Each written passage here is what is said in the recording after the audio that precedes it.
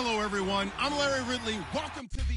Okay, Larry, we are just south of historic Pioneer Square at CenturyLink Field in the beautiful city of Seattle, Washington. Today, we've got a good NFC matchup on tap between the Arizona Cardinals and the Seattle Seahawks. J.J. Nelson now to return. No, a nifty juke there. Not much fun for a guy trying to tackle it.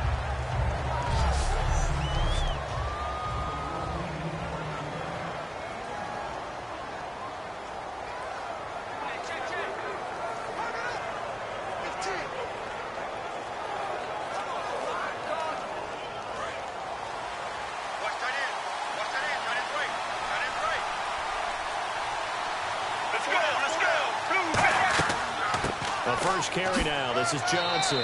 And he'll get about 4 across the 30 to the 32. Ataba Rubin makes the stop. And if this offense is going to flow today, certainly the running back will be a key piece. Without a doubt, because they asked their runner to not just do that, but to block, to catch, to help set a tone for their offense.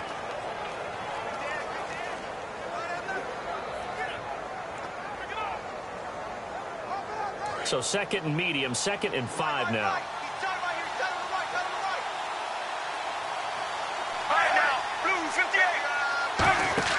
There you go, play action with Palmer. He's got time in the pocket. It's brought in complete. It's John Brown. John Brown, touchdown, Cardinals. John Brown, 67 yards. And the Cardinals have taken the early lead.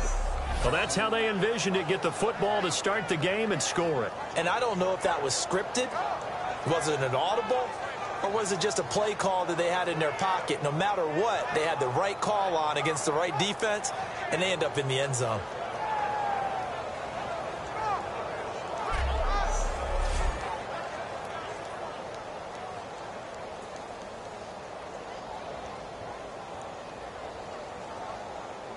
Here's Phil Dawson now for the point after.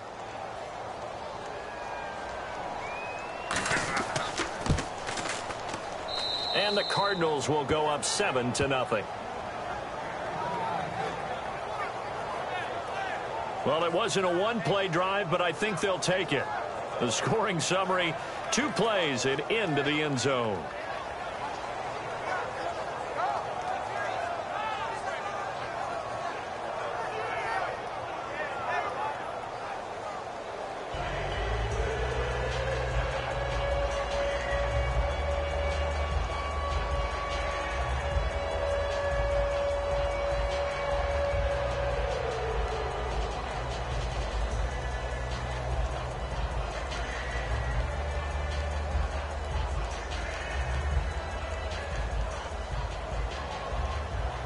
After the touchdown, it's Dawson on to kick it away.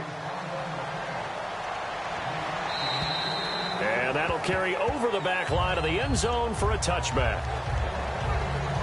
And a Russell Wilson-led Seattle Seahawks offense takes the field. And last year, 21 touchdowns, 11 interceptions as we look back at 2016 for Russell Wilson. It made the playoffs, but the bar's been set so high in Seattle. And did you call this past year a success for Wilson and company? No, because that's what Seattle's all about. For them to not get back to the Super Bowl, none of them would deem the season a success. But I thought they made progress because, remember, that offensive line was in shambles. By the end of the year, they were starting to play a little bit better. I thought Justin Britt at center was especially good. But for Russell Wilson, he's proven now he can carry a team, but he's better when they still are tailback-centric. And he'll get this one up to the 26. Credit him with a 1-yard gain there to make it 2nd and 9. The starters for the Seahawks of Seattle on the offensive side. Charles, they could use a big game from Thomas Rawls. And they really loved what they got out of him last year because an undrafted player is not supposed to give you nearly 6 yards to carry in production. And that's exactly what he did. They need a big game out of him, and they expect it. 2nd down following the run. Tight end to the right, boy. Tight end to the right. Move. 4 down. Now Wilson on 2nd down. Baldwin with it over the middle. And they're able to get this one across the 35. Give him 10 yards on that one, and that'll earn him a fresh set of downs. Baldwin coming off his first Pro Bowl appearance. He had career highs, Charles, in catches with 94, over 1,100 yards. That also a career high. Pretty good season for Doug Baldwin. And I think the place that he really started to take off was midway through 2015. The connection between he and his quarterback, Russell Wilson, where they were playing more from the pocket, bigger plays downfield, that just propelled him into 2016. That, and anything he perceives as a slight, he uses it to his advantage, and he just goes out and plays.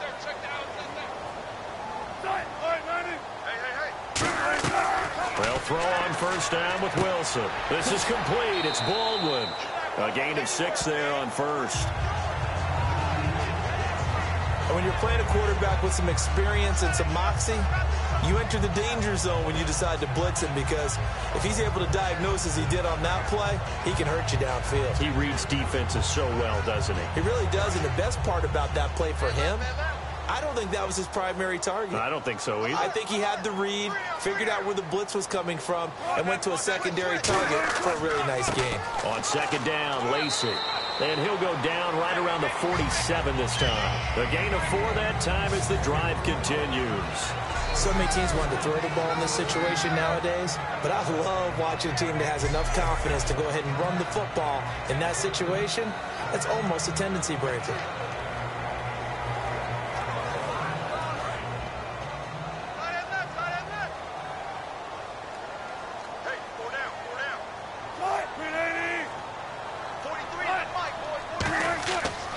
They stay on the ground on first down with Lacey. And he'll lose yardage on the play back at the 45-yard line. That's going to go as a loss of 2, and it'll be second down. Brandon, that play ended so fast, it's almost as if the quarterback handed it to the runner, and the tackler was there right away for a loss of yardage.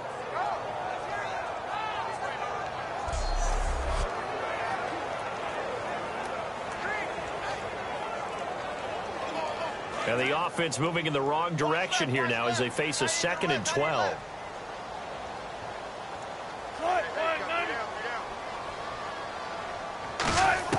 On second down, Wilson. And this is caught. It's Jimmy Graham. 8 yards on the completion, but now they face third down. You know, Charles, for Graham, so much concern early in the season about whether he'd be ready to play this year, what would happen recovering from the tendon. Not only was he ready, he played every game this season for Seattle. And it wasn't just the injury concern with Jimmy Graham. It's how Seattle runs their offense. Remember, when he was in New Orleans, he could expect a ton of passes to come his way. But in Seattle, that number was going to be reduced. Would he be able to maximize what they were going to throw in his direction? And he certainly did this year, 65 catches. 65 catches, just shy of 1,000 yards, 6 touchdowns, too. This presentation of the NFL on EA Sports is brought to you by Gatorade, the sports fuel company. Alongside my broadcast partner, Charles Davis, Brandon Gaudin hits the Seahawks with a football to begin quarter number 2. They'll come up on a 3rd and 4 here to start things out.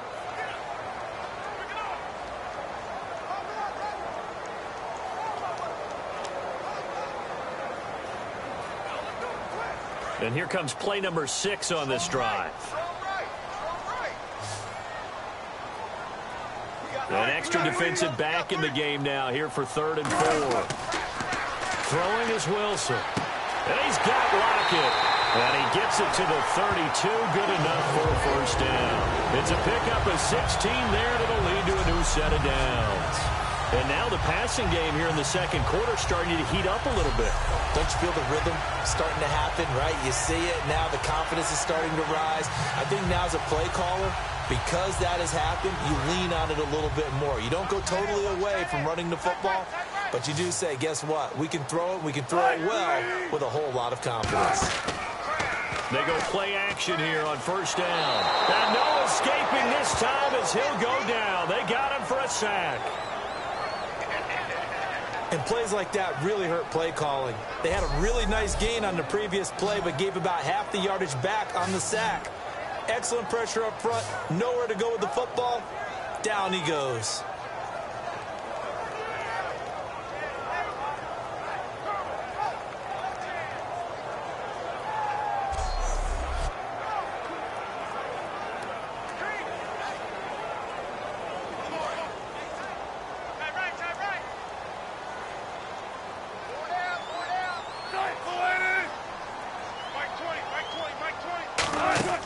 They'll run it now out of the gun.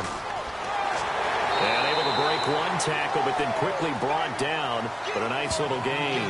8 yards here, so that gets them back within striking distance. And now it's 3rd down. You know what really fires up offensive linemen? When the guy that is carrying the ball behind them can create his own space and break a tackle along the way.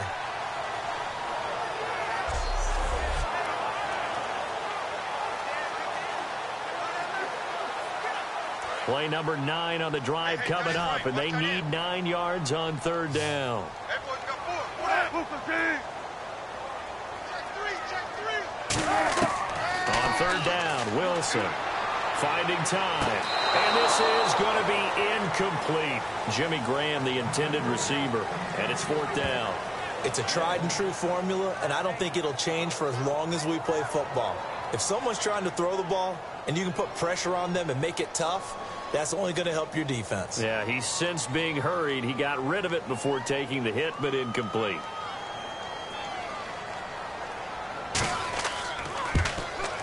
And his kick is absolutely perfect. And they are on the board, but still trailing. It's 7-3. Well, their offense has struggled for sure, but they get the field goal here and at least get on the board before half. And that's not something we should underestimate, because just getting points on the board can sometimes have a settling effect on a team. Helps them start their comeback.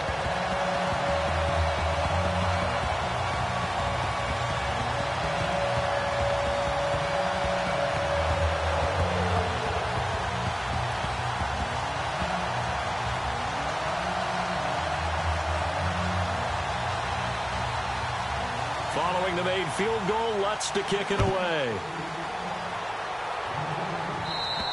And they will not get a chance to return this one as it's through the end zone for a touchback.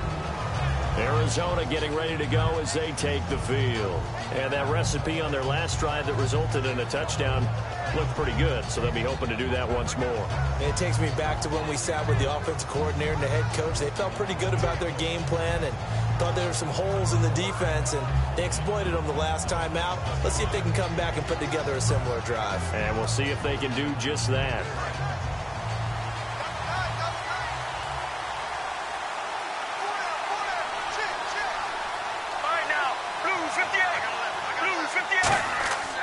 They begin the drive with Johnson. Oh, look at the juke. And he powers his way up past the 30. It's a 6-yard pickup, and it gets him to 2nd and 4. And time for us to take a break here in the booth. Back to CenturyLink Field after this.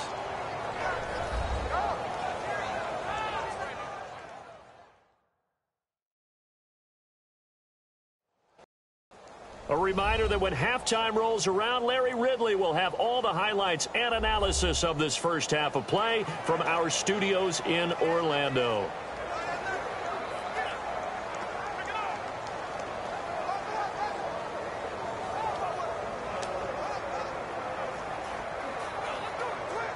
Four yards remaining now on 2nd down. Right now, Blue 58. Blue 58. On 2nd down, here's Palmer. He gets it into the hands of Larry Fitzgerald. It's a 7-yard gain there, and it's good enough to move the chains. Well, you know something, hard work and incredible efficiency does pay off, and that's Larry Fitzgerald of Arizona. 107 catches. I thought he's supposed to be getting older and slowing down. I was just going to say, people are wondering when Father Time's going to catch him, but he's too fast for Father Time. Right now, he's keeping Father Time at bay, and in fact, is still continuing to flourish in the desert. Get ready. Blue 95. Blue 95. On 1st and 10, it's Palmer. Over the middle here to Brown. And now the ball's out. Fumble near midfield. And the defense not able to get it. From a defensive perspective, what's that moment like when you realize the ball is loose? It is a moment where all concentration goes right to the football. This is something you've talked about in all your preparation for the game. You probably talked about this training camp. Knock the ball free, take it away from the other team, and now you have that chance. There's a little bit of deflation when they end up recovering it. They knocked it free, but couldn't take it away.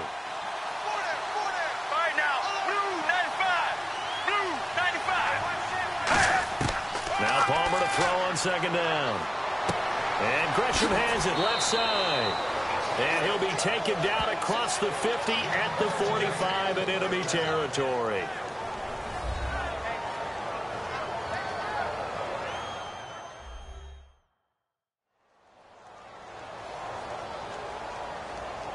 And we are back here. I'm Brandon Gaudin alongside Charles Davis. So the offense takes the timeout. And now we're set to get going.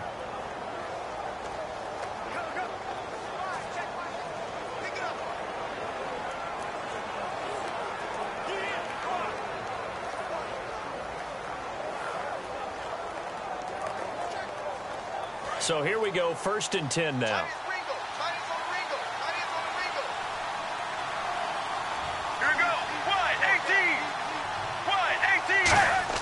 Now Palmer on 1st down. And Gresham, the tight end, brings it in.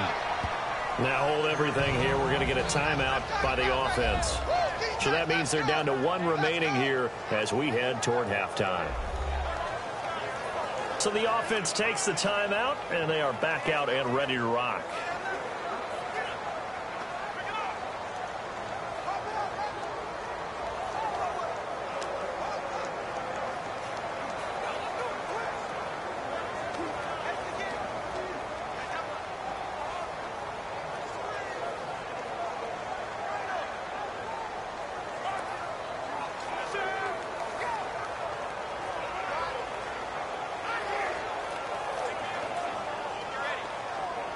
So this brings up a 2nd and 2.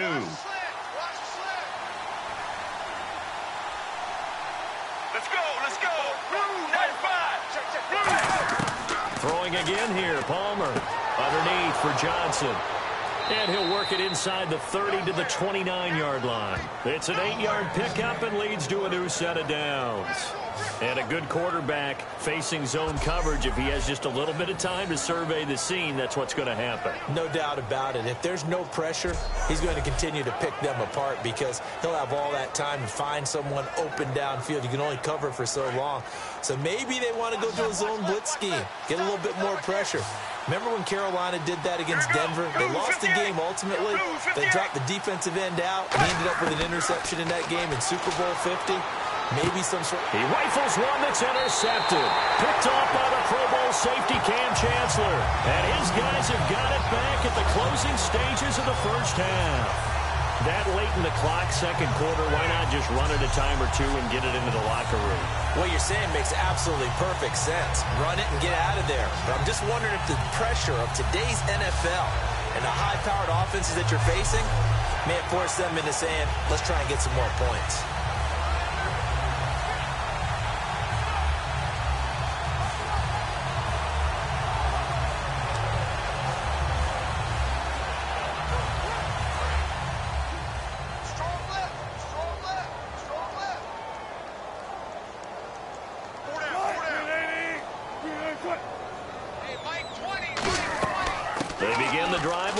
And he's able to plow forward up to about the 29, just shy of the 30.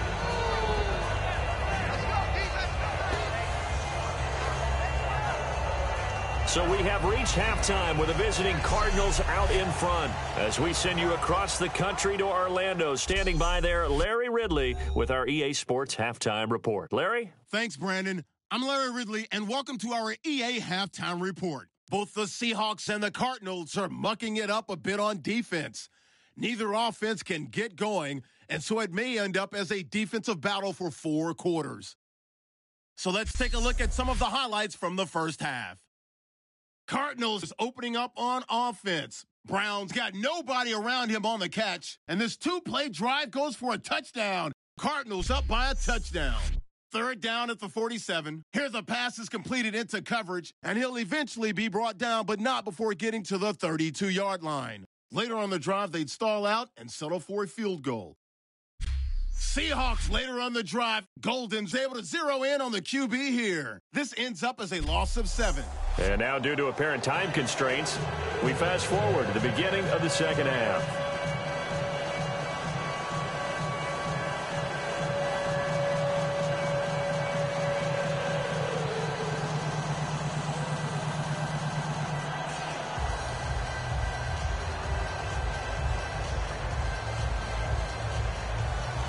Both teams appear ready for the fight ahead, and we resume action here in quarter number 3. And a short kick, taking it about the 16. And they're going to start this drive in pretty good shape as they get it up past the 30. The Seahawks offense now, they get set to go back to work. They're down here, but very much in this game. What's the tonality of a coach's talk when a game is within striking distance like this at intermission? Typically, what they're doing is emphasizing the things that went well in the first half and wanting more of that.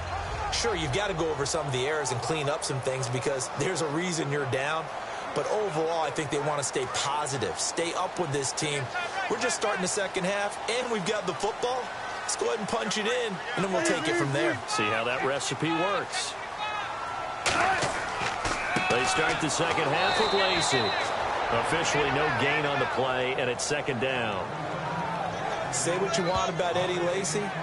He is really important to his team, and right now they're holding him down well below his normal yardage total, and his team's losing the game. And we talk about it so often, how tough he is to bring down, but they found a way to do it. Yeah, I think gang tackling, getting a lot of people to him, that's the key to everything. Not many guys can take him down one-on-one consistently.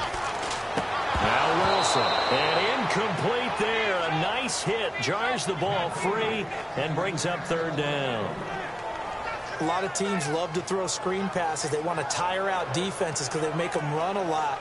But there are a lot of moving parts on a play for an offense when they call that one. Because you got the linemen that have to move. You have the wide receivers have to get out and vacate. You get the running back that's got to make a little fake and then get out into the route. And, of course, the quarterback, he's got to hold in there and know he's probably going to take a big hit before he lofts the screen off to the back.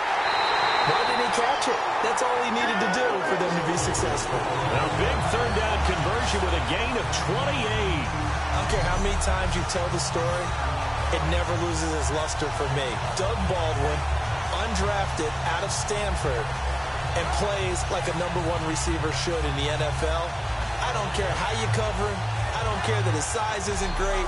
He's the one that typically comes up with the football. Absolutely. His roots go all the way back to Gulf Breeze, Florida, where he's from, right on the water near Pensacola. And then, of course, to Stanford. And, boy, he's been good. Fresh set of downs here. Looking to jam the receivers at the line here. Press coverage look defensively.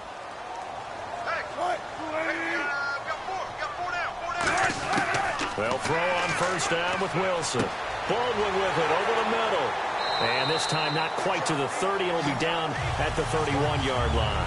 Give him 8 on the play, and it'll be second down. When you see zone defense and you know you've got a drag route on as your primary call, you've got to be really careful as a passer about how far you let your guy go because he might wander into some tough coverage. Second down now after the pass completion.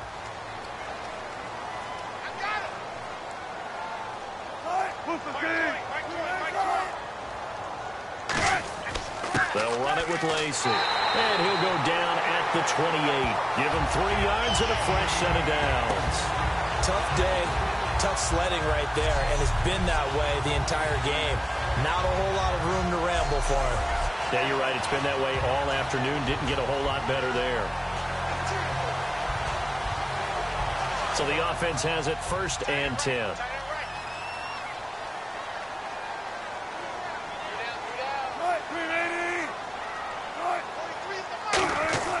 Now a play fake here on first down. And he'll go out of bounds down inside the 15-yard line. 15 yards through the air and a first down. If you run an out route, it's likely you end up near the sideline. And what did we just see there? Toe tap. You got it. The benefits of practice. Toe tapping, foot dragging, picking it up, and making sure it was a catch.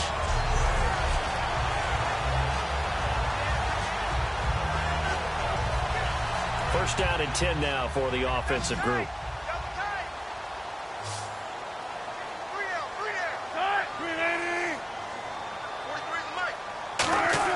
They go play action here on first down. End zone caught. Touchdown, Seattle. Tyler Lockett, a 12-yard touchdown grab.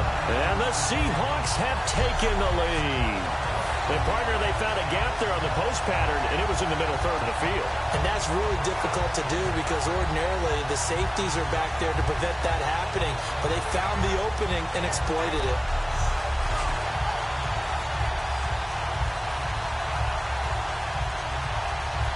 Blair Walsh on to attempt the extra point. And it's through, and that makes the lead 10-7. So that drives 7 plays in length. And it all culminates with a Seattle score.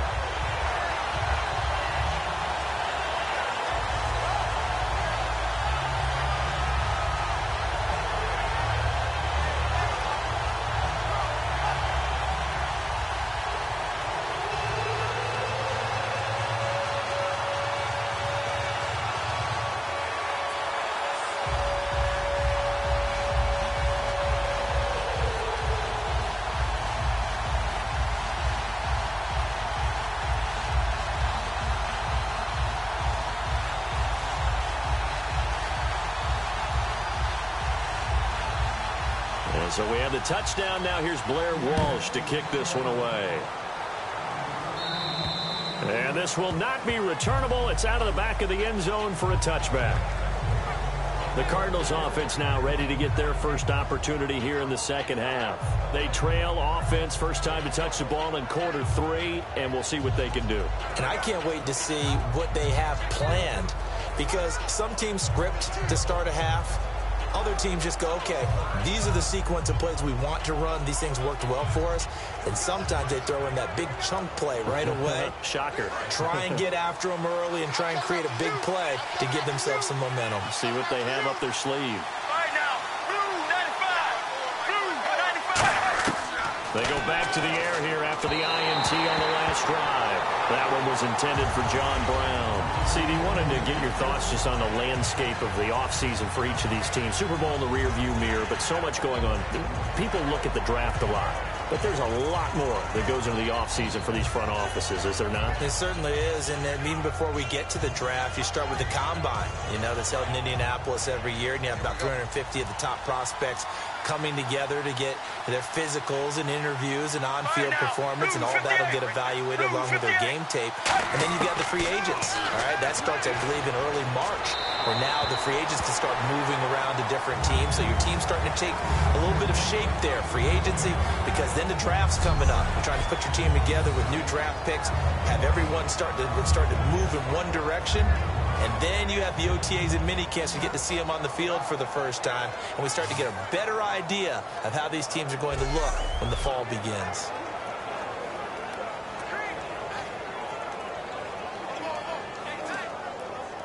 So incomplete on second down. Now they'll look to convert here on third. It's a 5-receiver set. 3 to the left, 2 to the right. On third down, Palmer. And that will be incomplete as well. Jaron Brown, the intended target. And now it's 4th down. A pretty good coverage there, and both of these defenses, they've had good coverage throughout this one. No doubt about it. And in today's NFL, where we're used to a bit more scoring, this feels almost like a well-pitched game in baseball on both sides, where the tension continues to build. Who's going to make the big play? Here comes the Cardinals punter now. And surprisingly, this is the first punt of the game for either team.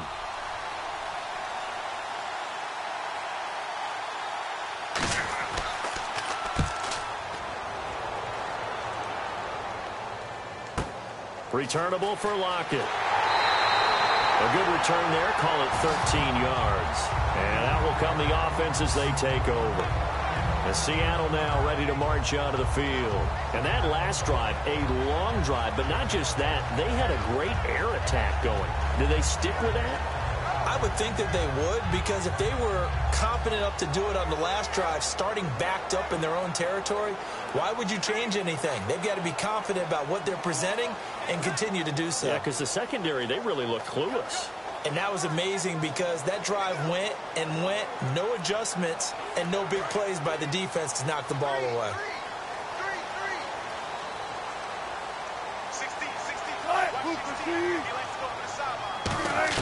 Throwing now, Wilson on first down.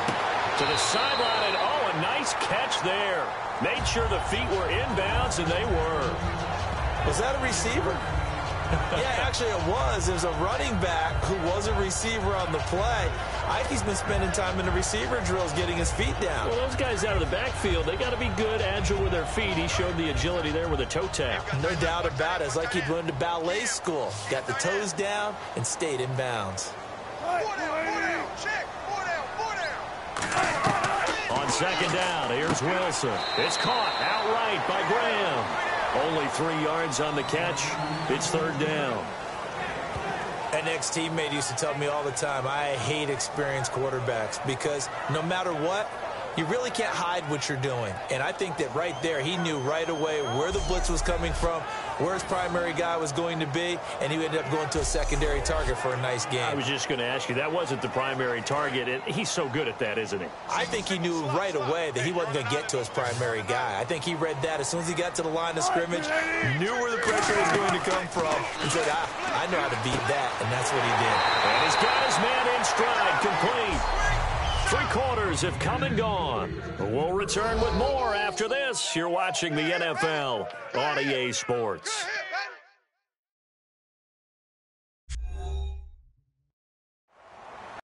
Back now in Seattle, Washington. It's been a very hotly contested game to this point. Just a field separating these two teams as we get set for the fourth quarter.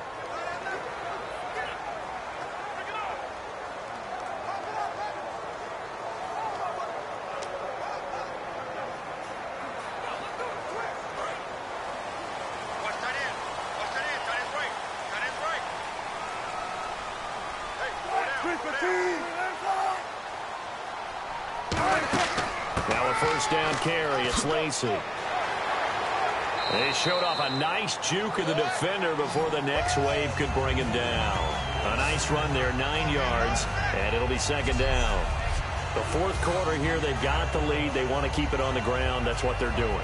Smart football. Keep the clock grinding, keep it going.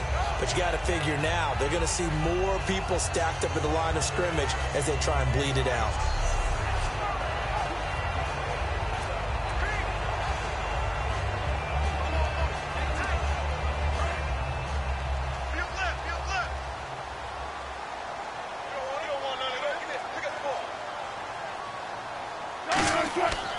They run it again with Lacey. And they'll be inside the 25 now at the 24. They get 5 out of that one, and it moves the chains. 2nd and 1 is often an invitation to take the big shot downfield. I bet the offensive lineman said, are you kidding? We just get on our backs, and let's go get the first down. They love being physical. And the offense lining up 1st and 10.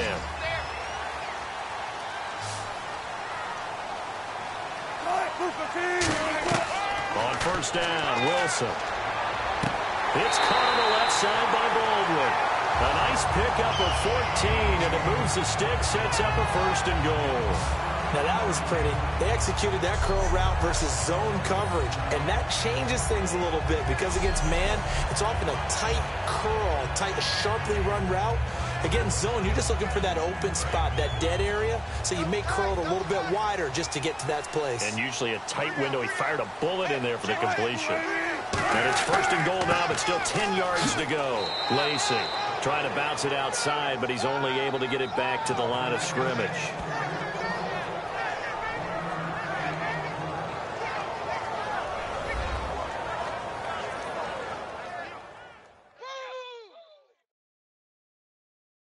So it's Seahawk football as we march toward a conclusion. And let's see what they've come up with offensively after having time to talk it over. Offense walks to the line for play number 7 of the drive. Hey, you got 3, three down. One back is Lacey, and he'll get it up the middle. And now here's a timeout defensively coming from the Cardinals. It's just their first. They've got 2 more to use here in the final stages.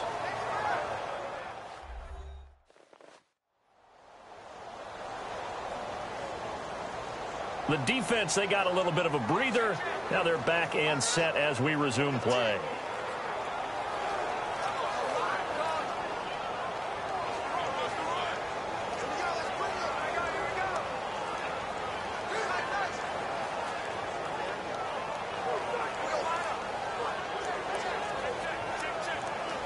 This will be play number 8 on the drive. It's 3rd and goal. Right here, right here. One receiver left, 2 to the right. Here's Wilson to throw. And probably the wise decision there. No one open. He just throws it away. And that keeps the field goal on the table as it's 4th down. Partner, how many times have you heard it? Pressure creates diamonds, right? But it also bursts pipes. And on that one, that's what they got. They got after him, and he was fortunate just to get rid of it. Yeah, he just had to chuck it away.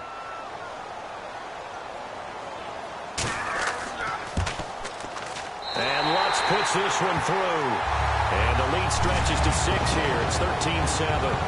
So they get the 3 here, but you wonder whether that's going to be enough. Yeah, I mean, you've now made it so they need a touchdown rather than a field goal to catch them. But you're right. If they'd gotten 6 out of that drive, this would be a much different game.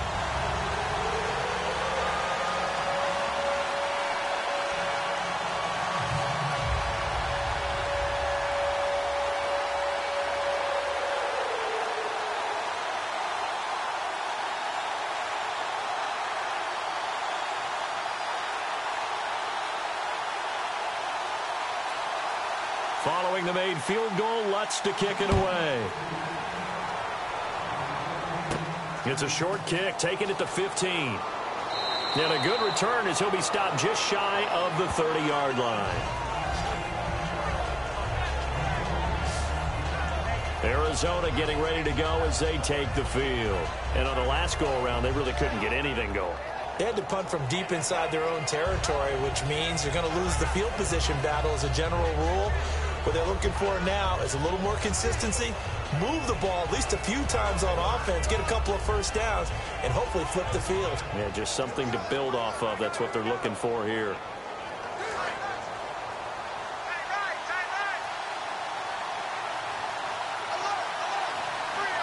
Let's go.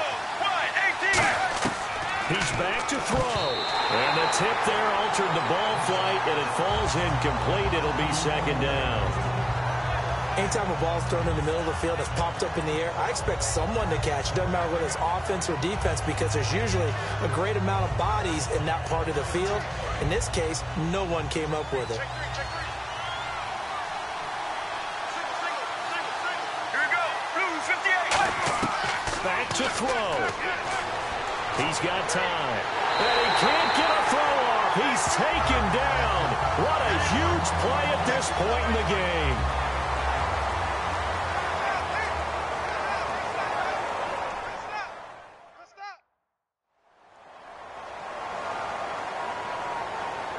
And we're back. The offense had a chance to talk things over. We'll see what they come up with here on this next play.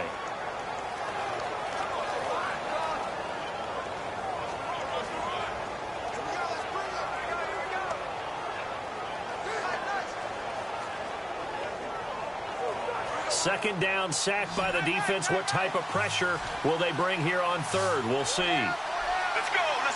Blue 95. They'll look to throw. Surveying the field. He's going to let it fly. And incomplete. The contact made the ball roam free and brings up 4th down. On every offensive coordinator, every play caller sheet, they have about 5 or 6 plays per game that they call shot plays or big plays, and you don't get many opportunities to dial them up, and they just did, and they drop it with a great chance to make a big play. That's going to hurt. He'll look to throw.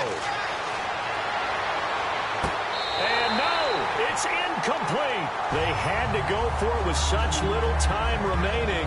And now possession's going to go over with a football at the 20-yard line. Oh, the lonely punter inside their own 20 figured for sure they were punting this away. They did not, and the move does not pay off. You think someone put up the stop signal when he started to trot over the sideline? Nope, no, son. We're going to go for it here. Usually when you see a team do these types of things, it's because they're so dominant that they don't believe that they can get beat. This is much more of what you see in a high school game, maybe some of those mismatched college games.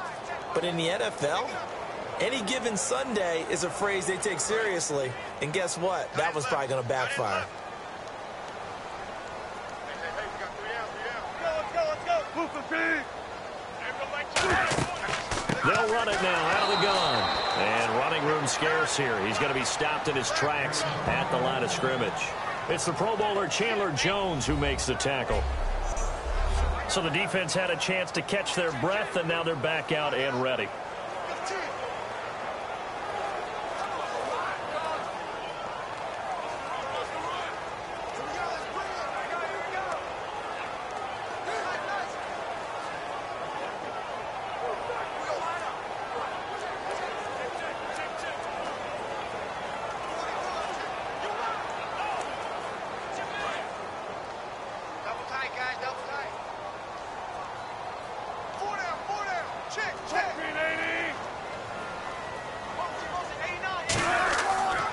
Again, it's Lacey. And able to push his way forward here for a good little gain.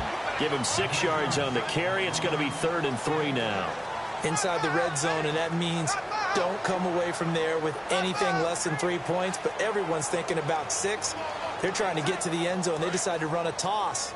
Big people up front being mobile and moving, and a running back trying to follow behind them to find yardage, and that's exactly what he did. The Seahawks in victory formation as they go ahead and take the knee.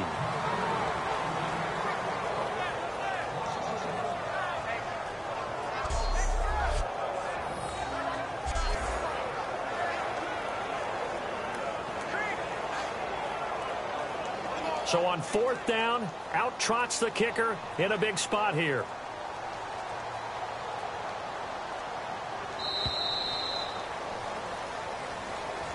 And, Charles, I think when the schedule comes out, all teams, no matter where they're predicted to finish, talk about protecting your home turf. They were able to do that here in this one. Similar to a tennis match, right? Not letting them break your serve. That way you hold on to it. They got it done, and they feel very good about that victory.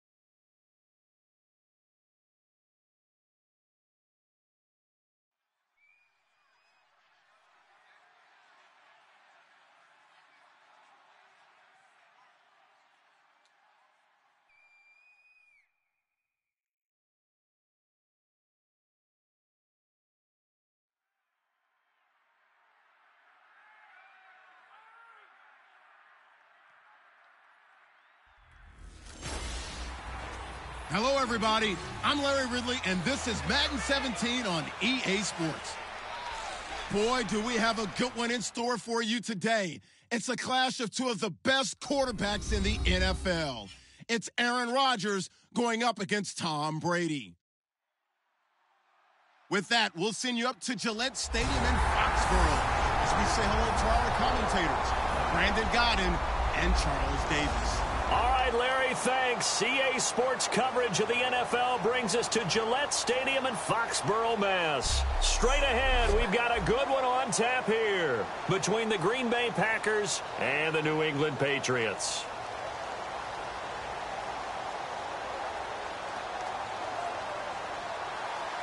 The veteran kicker Mason Crosby set to do the honors here. And we are underway in Foxborough. Fielded about a yard deep.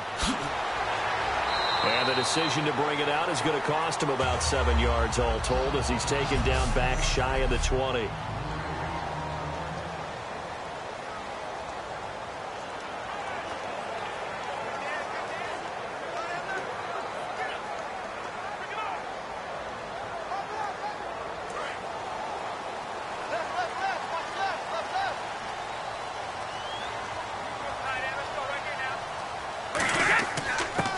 carry now for Mike Gillisley. And he's going to get this one across the 30-yard line. And a nice carry there of 15 yards.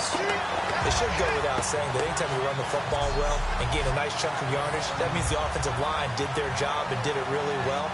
But let's give them a little more credit than that. Because all week long, offensive line meetings, they're going over adjustments, counters, when line shifts, all those things that go along with it.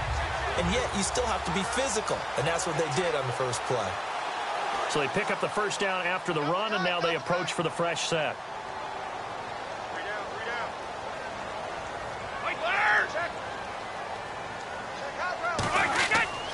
They stay on the ground. This is Gillisley again. And the hole closes quickly. He gets it across the 35 to the 36-yard line. Mike Daniels makes the tackle.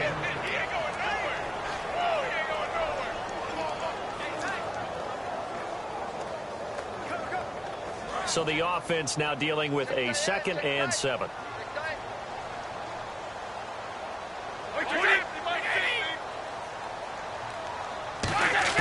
Brady to throw on 2nd down. Got a man complete. It's Chris Hogan. And he's finally taken down, but not before getting across midfield and across the 45-yard line. I know many people like to throw to the tight end, maybe in a little flexed out position because he creates mismatches with his size. But slot receivers do the same thing with their quickness, their speed, and their route running savvy.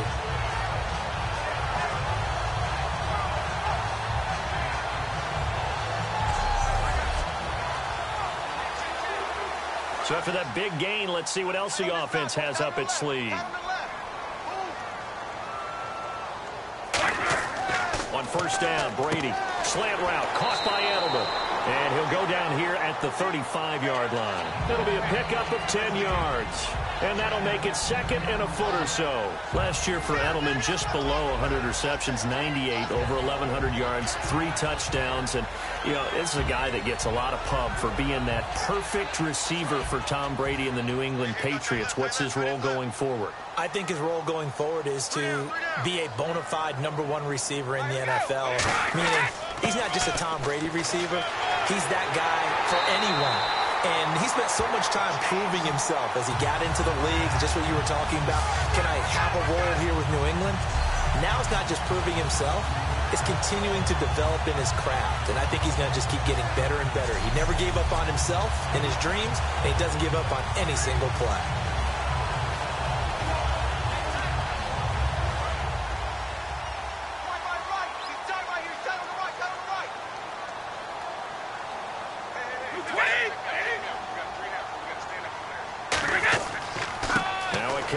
Shifty Dion Lewis.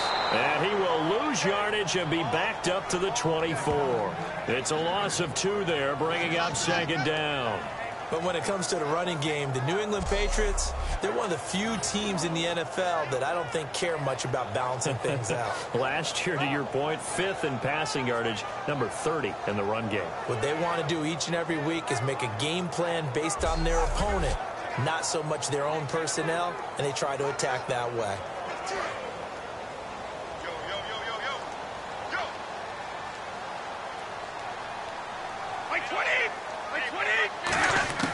Now Brady throwing on 2nd down. He's got time in the pocket. Packer pressure, and down he goes. Mike Daniels in there to get him for a loss of 5. Well, this has been a pretty sizable drive. They've had some success. Finally, the defensive coordinator found some success of his own. I think he just simply said enough of that. Okay, they've moved the ball well. We need to force the issue from our end, and that's exactly what he did.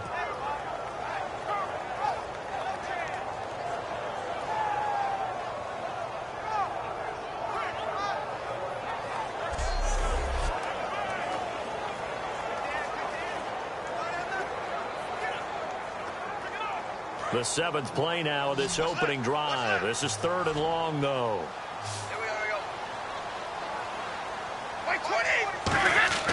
Now Brady. Finding time. A fight for the football, and it's intercepted. A great read, and it's picked off. And a big turnover there as his guys will get the football back. Certainly not how they envisioned ending their opening drive here in the first quarter. Too many ones in this play.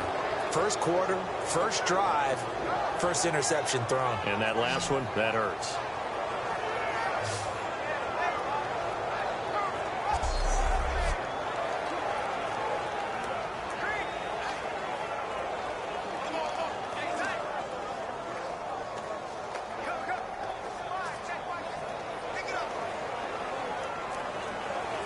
And just one tick to go, so this will obviously be the final play of this first quarter.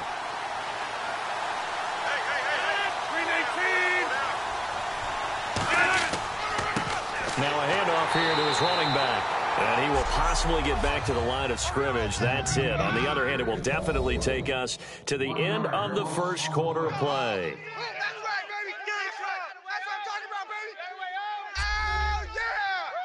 The NFL on EA Sports is brought to you by Head & Shoulders. Shoulders were made for greatness, not dandruff.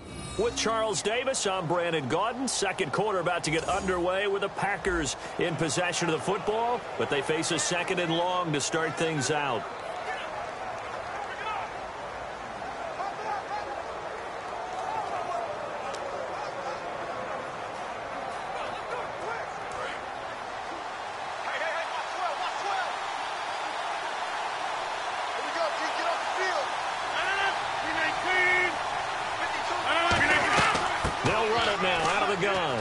And he's going to be taken down shy of the 10, right around the 9-yard line. 4 yards on the pickup there as they get it back to a more manageable 3rd and 7. On a second and long, it's really nice to see an offense that has enough confidence to run the football in that situation. I think that goes back to their practice and game planning. They've seen things that they've seen on tape and in previous games that led them to believe that even in a long-distance situation, they can still run the football and gain enough yardage to put themselves in a good spot on 3rd down. False start, offense.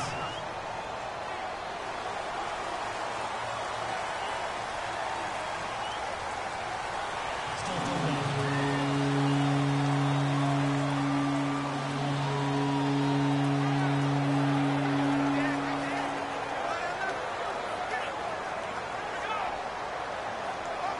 We've got a 3rd and 11.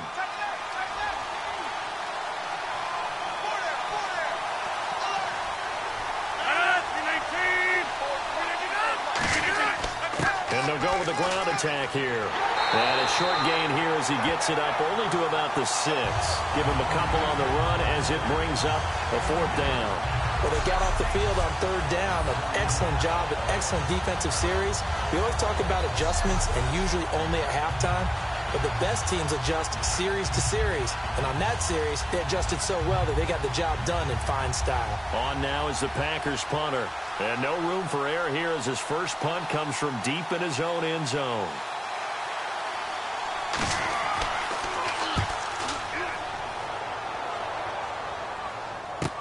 It's fielded at the 45.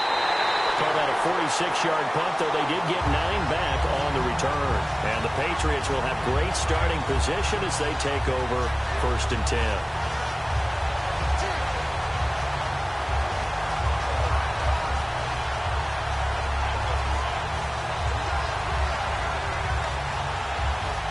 Here come the Patriots again on offense, the Super Bowl champions, and boy, they have been able to do it a lot of times, Charles, with unsung heroes, haven't they? Look at the names that led them to the playoffs.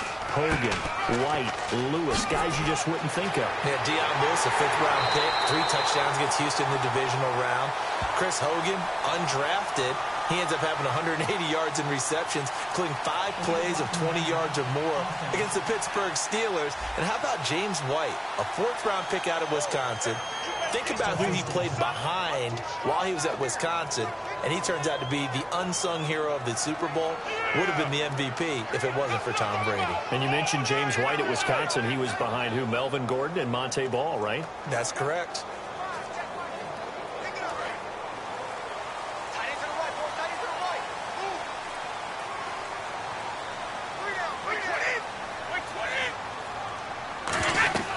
They'll run it now out of the gun. And he is swallowed up right at the line of scrimmage. Only a yard on the pickup there, and it'll be 2nd down. A 1-yard gain can look like a disaster, but it all depends on how the game is going. Is it a series of 1-yard gains running the ball? If that's the case, you might have to start thinking about throwing it a little bit more. But if it's just the occasional 1-yard run, hey, congratulations to the defense. They won that one. Come back and get them the next time. On play action, now Brady. Under a heavy rush, and down he goes. 1:59 to go in the first half. Back to Foxborough after this.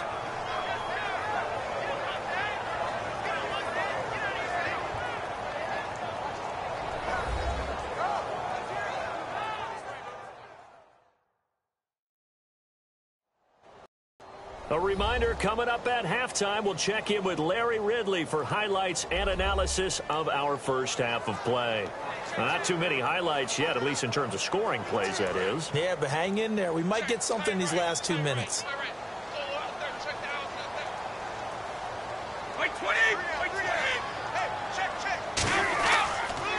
They'll run it here. This is James White. And good penetration here. He'll get this down only to about the 49-yard line.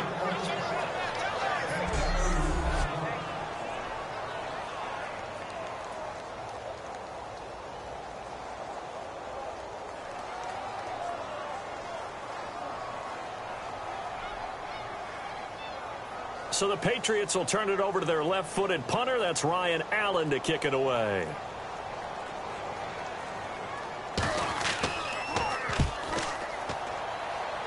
And this one will not be returnable as it sails out of bounds. And let's shift now to talking about the Patriots defense. Their stay on the field last time was short-lived with a 3-and-out. See if they can get some more of that. And ordinarily, you want to be on the field playing, right? But 3-and-outs, that's almost gold to a defense. Get to the bench, get some rest, turn the ball over to your offense. We'll see what they can do here. See if they can force another 3-and-out.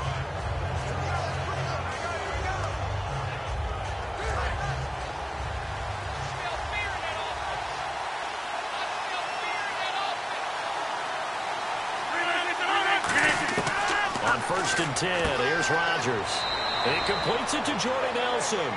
7 yards, the pickup on the pitch and catch. And the 2016 NFL Comeback Player of the Year was Jordy Nelson. He had a fantastic year after the knee injury in 2015.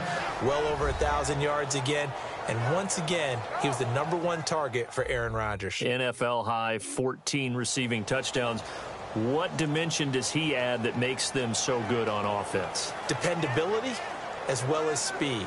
All right, Jordy Nelson's the type of guy who can run any route you want, yet he can also take the top off of a defense, as we like to say, by running past people. It's a heck of a combination to deal with. Plus, Aaron Rodgers knows when he gets in trouble, he just looks for Jordy Nelson, and 9.9 times out of 10, he'll find a way to get open. So they complete the pass, and now they face a second down.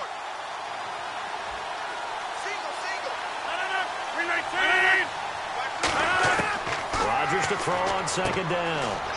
It gets it over the middle to Cobb. Now whistles come in. We're going to get a timeout here by the offense. So that means they're down to 1 remaining here as we head toward halftime.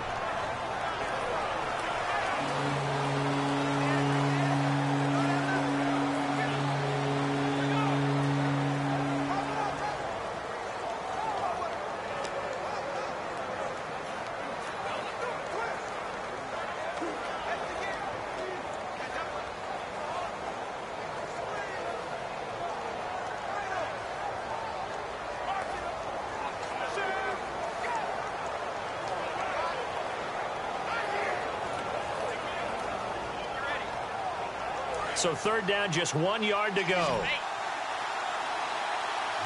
They'll come out in the pistol. Rodgers to throw on 3rd and 1.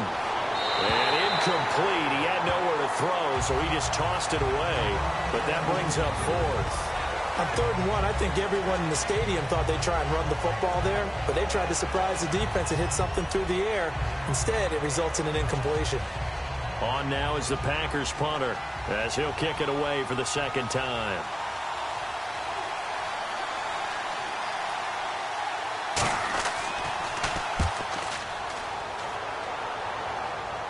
Calls for the fair catch, makes the fair catch just inside the 15-yard line. So possession goes over here on the punt. Okay, partners, New England comes out here to take the field on offense. This is such an interesting story, how they've been able to do it year after year after year.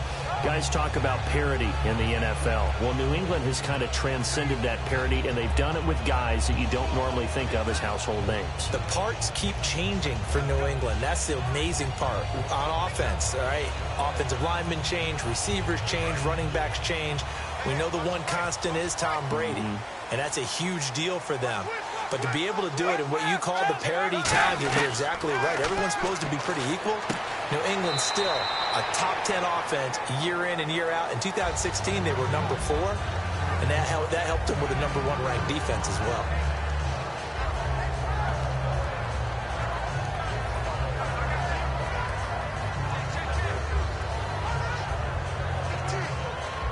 Six yards here to go for the offense on second down.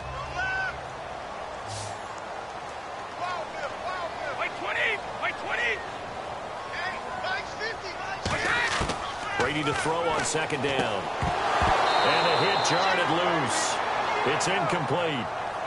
Julian Edelman, the intended receiver, and it's third down. We know it's not an easy job to go out and catch passes when people are trying to tackle you and knock the ball away. But the bottom line is, that's a pass he's got to have and a pass he should have caught.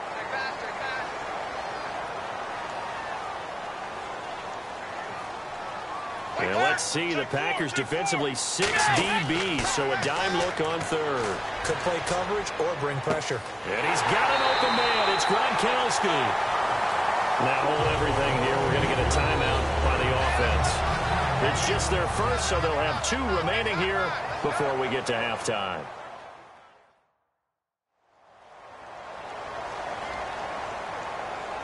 So the offense took the timeout. Looks like they're ready to go as we get set to resume the action.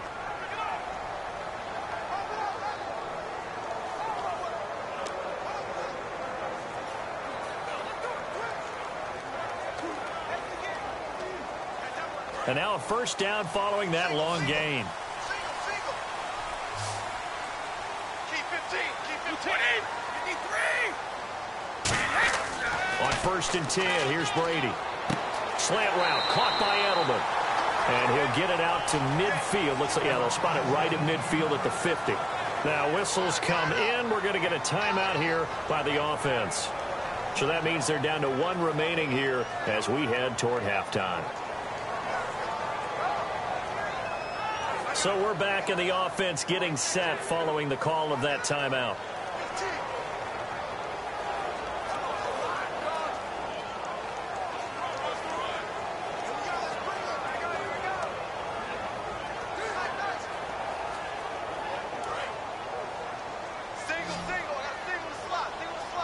They slot Gronkowski outright.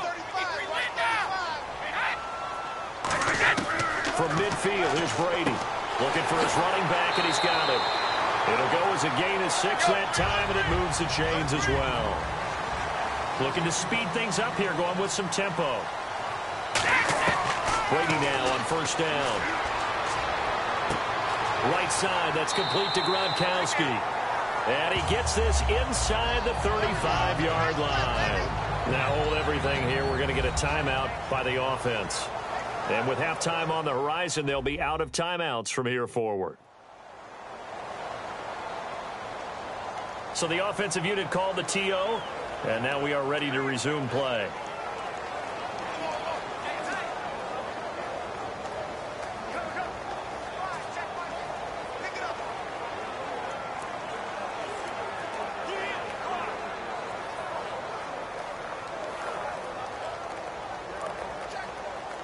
So even though it's first down, here's the field goal unit on now to try to get 3 before halftime. On the right hash, officially, this will be a 51-yard attempt. And that is no good. Oh, he missed it just wide of the upright, and this will remain a scoreless game. And that's the risk of the long field goal miss here at this stage of the second quarter. You give up great field position. And that gives them one more opportunity to make something happen and something big. And we've seen crazy stuff happen at the end of halves.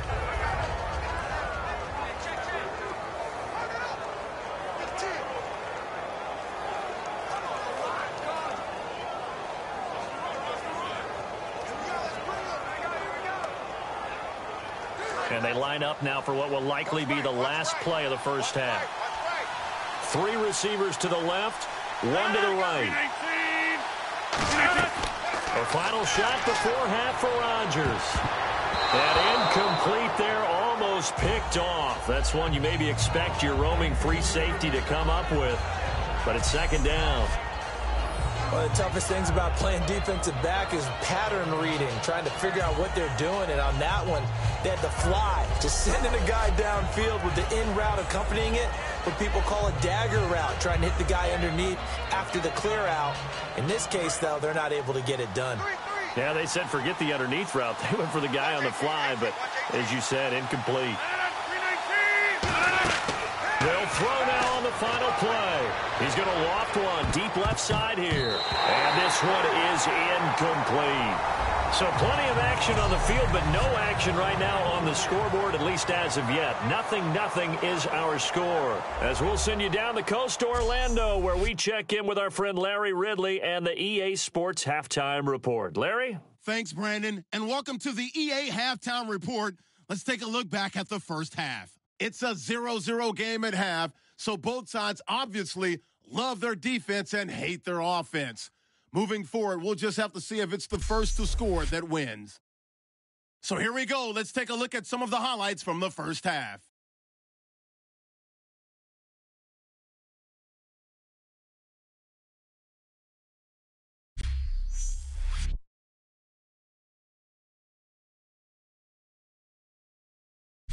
Third down at the 19. It's Brady with the completion over the middle, and it's going to end up going for a gain of 22. However, they would come up empty-handed on the drive. So that'll do it from here in Orlando. No points in this one yet, but we'll hand it back over to a man who's always on point. That's Brandon Gott.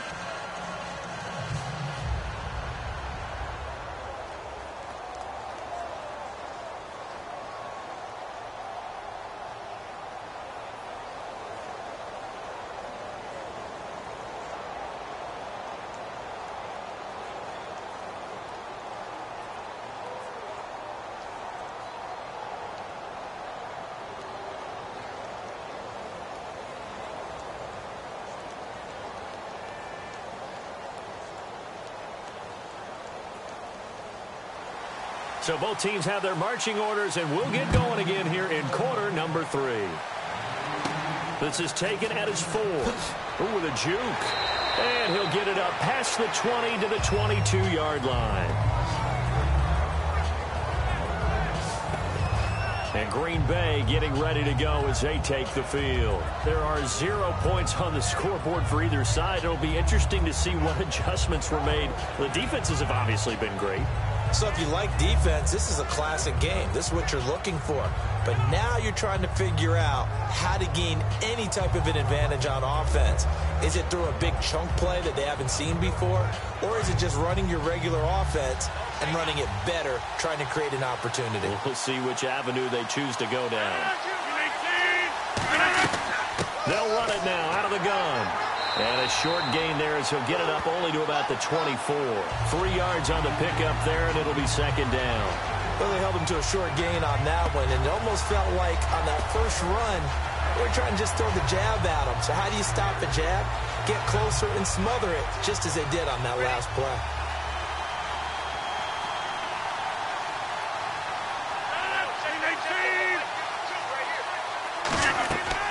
They'll run it now out of the gun. And he'll wind up with about 6, up past the 30 to the 31. And that looked like some pretty easy yardage there right up the gut. And he's a guy that has some height to him. So when you don't have to drop a shoulder or create or get through contact or trash, makes it a lot easier to stay upright, see the field, and make a run as we just saw there. Offense just a yard away from the line they need to gain at third down.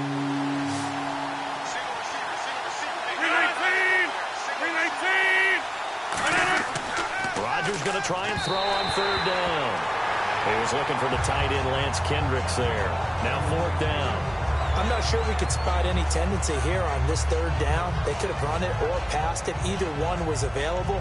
They chose to try and get it through the air, but they were unsuccessful. On now is the Packers punter, as he'll come on to kick this one away.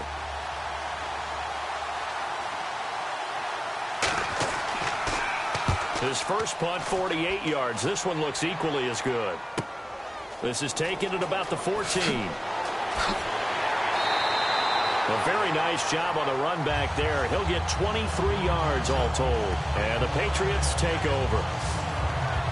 And back out onto the field comes the Packers defense. And they got to be feeling good about forcing that long missed field goal the last go around. And you know what upsets a kicker more than anything? Is missing a kick they think they can make and feeling like the other side believes that they had something to do with it. And it doesn't matter to those guys on defense. I know. They're taking full credit. Yep, we forced him into the miss, and they're going to ride that confidence the rest of the way. We'll see if the kicker's able to get his confidence back as well.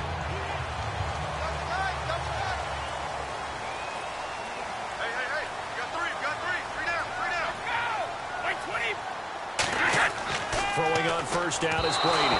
Throwing over the middle, but it's incomplete. Looking for his all-pro tight end, Rob Gronkowski. Oh, well, you mind if we go off topic for a second? No, let's go. I like to do that randomly. AFC playoff contenders for this year that didn't make it last season. Who do you have that might get in? Well, I think Cincinnati's got to be considered there. Maybe they'd have an offseason that's calm, and they go into this season and try and get back to the playoffs where they've been perennials. How about Denver?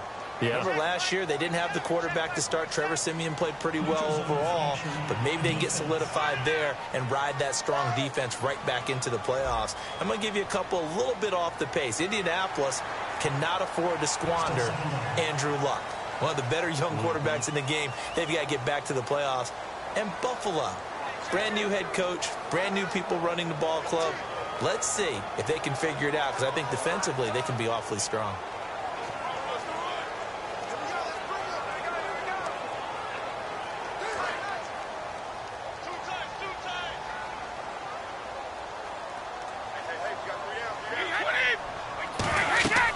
They'll run it now out of the gun.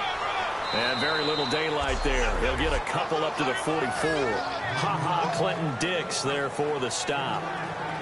I do know from experience that when you slow down someone's running game, you're now doing the dictating on defense. And guess what? Now you're getting ready to tee off on their quarterback because they have to throw it all the time. But you still have to be alert for the draws and other plays of that nature to make sure you don't get hurt. And this defense looks for one more stop here on third after the run.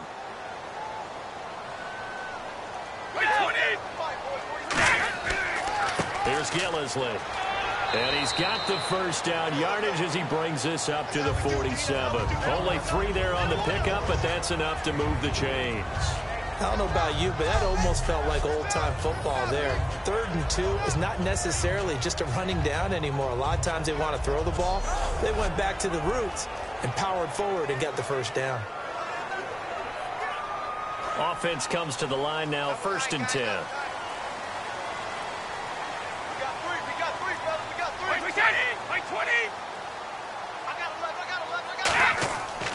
They'll run with Gillisley. And he'll be brought down right at midfield after a gain of only a couple. Some of the most unselfish players on any football team, defensive tackles, because we ask them to just eat up blocks and allow other people to make tackles. But when he can make a play himself, as we just saw there, that's a big day. And after the play on the ground, that brings up 2nd down here.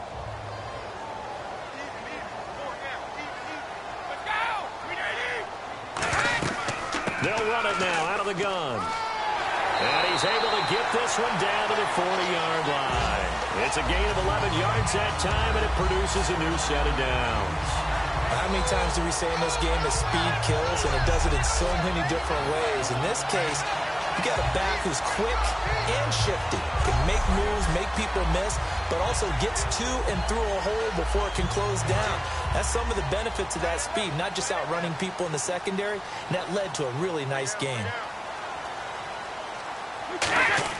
Brady gives this one to Lewis. And a short gain there down to the 37-yard line. Give him 3 on first down.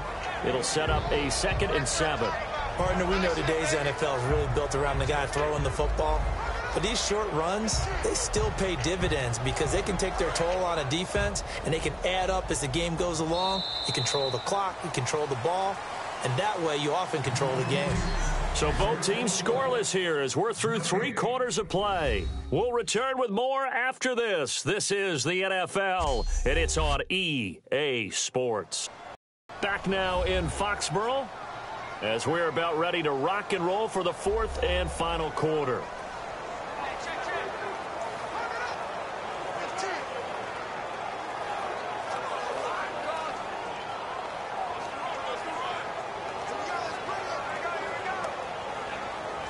And here comes play number 6 on this drive.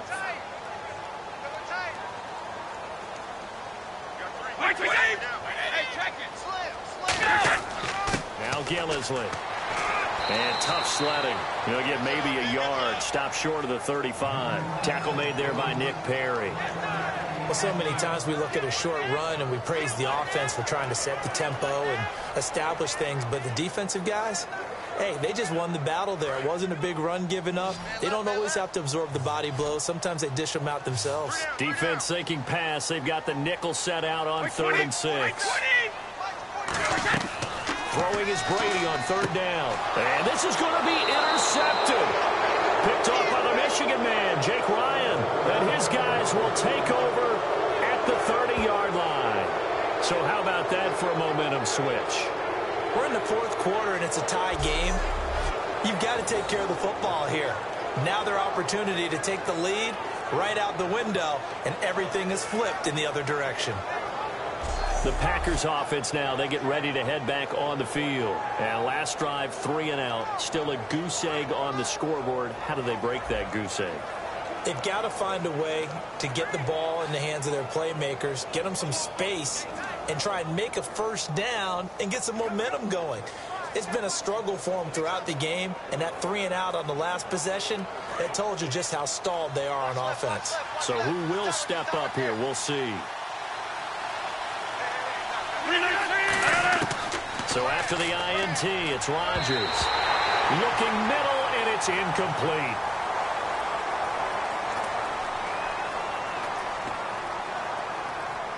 Holding offense. So there you go, holding by the offense, and that'll push him back. Changes everything now as you try and figure out what your playbook has for you. Longer yardage situations, tougher to execute and pick up first downs.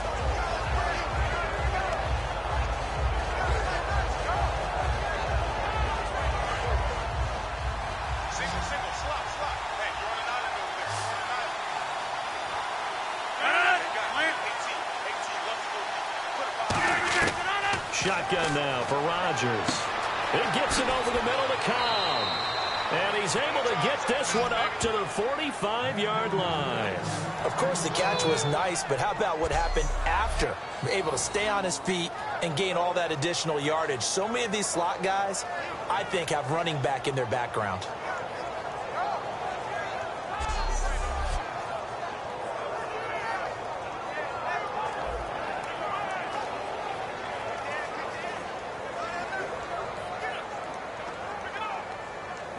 Even score late in the 4th. Let's see if the defense can play within themselves, not give up the big play and contain, and keep this knotted up. He's got time. That's complete to his tight end. This is Lance Kendricks. 17 yards on the pickup there, and the drive will continue.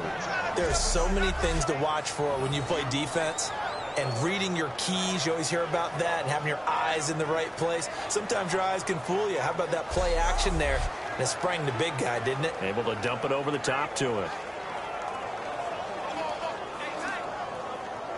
And the offense can string something together, but they'll need to do it quickly here to try to get points on the board and win this game.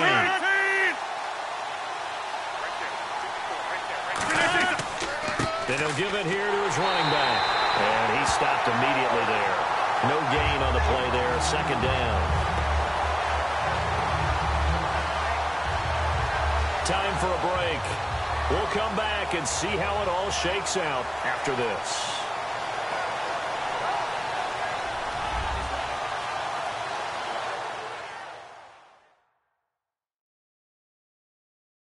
So it's Packer football here as we welcome you back. They've got a 2nd down now as they search for a score to break this tie.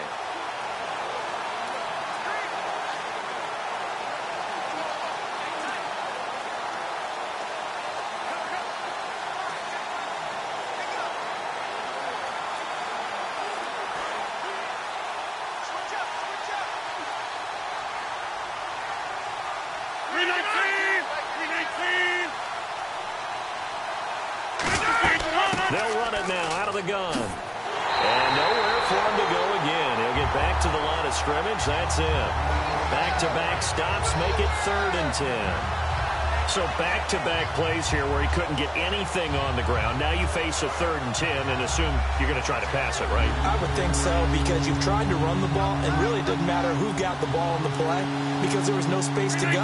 So then I think you step back, throw the ball to try and pick up the first down. And they'll run it here. And he'll take this. Now we're going to get a timeout here called by the Patriots. It's just their first. They've got 2 more to use here in the final stages.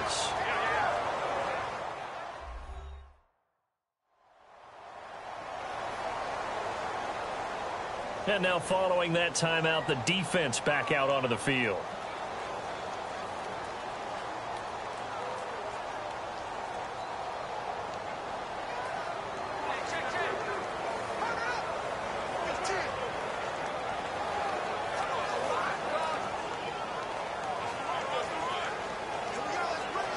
So a big spot now for Crosby, but he's been here before. This for the lead in the final stages.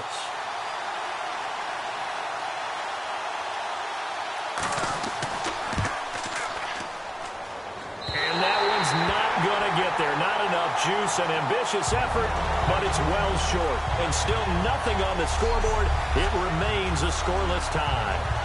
So it's an empty possession, and as a kicker, not the way you want to start your day's work. And now each team's missed a field goal here so far, Brandon, so apparently neither guy is immune. Now the Patriot offense set to take over again. They need to get this around the 40 to have a chance to win it in regulation. From the 40, it's a 57-yard field goal, so that gives you a gauge.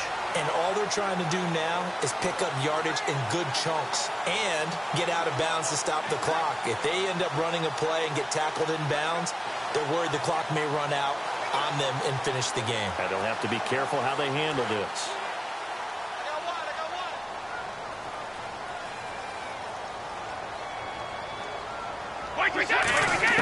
Now Brady surveying the field. And he can't get a throw away. He's taken down. Clay Matthews in there to bring him down for a loss of 7. They're going to hurry back to the line now.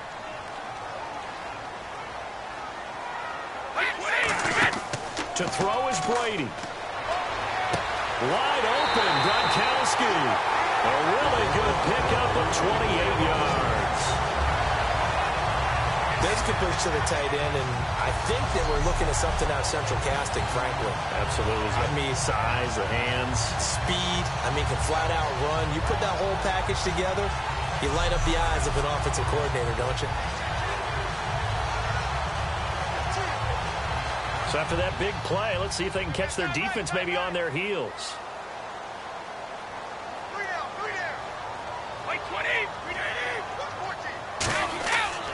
This is Gillisley. And he is met at the line of scrimmage, and he goes down right there. Now, whistles come in. We're going to get a timeout here by the offense. That'll leave them with just 1 remaining in this 4th quarter of play.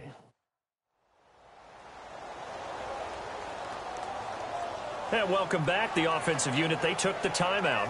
And now they get set to line up as we resume action.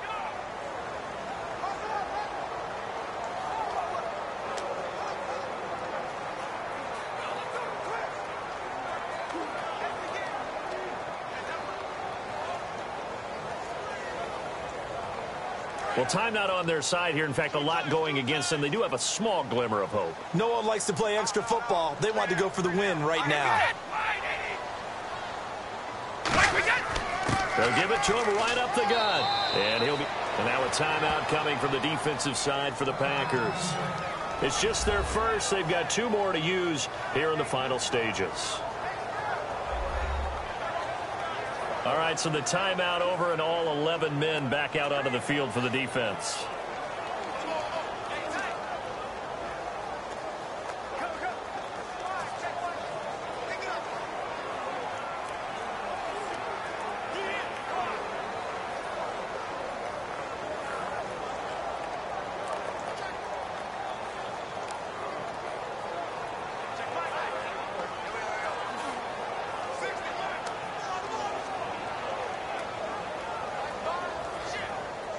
Got to get to the 26 for a first. This is third down.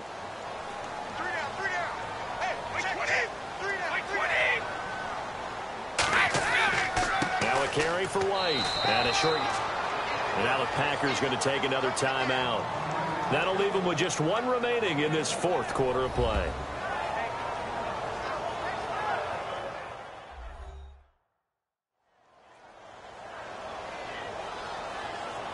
So a defensive timeout, chance to regather, regroup, and get set as we resume action.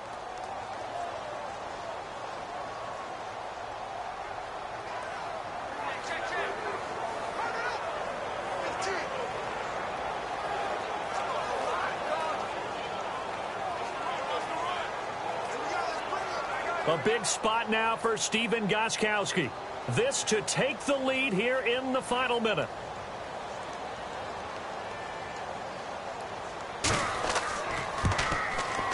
And this one is right down Broadway. And the sideline celebrates as they have taken the lead in the final minute. So it took a while to get anything on the scoreboard, but we finally have our first points of the contest. And now this becomes a question of, can they make this stand up? The defense has been impeccable thus far, and now they need to go out and finish strong.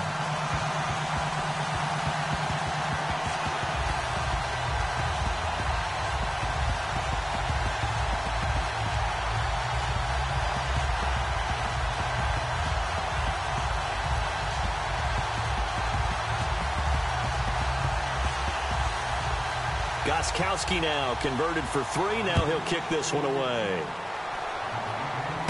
Set to return. This is Jeff Janis. And not a bad return here. He gets it out to the 25-yard line. And Green Bay getting ready to go as they take the field. They only need a field goal. Obviously, the clock a huge factor. They'll be watching that. What do they need to do here, Charles? Your sequence of plays has to get you out of bounds. Completions, get out of bounds, gain some yardage.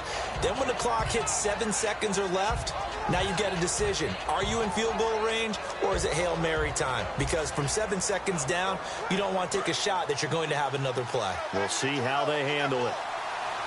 It's a 5-receiver set. 3 to the left, 2 to the right. He's back to throw. And he finds a man on a crossing route. And they're able to get this one across the 35. Give them 11 on the gain there. And it'll be a Green Bay first down. And they're going to speed things up here. And now down to 24 seconds after the spike.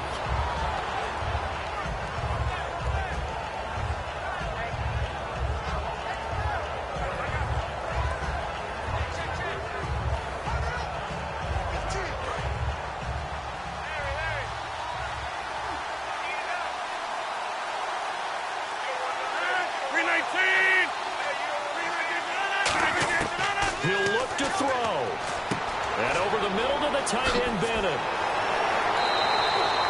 Give him 17 yards that time as that'll move the chains. Coaches always harp on the quarterback reading the defense and getting it to the open man. That's good recognition there. And how about what he did after the catch? Yeah, hit your tight end, let him get some rack. Yeah, but when he gets moving, not many guys want to come over and put a hit on him, do they?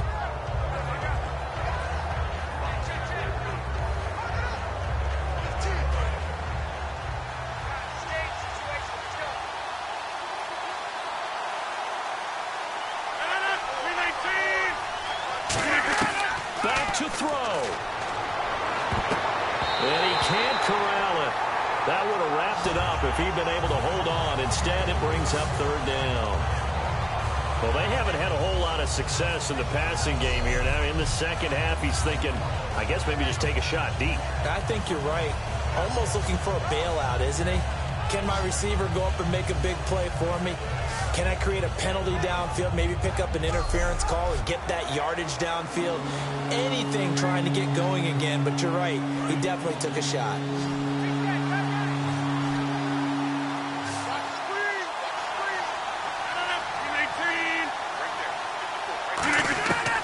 One final try for Rodgers. We've seen this before.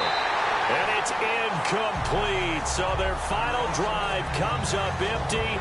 And with that, the ball game is over. Well, Charles, a pretty exhilarating finish to the end of this ball game. At the end, the Hail Mary prayers, though, they went unanswered. Could have won it, but couldn't get it done. Almost felt schoolyard or playground, didn't it? Yeah.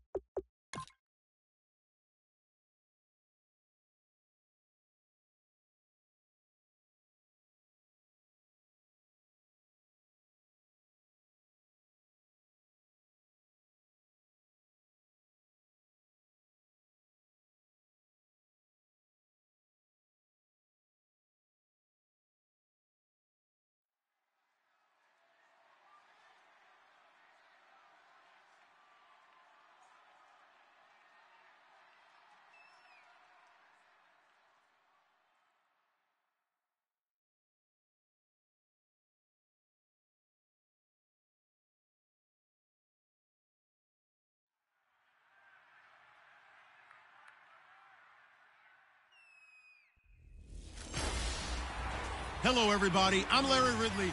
Welcome.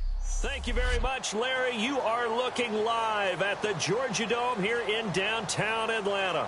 Today, we've got a good NFC matchup on tap between the Dallas Cowboys and the Atlanta Falcons. Here's Bosher to kick it away. This is fielded a couple yards deep.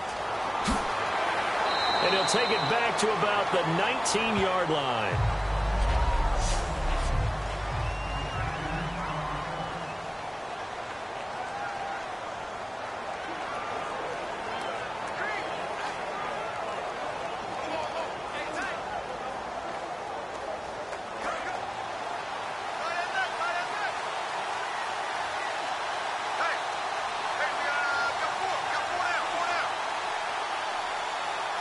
Come out here in the eye. Here's the first carry for Ezekiel Elliott. Just a yard on the pickup there, and it'll bring up a 2nd and 9.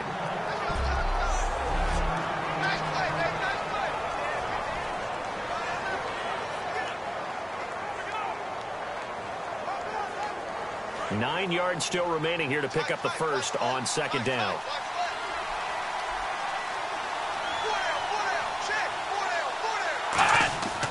On 2nd down, Elliott. And he'll find some space up to about the 25. Call it a gain of 5 that time, and they'll be left with a 3rd and about 4. And here we go. We get to see the Falcons again on offense, a crew that last year scored 540 points, tied for 8th most all time. But my question is this, such a crushing Super Bowl loss in the offseason, does that set you back big time, or does that fuel and feed you momentum-wise going forward? It should fuel and feed you momentum-wise going forward, partner. That's exactly how it's supposed to react, and that's what you'll see in the Falcons locker room in the entire offseason. They'll talk about finishing, unfinished business, things of that nature. But we have seen where teams have not recovered from it. Remember the Rams? They got to a Super Bowl, got beat by the Patriots, didn't get back there again. The Broncos in 2013, number 1 offense, number 1 scoring offense. They didn't get back in 2014, but they did in 2015. So you can recover from it. And Brandon, from our time in college football, where receivers weren't running the traditional NFL route tree, one thing they did learn, find open areas, find soft spots, and set up and catch the ball. And I think we just saw that there. Yeah, we saw that indeed, picking up the first. So here we go, 1st and 10 now.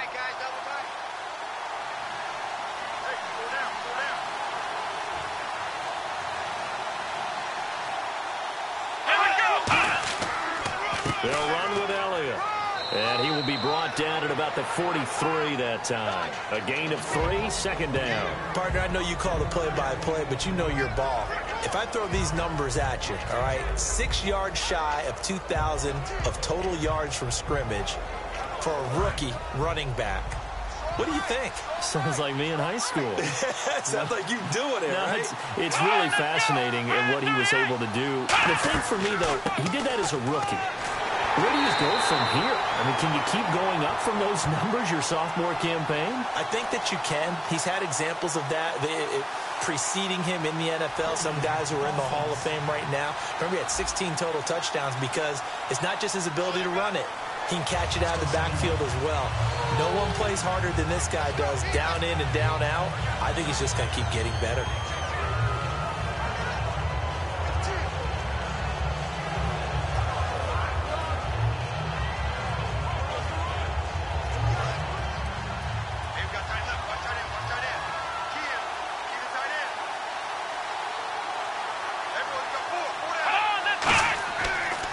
Back to the ground, but here, McFadden. And he'll get this only up to about the 35. Only 3 yards on the pickup. They'll be left staring at a 3rd and 14. Well, I think we know by now that every run is not going to be broken and get all the way to the end zone. But these short ones still have their value. You can still set up your play action and throw the football. You control the clock because you have the ball and they don't. And often the physicality sets the tempo for the game.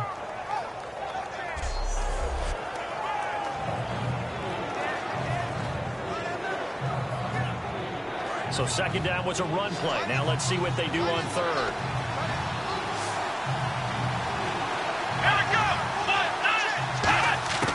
Third and long for Prescott. He completes it to Bryant. And he has the first down yardage before they bring him down right at the 45. He's such a good route runner. Shows it there on third down. Very proficient and a good pass. And you know what I've observed over the years in the NFL? The better a route runner you are, the more confidence your guy's going to have in you to go to you in important times because he can trust you being in the right spot, and they connected there and picked up a first down.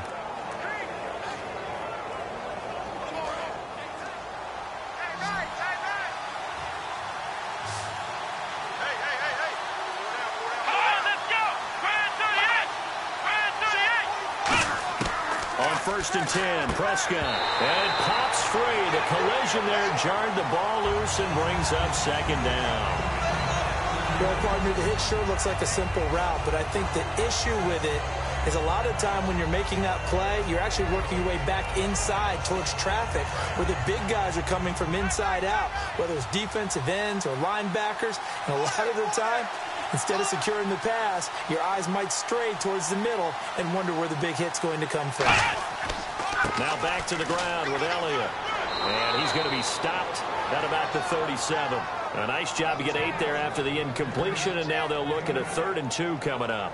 This drive is turning into an extended one, and the guy carrying the ball, he's becoming more like a body blows guy. Every carry is putting some damage on the defense. So after a while, I'm not too sure how many guys are going to want to run up and tackle him. And this will be play number 8 of the opening drive. It's 3rd and short. Let's go! Prescott on 3rd and 2. And on the left side, he's got Witten. So a big 3rd down hookup here will take us to the break. 0-0 our score. EA Sports NFL Sunday returns following this. This presentation of the NFL on EA Sports is brought to you by Snickers. You're off your game when you're hungry. Snickers satisfies. Sitting alongside Charles Davis, I'm Brandon Gaudin as it is Cowboy football to begin quarter number 2. And they're on the move here. They've got it 1st and 10.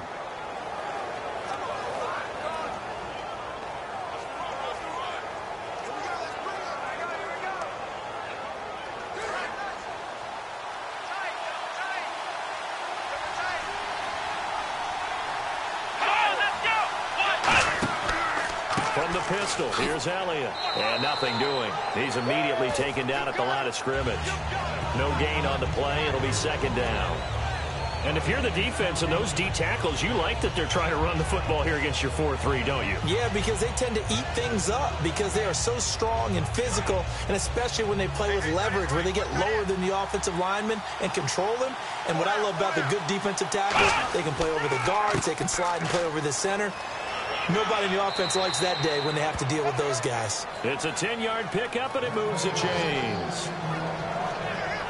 Anytime a team goes on the road, there's always that little bit of fear that maybe they can be affected by the hometown crowd. But this is where game planning really came into play. They talked about it all week. Go in there, establish yourselves. Well, that run right there, that slows down the crowd and gives them a lot of confidence. Long drive. The defense just cannot seem to catch a break and get off the field. Here we go.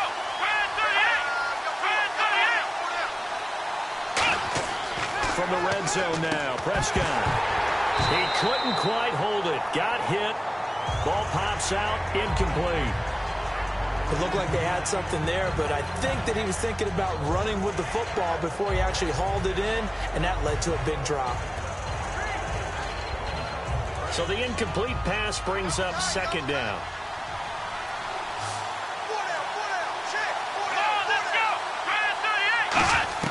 On second down, Prescott again. And Bryant's got it over the middle. And stopped a few yards shy of the goal line at the 3. A solid pickup at 13 sets him up first and goal. A glance back at 2016 for Dez Bryant. 50 receptions, under 800 yards, had 8 touchdowns. What do you make of the season that Dez had? Well, remember, it started with Dez injured, so it took a little while for him to get started. I'm going to make a bold prediction for you. Would not shock me at all if he doubled his catch number next year and darn near doubled his receiving yardage total. Because if he's healthy all year long, they're going to want to take some pressure off of the run game themselves. And Dak Prescott in his second season should be that much more confident throwing it downfield. Still first down.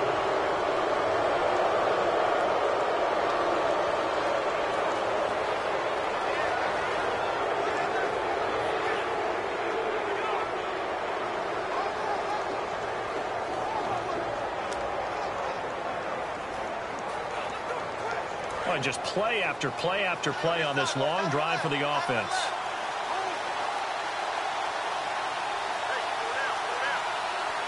Let's go. Here's Prescott. And he floated one out there incomplete. Cole Beasley the intended target. And that'll bring up second down. I hope I don't sound too rah-rah on that one, but that's the exact right throw. Either your receiver gets it or no one gets it. Give him a lot of credit for being really precise with it. Got rid of it. No one got it.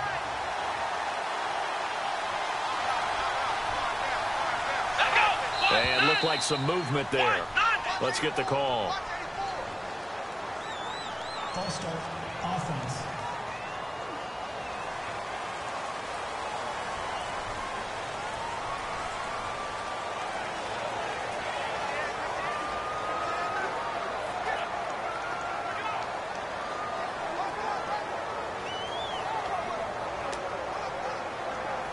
And this seemingly endless drive continues.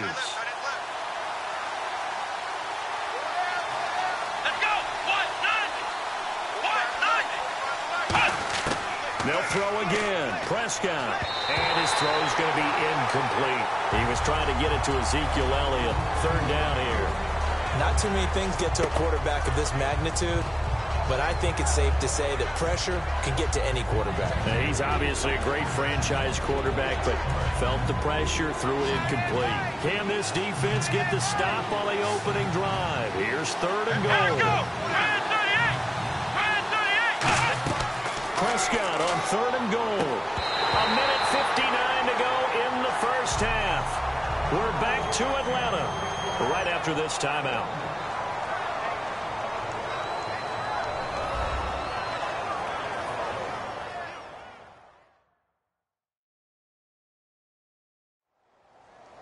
A reminder, coming up at halftime, we'll check in with Larry Ridley for highlights and analysis of our first half of play. Now, not too many highlights yet, at least in terms of scoring plays, that is. Yeah, but hang in there. We might get something these last 2 minutes.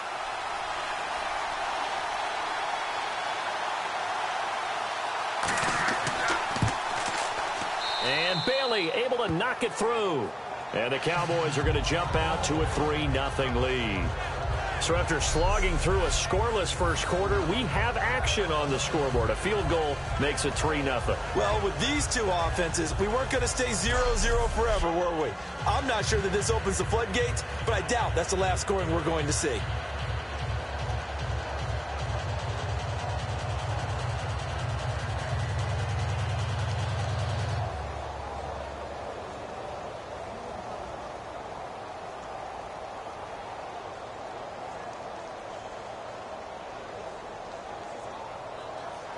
Now, after the field goal, Bailey will kick it away. This is fielded at the goal line. And a pretty good return here. He'll be stopped just shy of the 25 at the 24-yard line.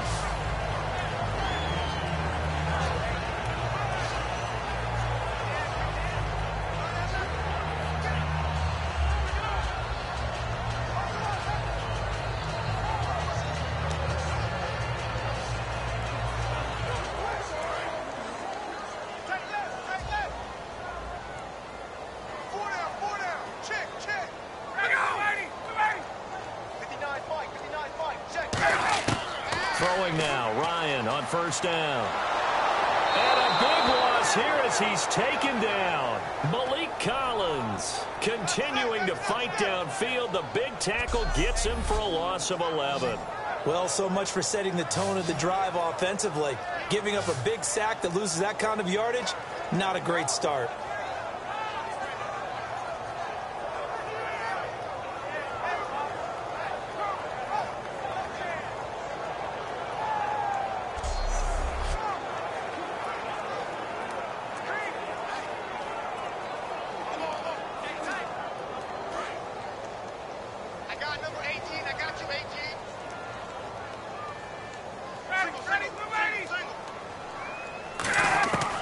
Second down, Ryan. And it's hauled in by Austin Hooper. A good pickup there, 26 yards. I know exactly what's going to be said about that play from the defensive perspective. What's that? That's why I tell all you guys we need more than one tackler to the ball. He broke the first tackle. Luckily enough, there were more people there to get him down.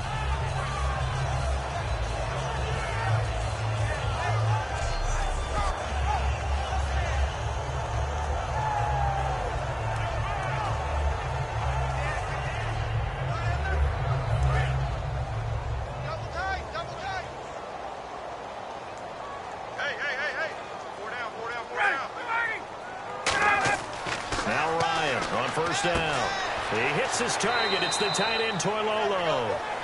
A gain of 6 there on first. And quickly they get to the line. Off the play fake to Freeman. It's Ryan. He's going to launch this thing way down. And this is caught. And he is into the end zone for a Falcon touchdown. Julio Jones, 55 yards. And the Falcons have taken the lead. And while that touchdown does not give them an insurmountable lead, it's still a lead, and that always feels good to a team. They'd love to take that into the lockers, but a little time left on that clock, so some work to do. I like that. I like how you're guarding against a letdown there. Already looking forward. Coaching them up from right up here in the booth.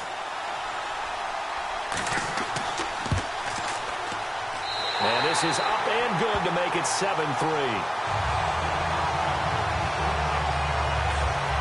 A drive there of just 4 plays. And the end result, an Atlanta touchdown.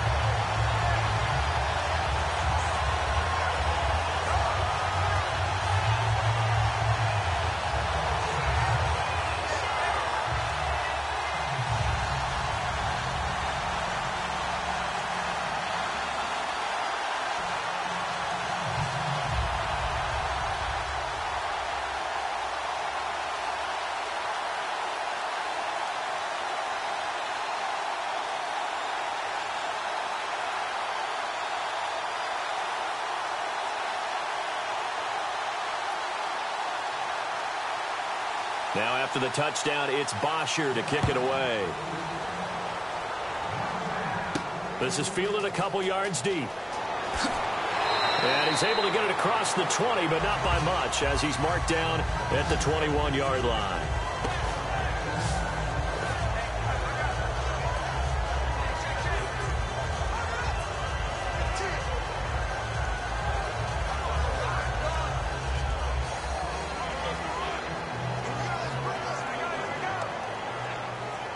So out come the Cowboys now as their offense gets set to take over. And what do you think goes on here in this situation? If you got the football, you're trailing, you're back in your own territory with just a little time. Do you try something? You're thinking about jump-starting your team, right? You just mentioned it. They're down. They're trying to get back into the game. But you got to figure if something goes wrong, you may have put yourself in a spot where you may not be able to come back in the second half. Managing risk, this is a big decision here. 7 yards to go on second down.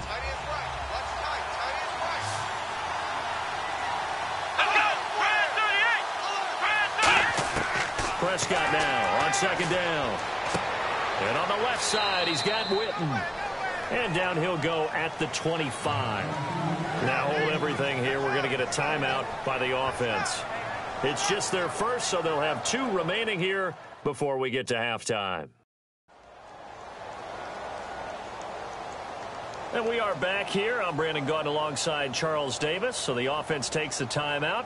And now we're set to get going.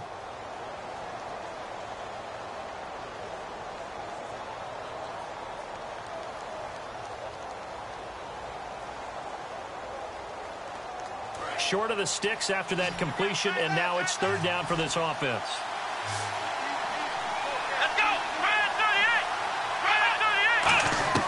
On third down, it's Prescott. He's got time in the pocket. He's got his man. It's Williams.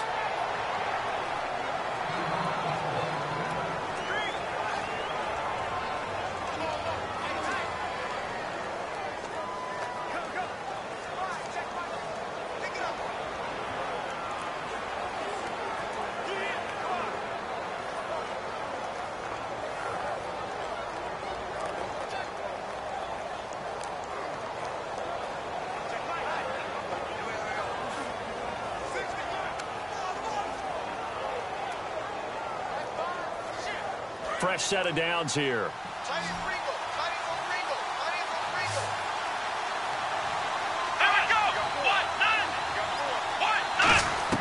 Prescott looks to throw on first. Throwing over the middle, and it's incomplete. All right, different topic here. 2018, the Super Bowl, traveling north, far north to Minneapolis.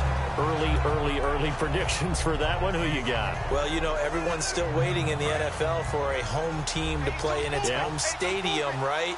So could the Vikings be that team? I'll start in the NFC, and I'm going to say no. I think Seattle. Starting to get near that maybe last run with their defense. But Earl Thomas returns. I like Seattle coming out of the NFC. How about you? Well, I'm actually going to take a Dallas Cowboys NFC title run. I think that they came so close this year, probably most talented going into next year. I like that one. Well, in the AFC, I'm going to go with a team that if they improve their defense and their quarterback stays healthy, they could be that team, the Oakland Raiders. Okay, I'm going dark horse. Cleveland Browns. Let's go. Hey, from worst to first.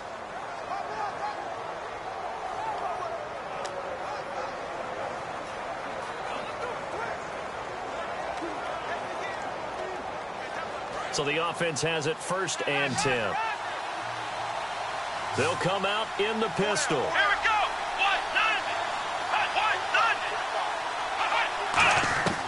First down, Prescott.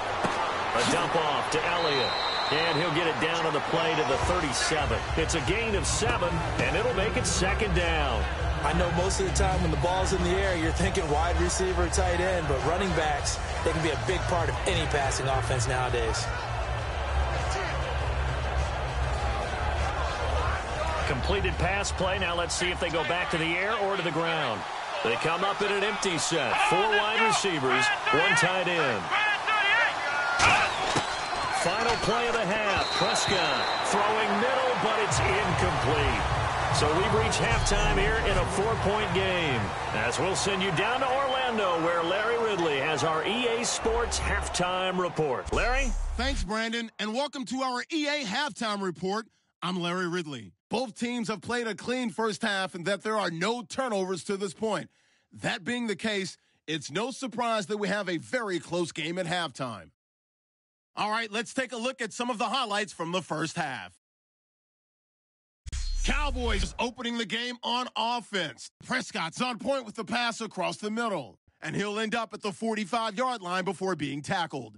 They go on to kick a field goal to end the drive.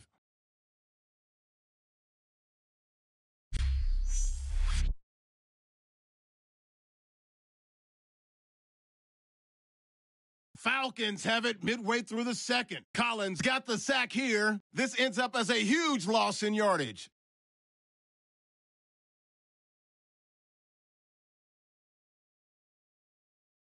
Falcons now later on the drive. Jones is going to make the catch deep downfield, and this will go as a touchdown.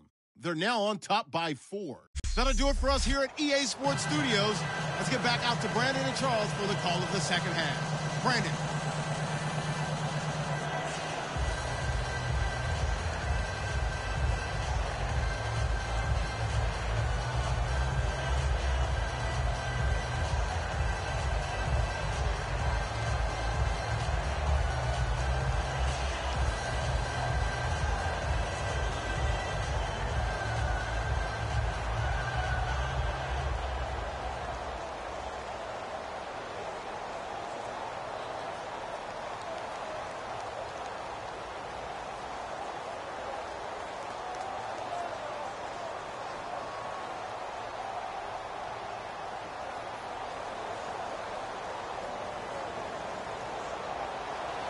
Both teams appear ready for the fight ahead, and we resume action here in quarter number 3.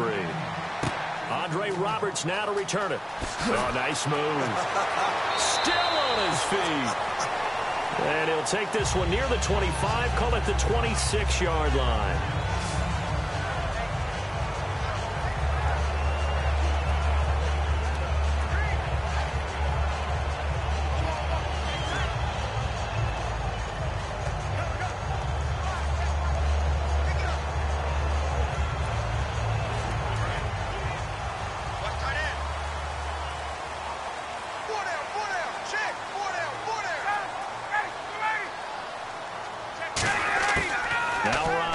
First down.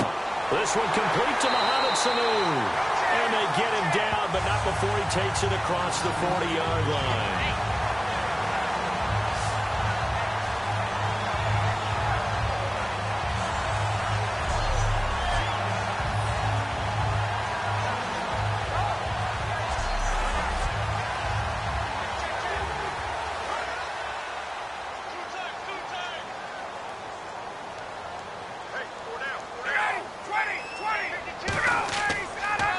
This is Freeman on 1st and 10. And 3 yards there takes him to the 45. And third quarter here, you've got the lead. This is where that strong run game can really benefit you. Stayed in bounds there, kept the clock going. I like all the points you just made there. And if you throw the football and it's incomplete, now you've stopped the clock and you've helped out the guys on the other side of the ball. So keep it in the hands of those runners. Keep moving it. Keep grinding clock. To throw is Ryan. And Jones has it over the middle. And he'll be taken down, but not before getting this inside the 30. Love the call by the offensive coordinator, recognizing the situation very well, calling for the play-action pass, and completing it.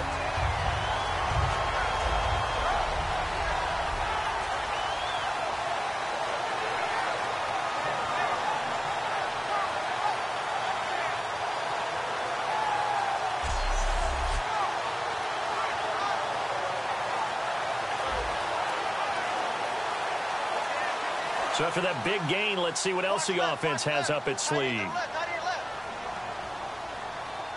They come out here in the eye. Ryan on the handoff. It's Freeman. And he'll fight forward maybe to the line of scrimmage, but that's all. That's going to go as a loss of a yard, and it'll be second down. The insistence of speed at every position is really seen at the defensive end spot. These guys in the old days were often outside linebackers. They just pushed them forward because they wanted to play fast and get to the quarterback or the running backs quicker than ever before.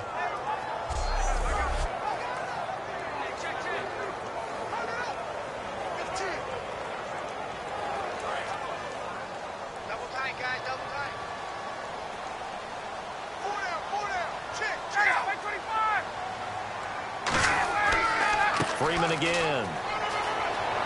And down inside the 15 he goes.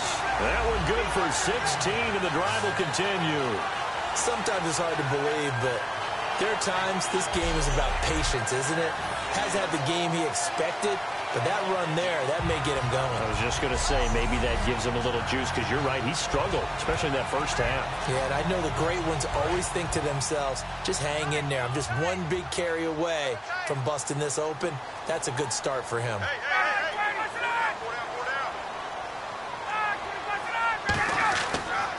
The former Indiana Hoosier here, Tevin Coleman.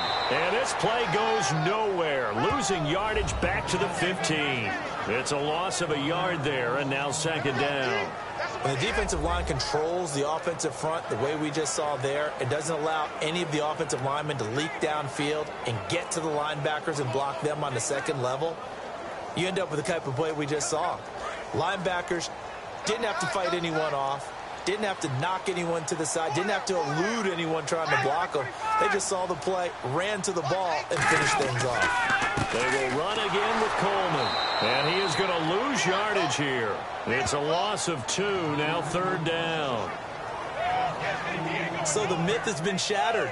Every cornerback in the league is not just a cover corner. Some of them will stick their nose in there and make plays exactly as we just saw there. A big loss suffered by the offense after that nice tackle. 7th play of this drive coming up, but a long way to go on third down.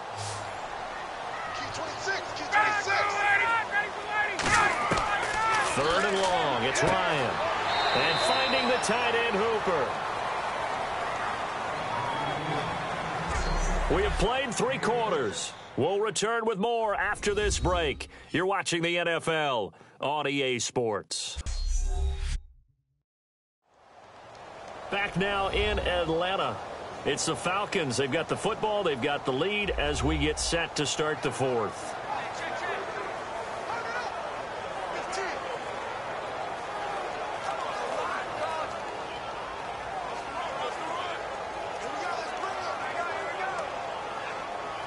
So on 4th down, out trots the kicker in a big spot here.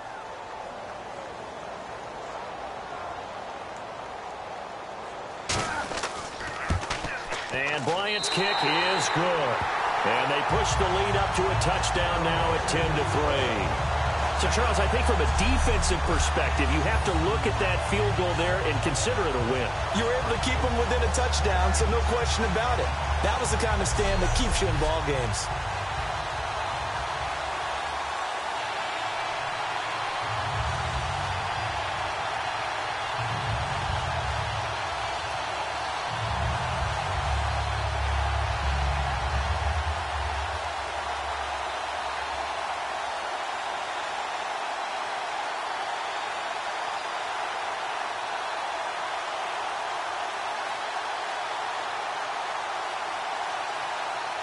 Here's Bosher to kick it away. This is fielded at the goal line. And he's up across the 25 and down at the 28-yard line. Illegal block in the back. Return team.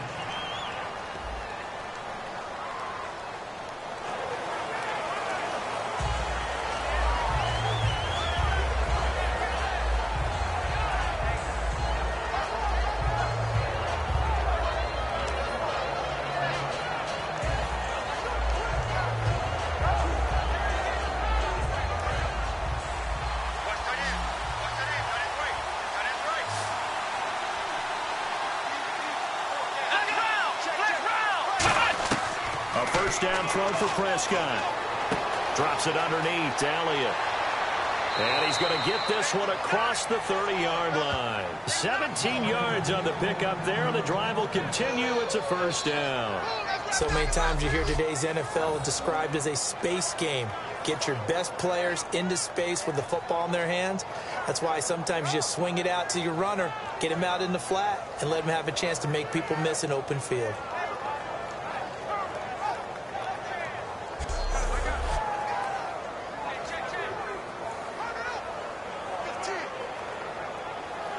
First down and 10 now for the offensive group. Let's go. On first and 10, Prescott. A dump off to Elliott. And he'll be taken down, but not before he gets into enemy territory. A good pickup there at 22. Not only did we just see back-to-back nice gains, but we're also seeing the confidence rise, not just for the guy who caught it, but the guy throwing it as well. And these back-to-back catches here out of the backfield, that can set something up downfield in a later sequence, right? A lot of the time, it starts to draw the defense closer to the line of scrimmage. So to your point, show this swing pass, show this check down. Maybe later on you heave one deep when you catch them close to the spot. Again, we'll see the pistol here. Here we go. Prescott looks to throw on first. Throwing for his running back, and he's got him complete. And he'll go down shy of the 40 at the 41. Call it a 3-yard gain, and that'll make it a second down. I know it was a gain, but you have to sense probably a little bit of disappointment there, because when it's out there in open space, I think they expect to get more out of a play, don't you? Especially when you're getting it to your guy out of the backfield. You're expecting him to be able to create something, be a little more shifty. Yeah, no doubt about it. Good open field tackling held it to an okay gain. Time starting to run out here in the fourth. This defense just trying to keep the offense off the board and preserve this potential victory. Prescott yet again. And it's a short one here, complete to his tight end. 6 yards is the pickup, and that'll lead to a third down. Time for a break. We're back to see what happens after this.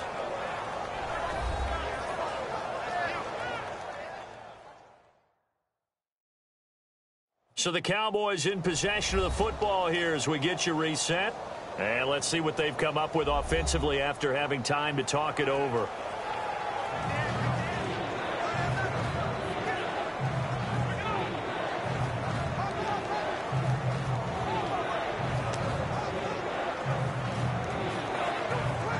And if the defense can hold here, this ball game is over. And they're thinking more than just holding. They're thinking about a takeaway to finish things off. On 3rd and 1, here's Prescott. Firing quickly here, and that's complete. And he's able to get the first here as he's taken down at the 25. And now it looks like they're going to be in the hurry-up. Would it be safe to say that as precise as routes are supposed to be run in the NFL, maybe they're not quite as precise in college ball? That's accurate, yeah. And I think we saw a college route in the NFL there. Just find the soft spot, find the dead zone, and find the first down. And he can't get a throw off. He's taken down. What a huge play at this point in the game.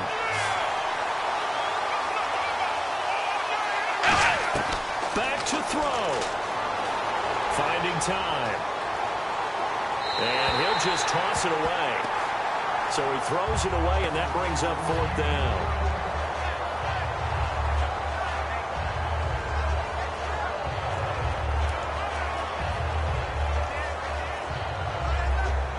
Down 7, and they've got to go for it here on 4th down.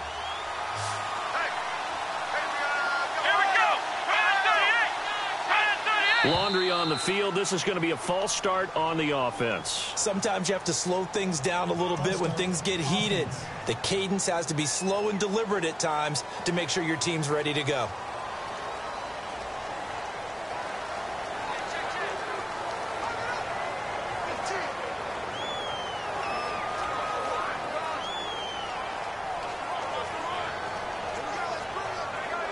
One score down. Here we go.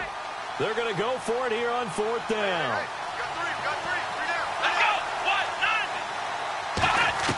Desperation time. Prescott on 4th. Now a and Beasley's got it. Touchdown, Cowboys.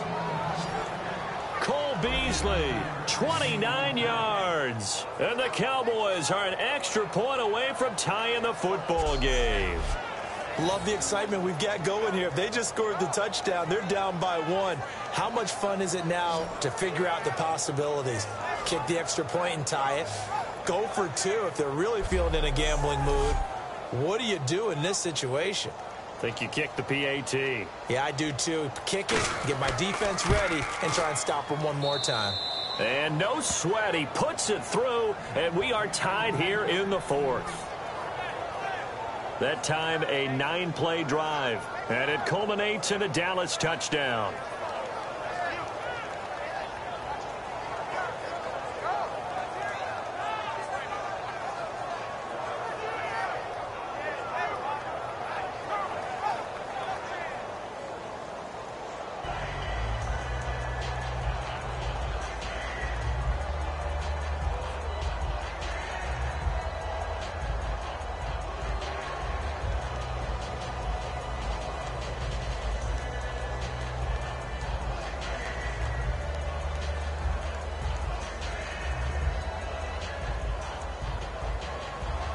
So here comes the kickoff now, all even here in this fourth quarter.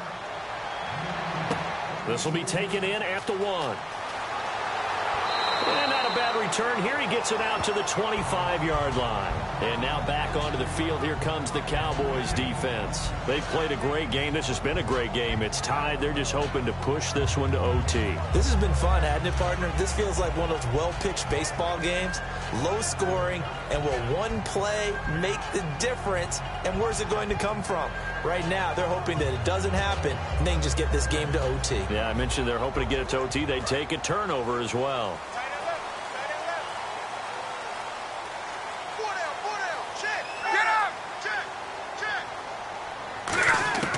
Here's Ryan. Hits his target. It's Taylor Gabriel. And he takes this one just shy of midfield all the way to the 49. Now whistles come in. We're going to get a timeout here by the offense. It's just their first. They've got 2 more to use. Final stages.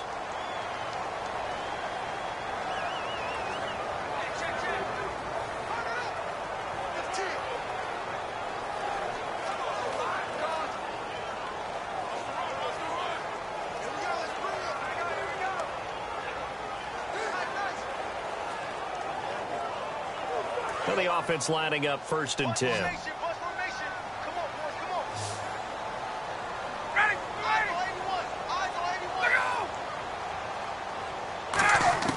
Here's Ryan. Swings it out to the flat for Freeman. And he's brought down. It'll go as a gain of 12. And that leads to an Atlanta 1st down.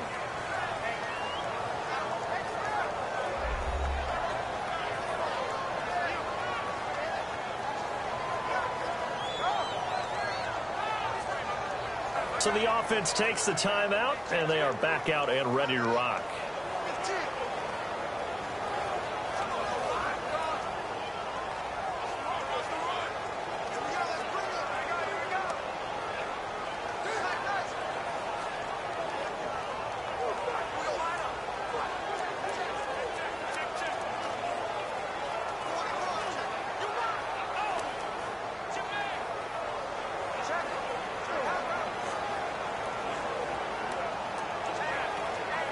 So just about a minute to go here, tie ball game. As fans, we love free football.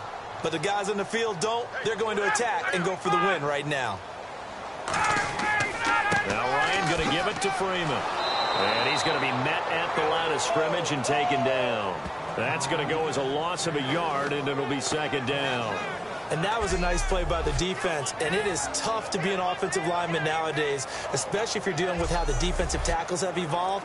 Their quickness, their agility, their speed has changed the big guys in the middle, the center and the offensive guards. Formerly, they were just power players.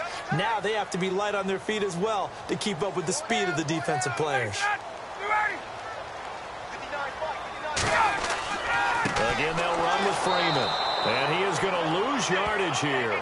It'll be a loss of 1, and they'll be facing a 3rd and 12.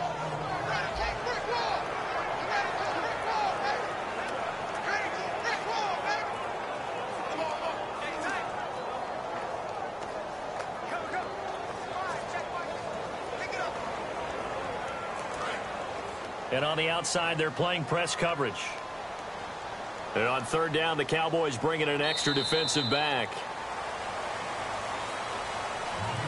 And we have free football overtime. Here we go, my friend. And the way this game played out, this is exactly how it should end, going to overtime, because neither one got an advantage today.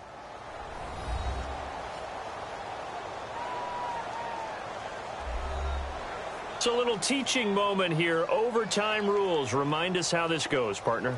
Okay, so in the past, we had sudden death. First team to score wins, but no longer.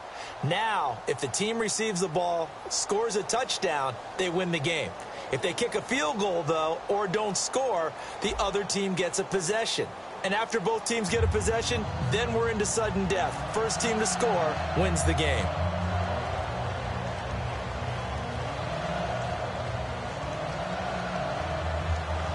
Nothing between these two teams for 4 quarters. Here we go to begin overtime. This fielded a few yards into the end zone. And the decision to bring it out is going to cost him about 7 yards all told as he's taken down back shy of the 20. And the Cowboys defense, they march back out onto the field.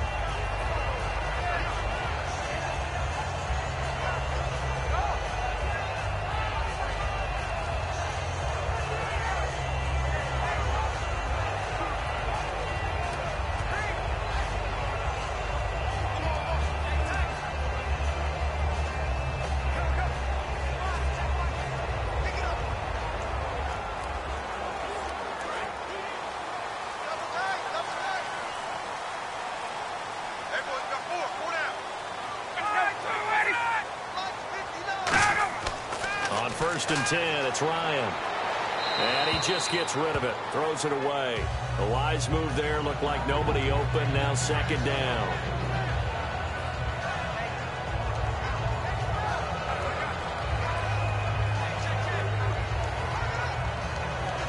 So incomplete on first. Let's see what second down has in store. Freeman, the lone man in the backfield. Off the play fake to Freeman. It's Ryan. He's got his man on the crossing route. And he's brought down after a good gain. A really nice gain of 25 yards. So there on that play, offensively, they ran the crossing route. Defense was in zone coverage. So as a former DB, how tough is it to defend that? It's really difficult because your natural inclination is to chase the receiver and maybe leave your zone. So you have to have discipline in order to talk to your other coverage guys and let him know that that receiver's crossing from your zone to the next zone. He's coming your way. Make sure you have him. And then when the ball is actually thrown, secure the tackle. When they're moving on crossing routes, if you miss a tackle, it usually results in a big play. Here's Ryan. And he will find his man on the outside. 7 yards to pick up on the pitch and catch. They gave up the completion there, but this is what zone defenses count on. Catching the ball and not much run after the catch.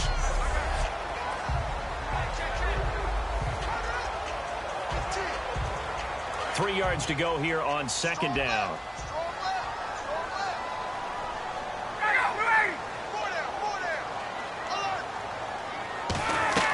They'll run it now out of the gun. And he'll be brought down at the 45-yard line. They're just 4 yards on the pickup, but that's good enough to extend the drive. It's nice every now and then in this game not to see people overthink it. Just hand it to the old reliable guy. Let him pick up the first down.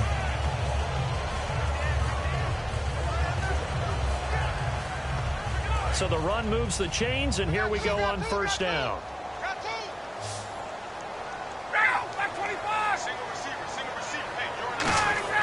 Now Ryan on first down.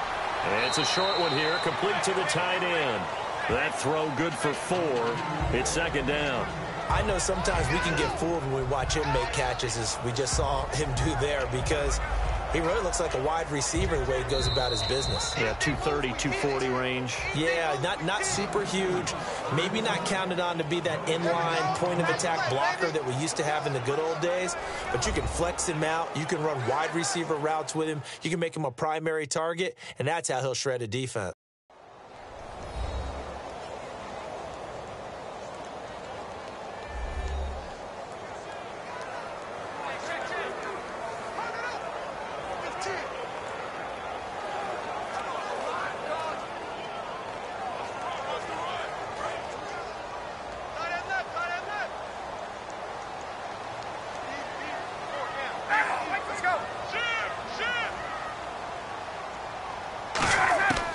On second down, Ryan. And this is Gabriel on the catch. 4 yards on the completion, and it sets up a third down.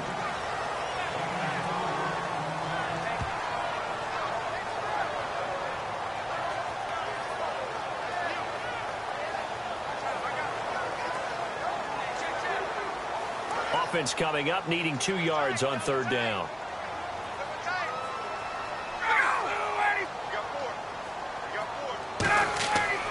Back to the running game. It's Freeman. Call it no gain that time, and they're going to be left looking up at a 4th and 1. Nice job there defensively to clamp down because really they've been on their heels this drive. Agreed, and they really needed that one for confidence, just to feel a little bit better. But I don't know if I would be daunted by them stopping me on one run. This drive has gone pretty well. I could come right back at them. So now one of the biggest kicks of the night is forthcoming. This to at least get them a lead here in overtime. And this one looks good. It is good. Right down the pipe. And they will take the lead at 13-10.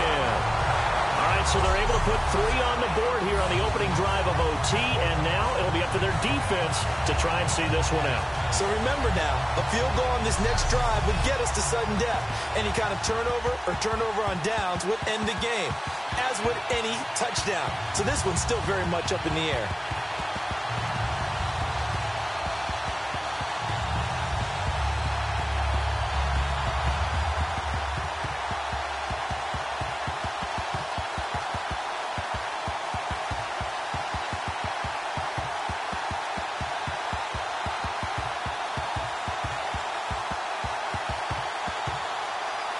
Here's Bosher to kick it away. This is fielded a couple yards deep. And the decision to bring it out is going to cost him about 7 yards all told as he's taken down back shy of the 20. And heading back out there now, the Falcons defense here. Obviously a close game from the defensive standpoint. Maybe don't want to blow it too much out of proportion, but how important is this drive? I think it's huge for them because they've got to find a way to help out their offense, whether it's doing it themselves, taking the ball away and scoring, or setting their offense up in a good position to give them a chance to fully be back in this game. Well, sometimes that defense triggers the offense. We'll see. Looks like the defense in press coverage here. Bryant, the lone receiver, left. Here comes the first throw in OT for Prescott. He's got time. Drops it underneath to Elliott. And he's brought down, getting this one up to about the 35. Give him 16 on the pickup, and that leads to a Dallas first down.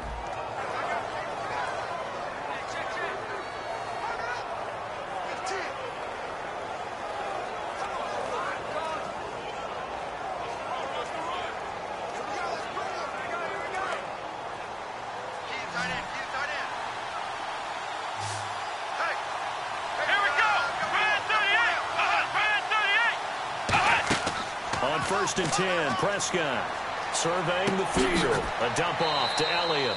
And he'll be brought down shy of the 40 at the 38-yard line. Give him 3 on the play, and it'll be a second down.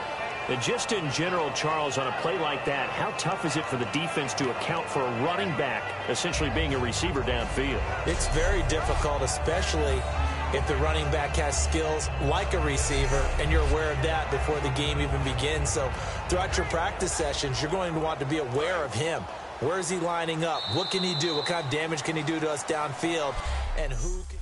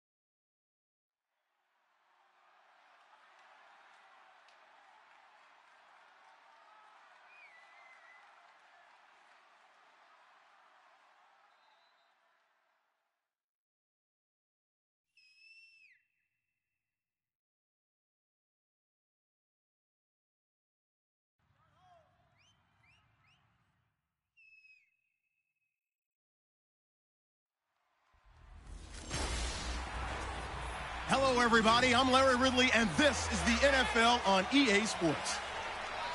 In today's game, we have a matchup of two Pro Bowl running backs. It's DeMarco Murray versus Le'Veon Bell. So let's get you up to the Steel City. Standing by in Pittsburgh,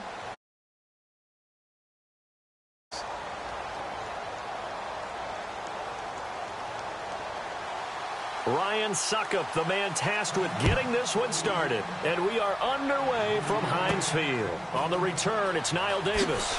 Oh, a heck of a move. Man. And it's a pretty good return here as he'll get it up to the 29-yard line.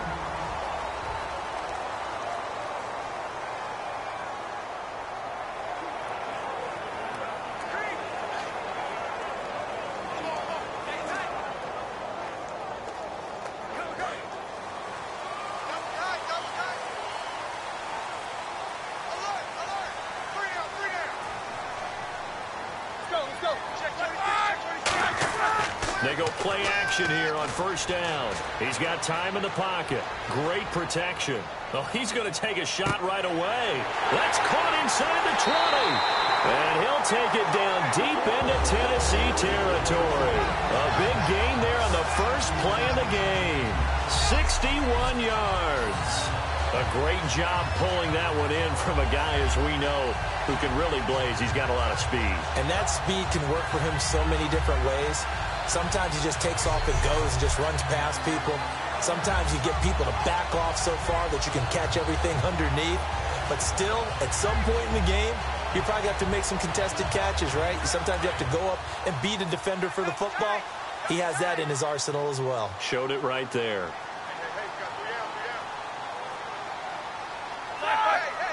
So the chain gang now done for the drive. Ball on the 10, first and goal. Give him 2 yards on that one. Second and goal now. On your screen now, here are the offensive starters. At wideout, Antonio Brown is certainly someone that the defense always has to account for. Without a doubt, a true number one receiver. It doesn't matter to him how defenses want to cover him. He sees it as a challenge and knows how to defeat them.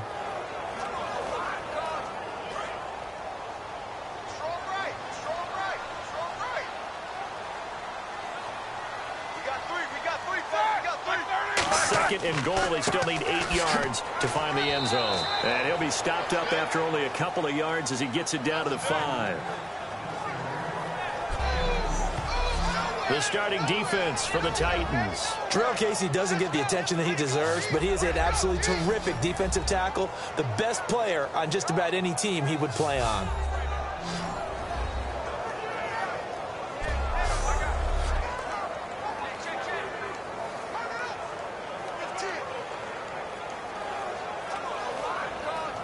From the 5-yard line, will this opening drive yield 6? This is third and goal.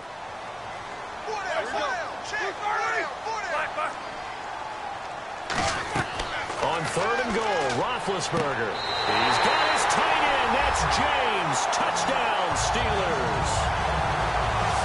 Jesse James, a 5-yard touchdown.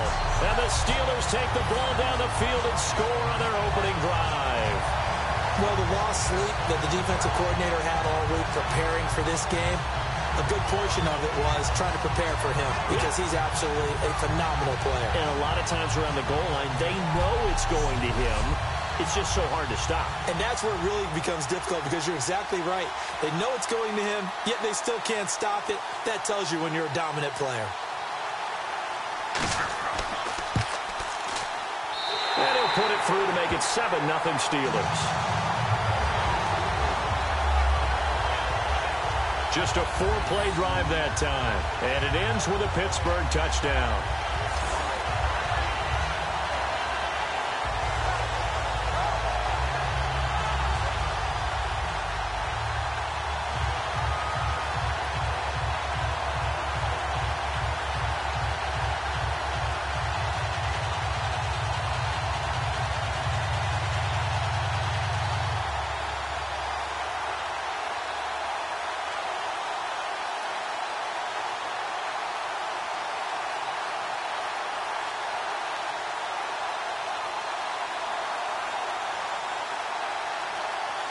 Boswell now to kick it away after the touchdown. This is taken about 7 yards deep.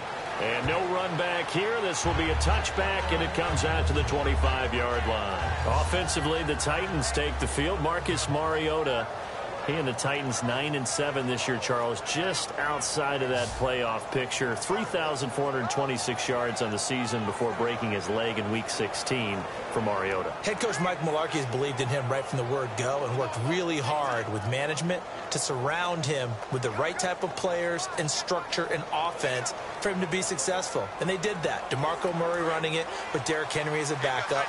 Delaney Walker running downfield to catch passes as a tight end, and letting Marcus Mariota use his gifts, his arm, his brain, and his legs to continue to get better. Now here's the first carry for DeMarco Murray. And he's able to plow forward up to about the 29, just shy of the 30. The linebacker Ryan Shazier there to make the tackle. And here's a look at the starting offense.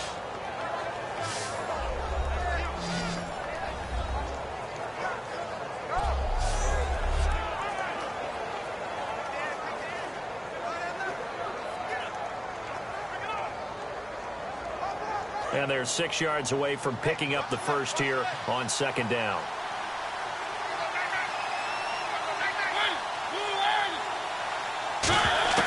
Now a second down throw for Mariota. And they get to Mariota here as he's dropped on the sack. Bud Dupree in there to get him for what will be a loss of 13 yards. Well, many times when you talk about mobile quarterbacks, you get the sense that they feel like they can get out of any bad situation. They keep moving around and trying to emulate guys like the Scrambler or the Dodger.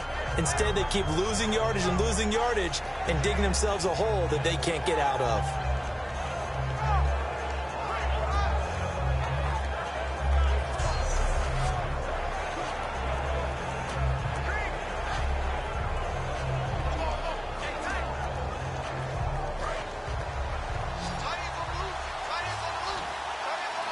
The Steelers insert their nickel defense on third down. Yeah, they add a DB.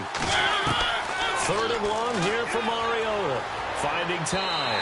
And that is incomplete. He was looking for DeMarco Murray out of the backfield. And fourth down coming up. Well, no second guessing the call here. It was third and long, so throwing the football was probably the smart play to try and pick it up. But they don't get it, and now the defense goes off the field feeling pretty good about themselves, gaining some momentum as they force them into a likely punting situation.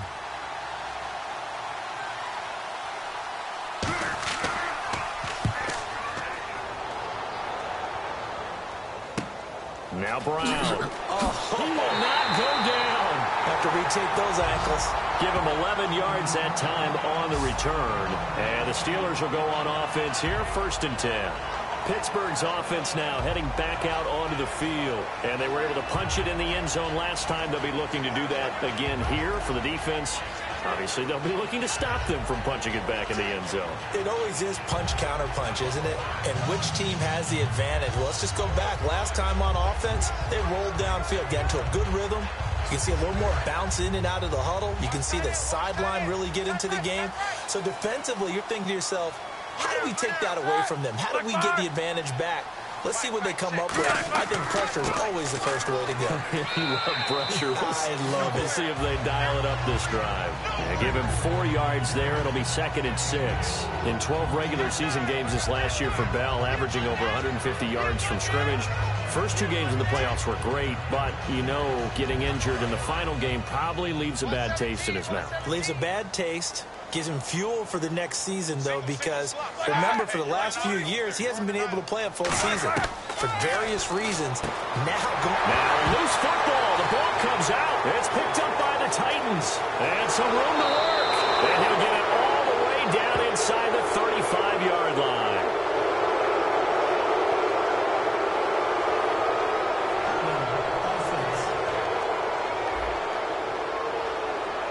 So the grab there by the defense, the holding penalty call.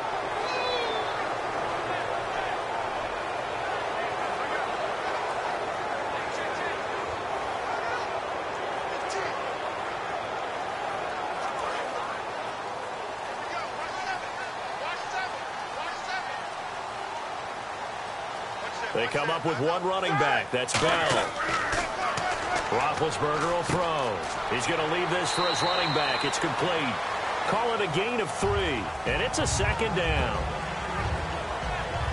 I'm going to show my age here a little bit. We used to talk about running backs catching the ball as safety valves. Nowadays, they're a big part of the passing offense. Quit acting like you're so old. You're only 65.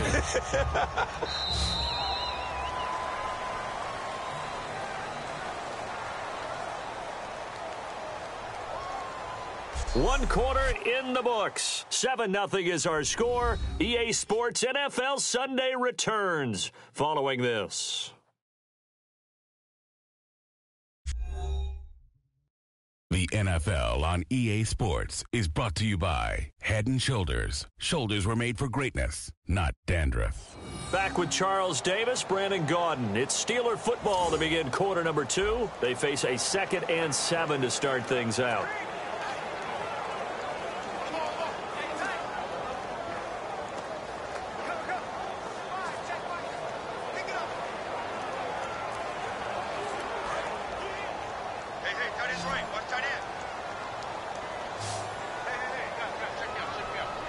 They come out here in the eye.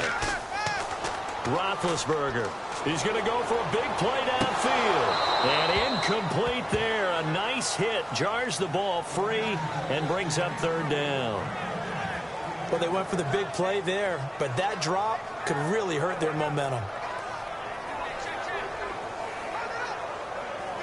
And they'll need to get to the 35 if they want to keep this drive going on 3rd down. Brown, the lone receiver, left. On 3rd down, Roethlisberger. He's got time.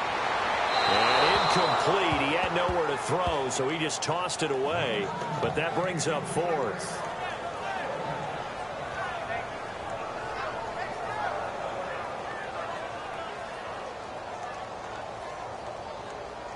On now the Steelers' 2nd-year punter. This is Australian-born Jordan Berry.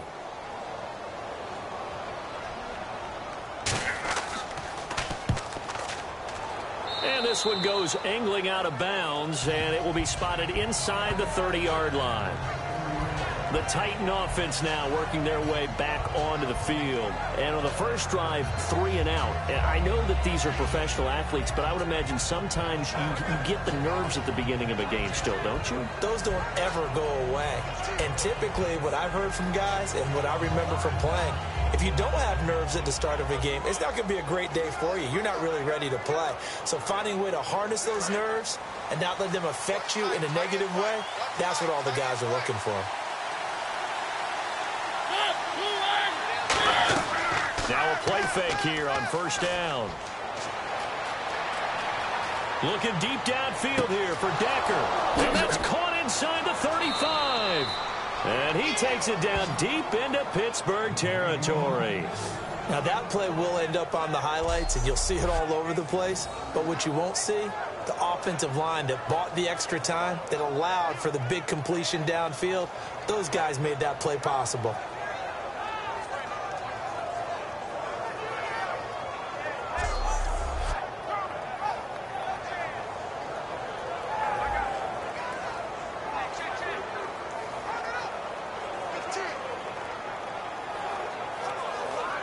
Red zone opportunity.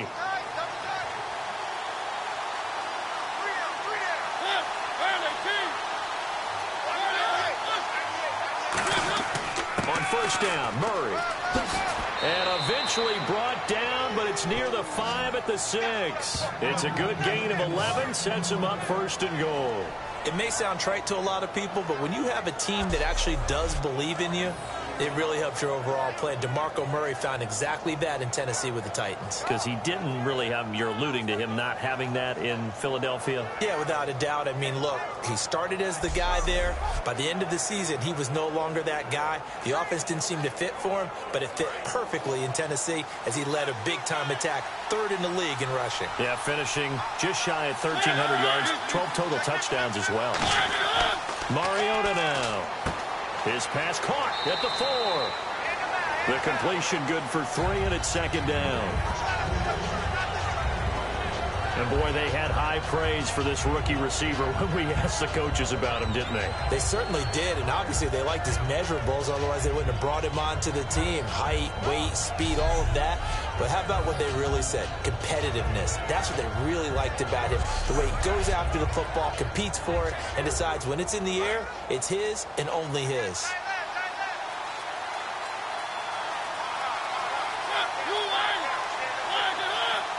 Second down, the ball on the 2 here, 2nd and goal.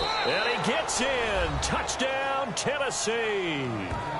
DeMarco Murray taking it in from 2 yards out. And the Titans are an extra point away from tying this thing up.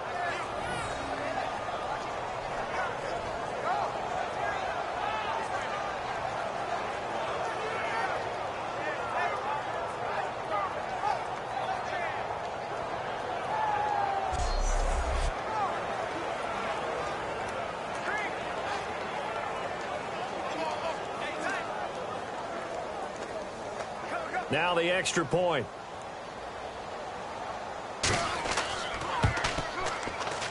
It's good, and we're all tied at 7 apiece.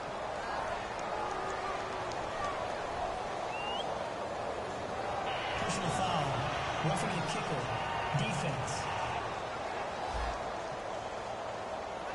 Uh-oh, flag comes out here. This is going to be roughing the kicker. When you're going back there on the kick block, you've got to go to the right point. That didn't happen. Ran into the kicker. The penalty flag had to come out.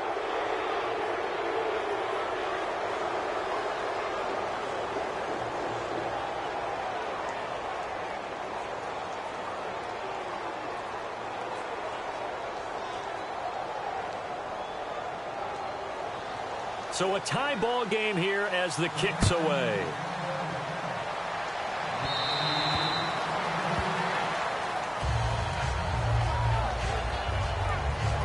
The Steelers offense now, they get ready to head back on the field. And a tight game after punting last time. See if they can get something going on this drive. As they head to the field now, with the game this close, you've got to feel there's a sense of urgency for them going on offense right now. But they have to do it without letting panic creep in and affect their play.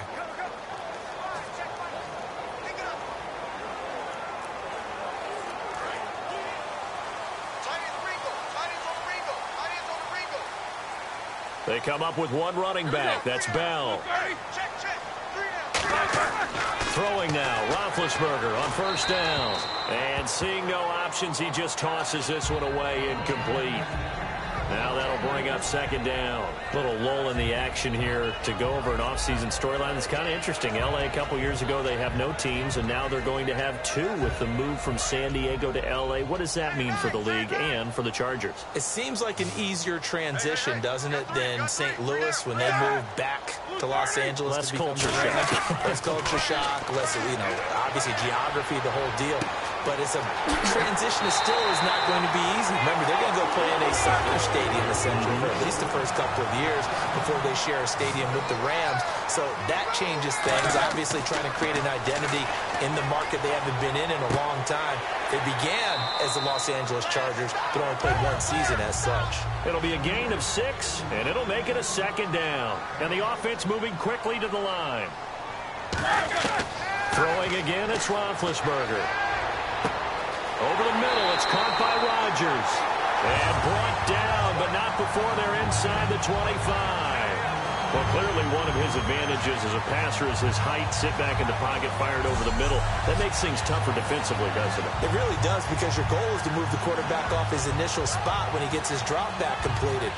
But when you have that type of height, he can stay in there. If he's willing to take the hits and just fire over the top, which saves him time and actually completes a play a little bit quicker than it normally does for a quarterback who has to slide and find open space to throw. On 1st and 10, it's Roethlisberger. And the tip there altered the ball flight, and it falls incomplete. It'll be 2nd down. You got to give some credit. They're able to hop up in the air and bat that one away. And that's frustrating for an offensive lineman, because the only recourse is when he goes in the air to try and get some type of a pop or a shove, hoping to bring his arms down.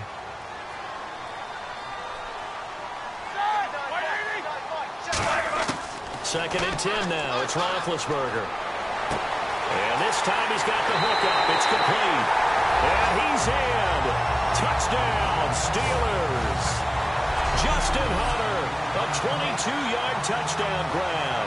And the Steelers have taken the lead. And that touchdown gives them a touchdown lead before they attempt the extra point.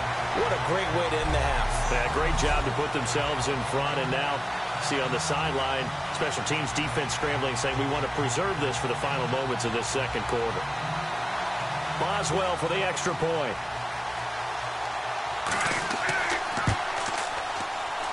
And he's got it. It's now a 14-7 ball game. So that drive, 6 plays, 75 yards. And it ends with the Steelers finding the end zone.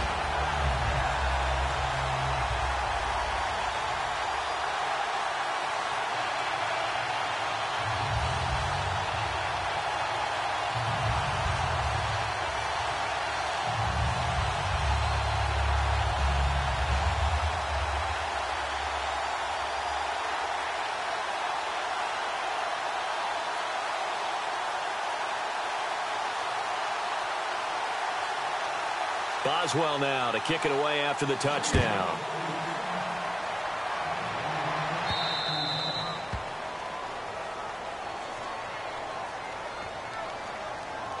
Free kick out of bounds. Kicking team. And the kicker commits the kicker's cardinal sin. He kicks it out of bounds.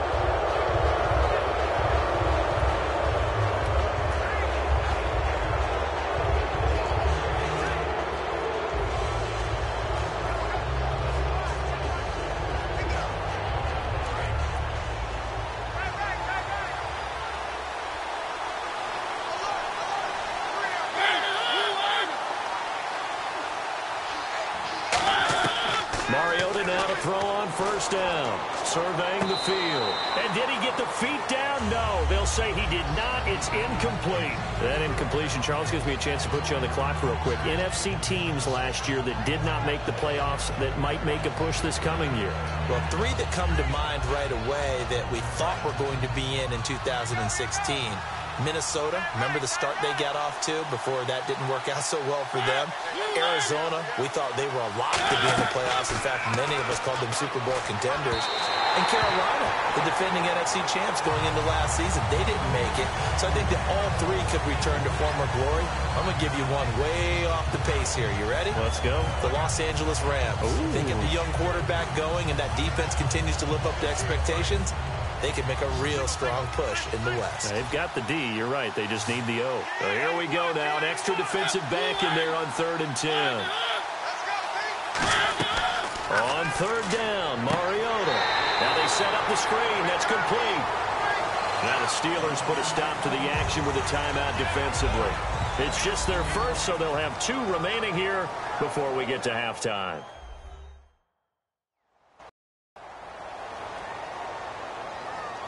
The defense, they got a little bit of a breather. Now they're back and set as we resume play.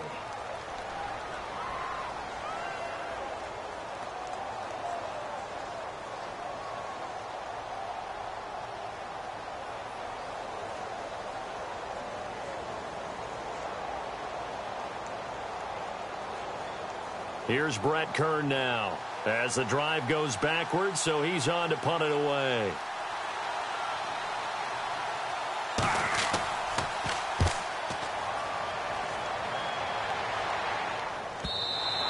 And this will hit just beyond the goal line as it's into the end zone for a touchback.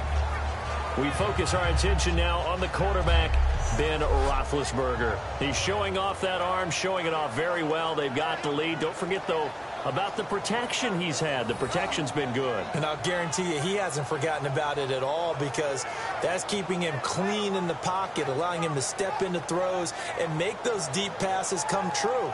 I mean, it's just been beautiful for him to do. But guess what? In the huddle, on the sidelines, guaranteed he's thanking those big guys up front for keeping him safe. I have a feeling he may even buy dinner. Indeed, entertaining to relive some of those deep balls.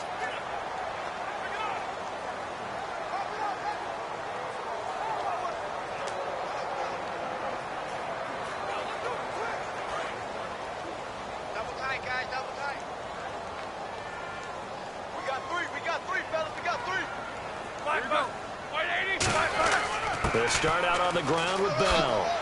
And he's going to get this one across the 30-yard line. 11 yards on the pickup, and it's good enough for a Pittsburgh first down. And that run was what a lot of people call an explosive run. Gave them good yardage, solid yardage. They feel good about the whole thing, and they did it behind a two tight end set.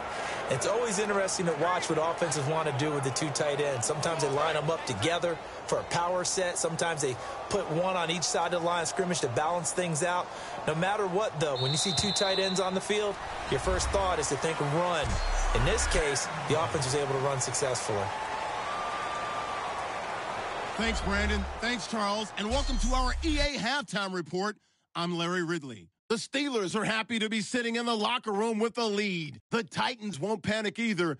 They know they just need to take it one play at a time. All right, let's roll those moving pictures. Steelers open up on offense. Brown's the target here, and he'll end up at the 10-yard line before being tackled. Later on the drive, James has got the reception, and this 4-play drive goes for a touchdown as they put the first points on the board. Now 1st and 10, Mariota's deep pass will be completed, and he'll end up picking up 53 yards on the play. Continuing on the drive, Murray's going to look for a gap, and he'll go in from 2 yards out. We're brand new at 7. Now to late in the second, Hunter is able to haul in the contested pass, and he caps off the 6-play drive with the score. That takes the lead up to 7. So that'll do it for us here in Orlando. Let's get back up to Pittsburgh as we hand it back over to Brandon Guy.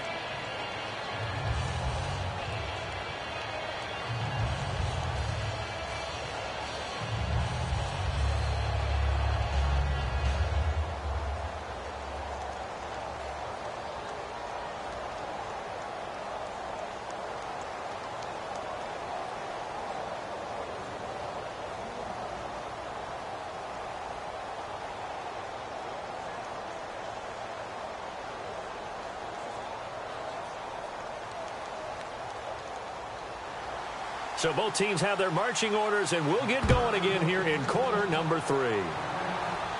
That's fielded in the end zone. And no run back here. This will be a touchback, and it comes out to the 25-yard line.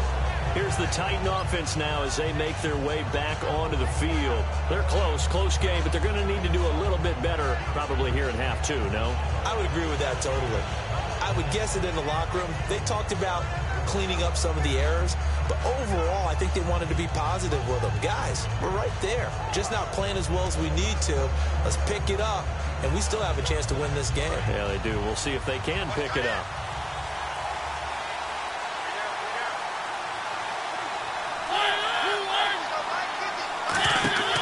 Second half starts with a run by Murray. And he powers his way up past the 30. It's a 6-yard gain on the ground, and that'll make it 2nd and 4. First play of the drive, let's give credit all around. Excellent blocking, but the guy carrying the ball, he was the finisher. A really nice run. 2nd down and 4.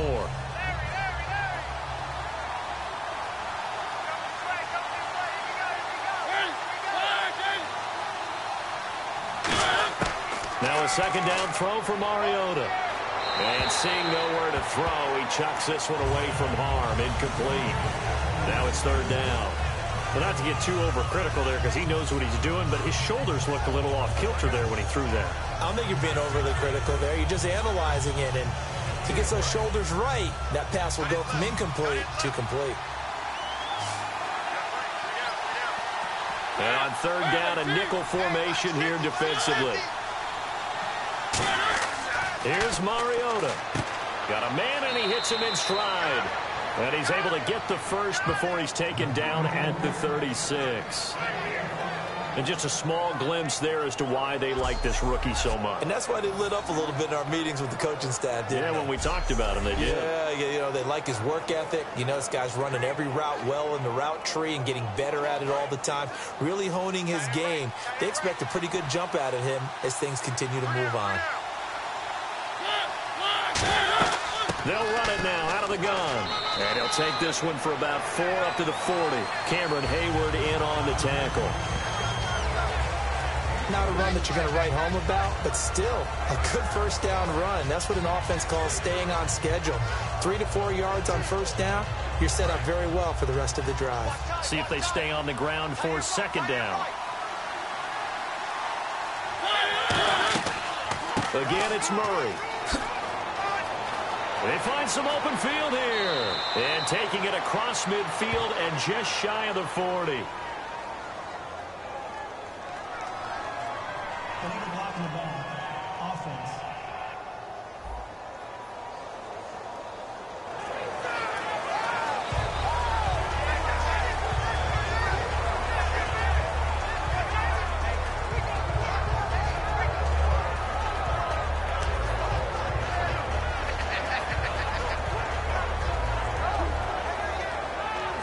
So the offense readies for a 2nd and 4.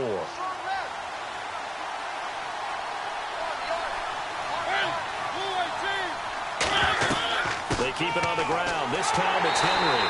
And he stopped immediately there. No gain on the play that time, and they'll look to convert on what will be a 3rd and 4. Boy, that's a lot of sirloin steak to be taken down for no gain, partner. Are you trying to suggest that he is a huge man? He is not just a big man, a huge man. Big boy. Well, how about the credit then for the defense to be able to chop that big tree and put him on the ground? I know back when you played, it took 4 of you to take a guy like that down. Right? Well, that's for sure. And you know what else? I didn't want to challenge him at dinner either. And that's caught inside the 30. They got 29 yards that time. And at this stage, down in the second half, looks like they just wanted to find a way to get it in the hands of their playmaker, and they did. I think you're exactly right. I don't think the coordinator's looking at his play sheet and trying to figure out which play will work well. He's trying to figure out how to get the ball to the playmaker that you just described. Looking down at that sheet, you find people plays, not necessarily X's and O's, and that's exactly what they did there.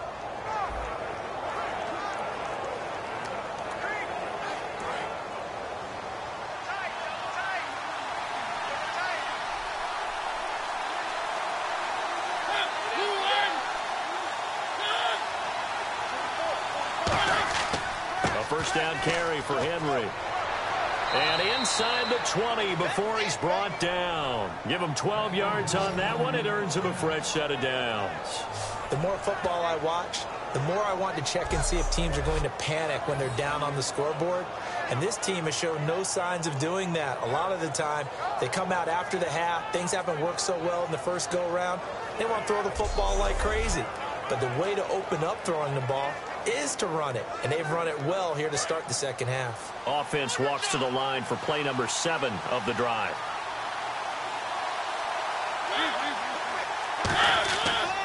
Mariota on the delay to Henry. And they're going to lose some on this play. Being knocked back to the 18. It's a loss of a yard there, and now second down. Every now and then I scratch my head when I see the draw play called, especially after a great run the previous play. Keep attacking. Sometimes the draw play develops slowly, and that allows the defense to react. And this should be the final play before the quarter ends.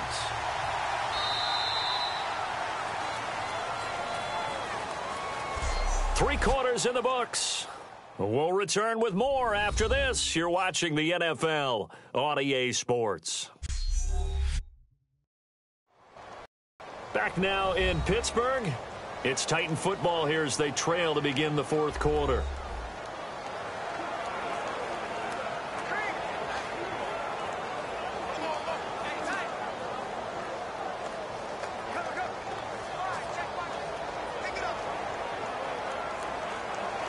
And the offense behind the chains here, a touch on 2nd and 11.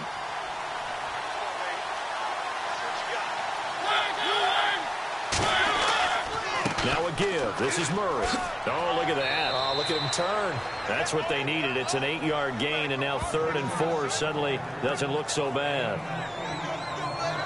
But you've got to give kudos to your offensive line and the guy carrying the ball because they were in a 2nd and long situation. It seemed pretty dire, but they brought it back to 3rd and manageable with that run.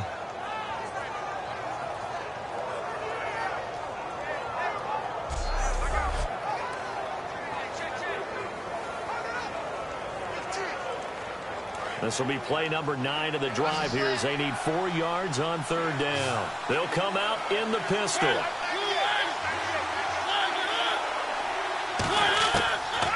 from the gun on third down. That's complete right around the 8. And he's able to get this down to the 5-yard line before he's out of bounds. I don't care how many times we see it. I still get a kick out of watching quarterbacks and receivers do the pass tree in pregame warm-up. But I always remember that when we go to practices, we see that after practices as well. They really tune it up, don't they? They tune it up. They know why they do it for these situations. First down. And they build that trust, and that's why they're able to find him in this type of a situation.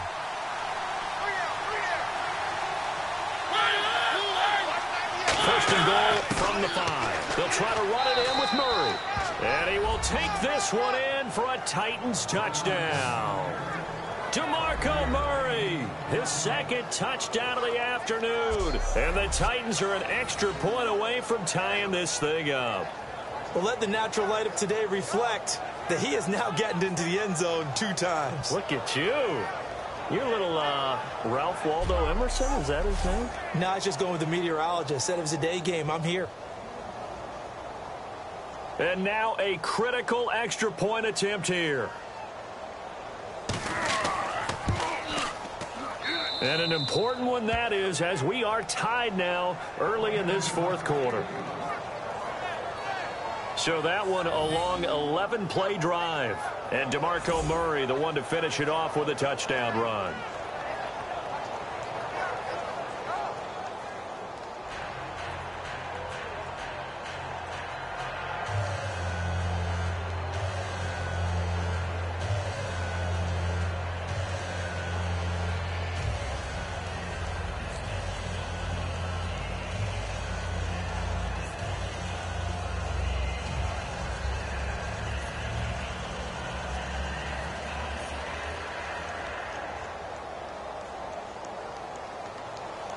Set to go now with the kickoff. These two teams all even again as we continue in this wild fourth quarter. This is taken about 7 yards deep.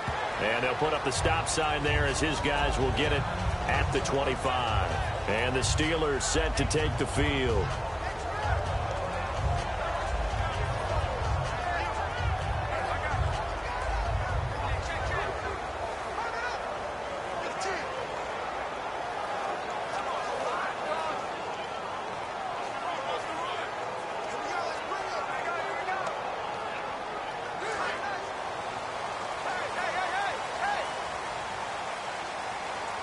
They'll come out in the pistol.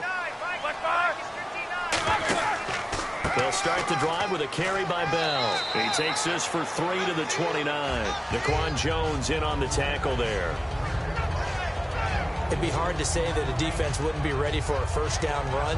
When you can gain that kind of yardage against a defense, it's really kind of geared to stop that play. Your confidence has to rise, and now you've actually opened up your playbook. If you want to throw the ball now for play action, you're good to go. A fake to Bell. Now it's Roethlisberger. Now bad hit, and he lost the football. It's loose.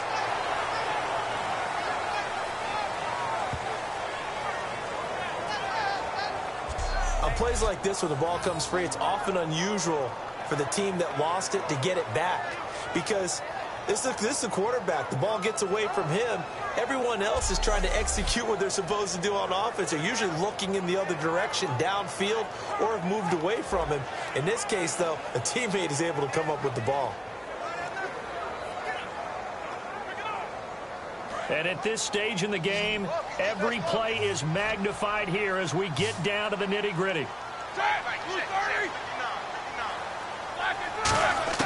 Now Ben on 3rd and long.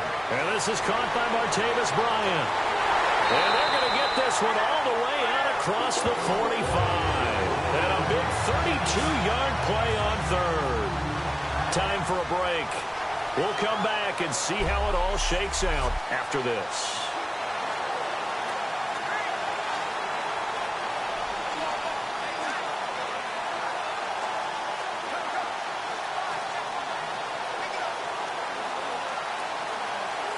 So the Steelers with the football as we get you reset. And let's see what they've come up with offensively after having time to talk it over. Throwing now, Roethlisberger on 1st down. Toward the sideline, and look at that catch. Dragging the toes, and that's going to be a first down. Well done. I do have to admit, I like it when it all comes together. When the top part, catching the football, right, whether you're catching it with your hands or cradling it, comes together with the legs, in this case the feet, doing a little toe tap to stay in bounds and complete the catch. And a great job by our crew on the camera shot. Love when you see the grass or on the field turf, those rubber pellets flying up. Great catch.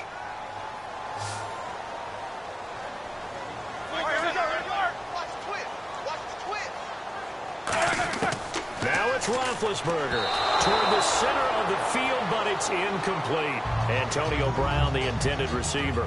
And that'll bring up second down.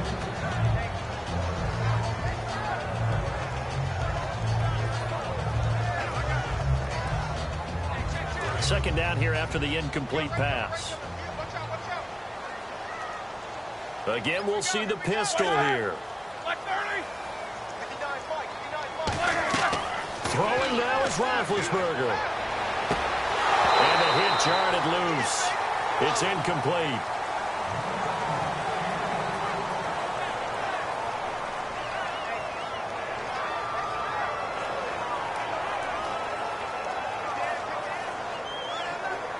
Defense has set themselves up nicely. 3rd and 10 now.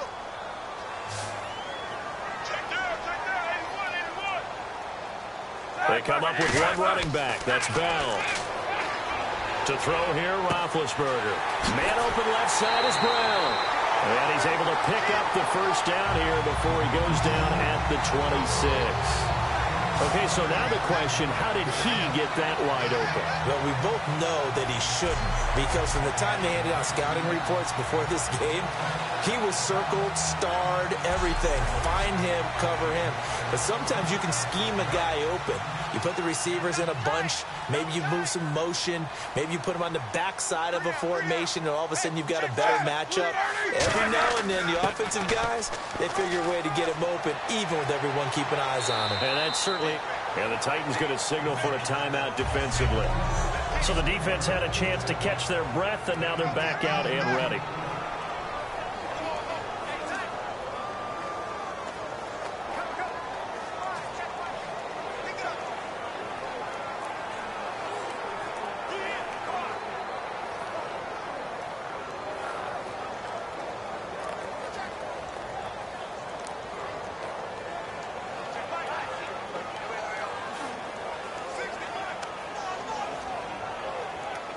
Second down following the run. They come out with one back and 3 tight ends. Roethlisberger to throw. And down inside the 10 here before he's out of bounds right around the 7. It's a 10-yard gain there, and it sets him up now 1st and goal. Well, coaches always talk about finding balance on offense. How do you get much more balance than this? Big-time run, big-time pass. A 1-2 combination. Looked pretty good. How about that? Let's see if they can continue to take that kind of a punch, though.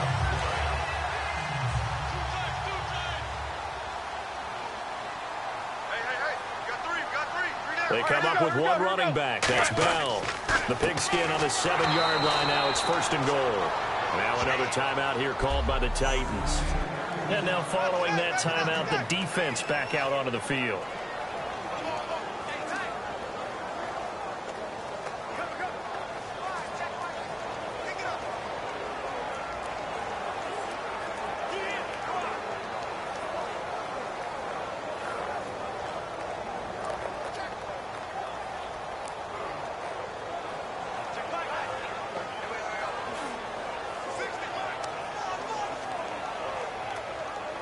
And the offense readies for play number 10 of this series.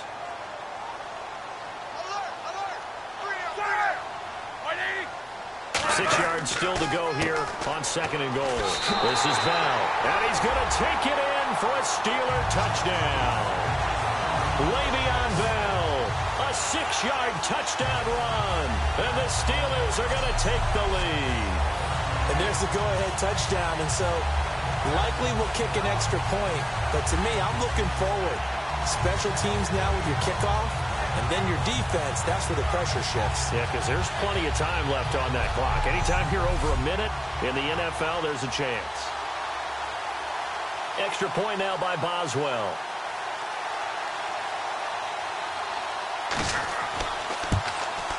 It's up and good, and that'll make the score 21-14. A pretty long drive that time. 11 plays all told. And it ends with a Le'Veon Bell touchdown run.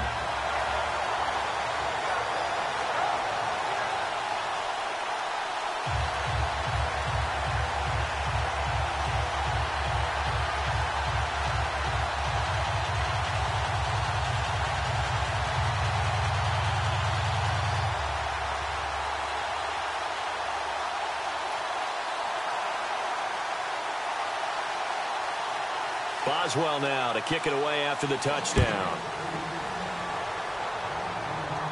Here's Eric Weems now on the return. And a nice return sets him up pretty good here at the 30-yard line. The Titans offense now, they get set to head back out here. They're down here in a one-score game. But the time, it's a factor, but it's not a huge factor right now, is it? It's really not, because this amount of time gives them a chance to run their offense, to go through play sequences. And this is what they work on every week in practice, usually on a Friday. They go over this type of a situation, late game situation. What are we going to do when we have the opportunity? They've called these plays a bunch of times. Now's their chance to execute them. Well, they have the opportunity now. Here's the execution. It's always interesting to watch a player fight his own instincts, because when you're a ball carrier, you're taught to fight for every inch, every yard. But in this situation, the smart play was to get out of bounds, and that's exactly what he did.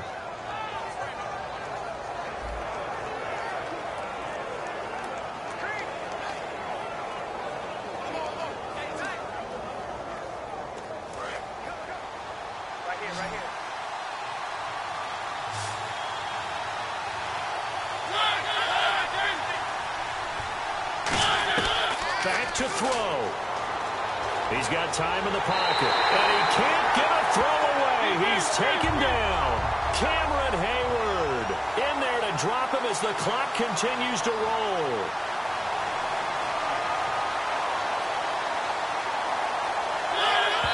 And he spikes it here with 35 seconds left.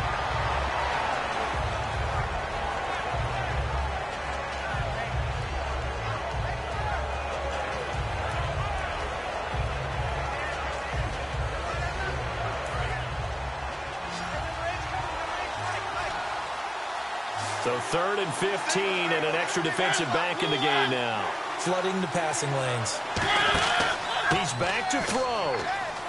Finding time. He's going to let it fly. And incomplete. He can't hang on. Would have been a nice catch. Instead, it brings up a 4th down.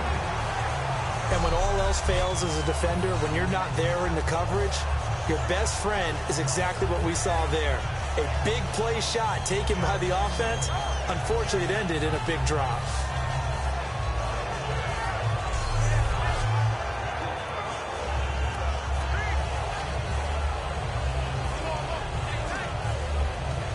And they're going to go for it here on the 4th down try. Mariota's going to stay out there. Again, we'll see the pistol here. He'll look to throw. And he locates Walker, complete. It'll be a gain of 18 on the play. And on 4th and long, somehow they're able to keep the drive going.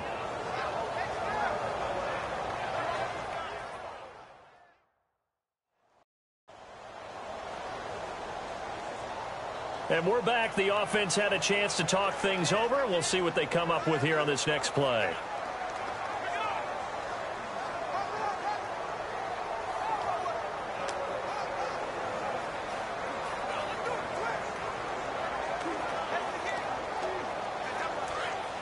Looking to jam the receivers at the line here. Press coverage look defensively.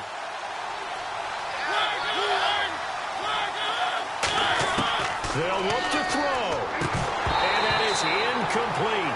So 17 seconds now on the clock here. So many offense want to include their running backs into their passing offense and be able to swing the ball out or check it down to them.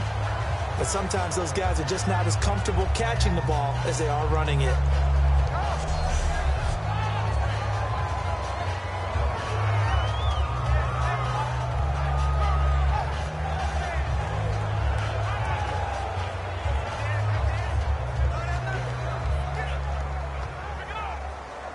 And here comes play number 6 on this drive.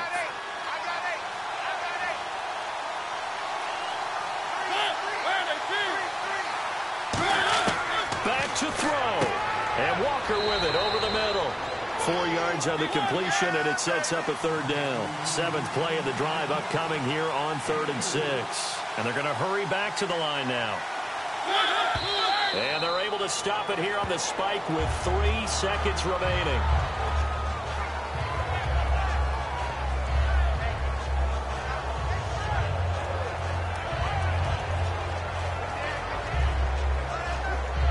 They'll break the huddle here and go for it. This is 4th down.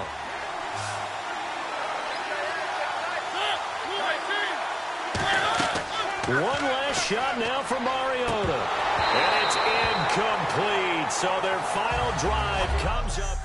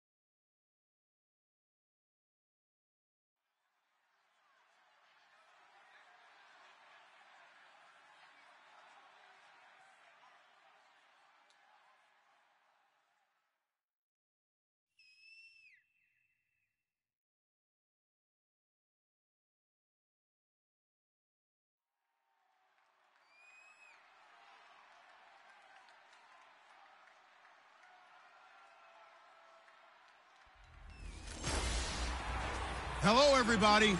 I'm Larry Ridley, and this is Madden 17 on EA Sports. In today's matchup, we've got...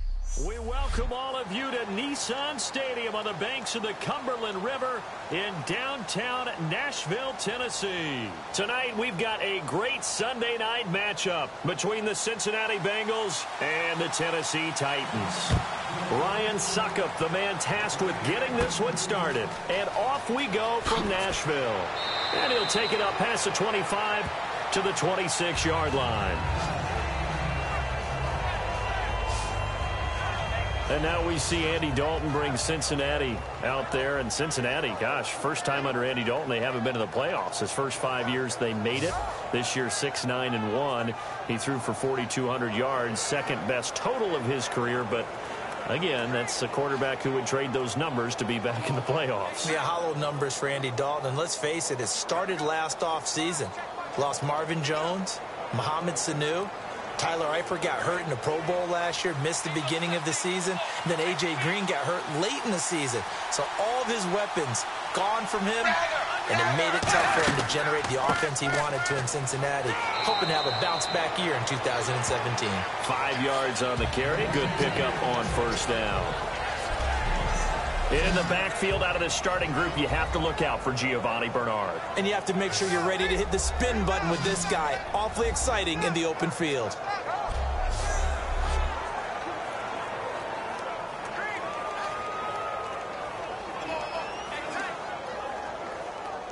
Second down to the offense, needing 5 yards.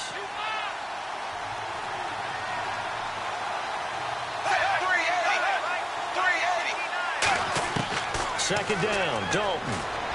He's got time. Looking right sideline, but it's incomplete. Jeremy Hill there was the intended target, and it's 3rd and 5. A look at the defensive starters for Tennessee. Jonathan Cyprien didn't have a big name coming into the league, but people know who he is now. A very fast center fielder of a safety. Third play here, this opening drive, as they're up against a 3rd and 5.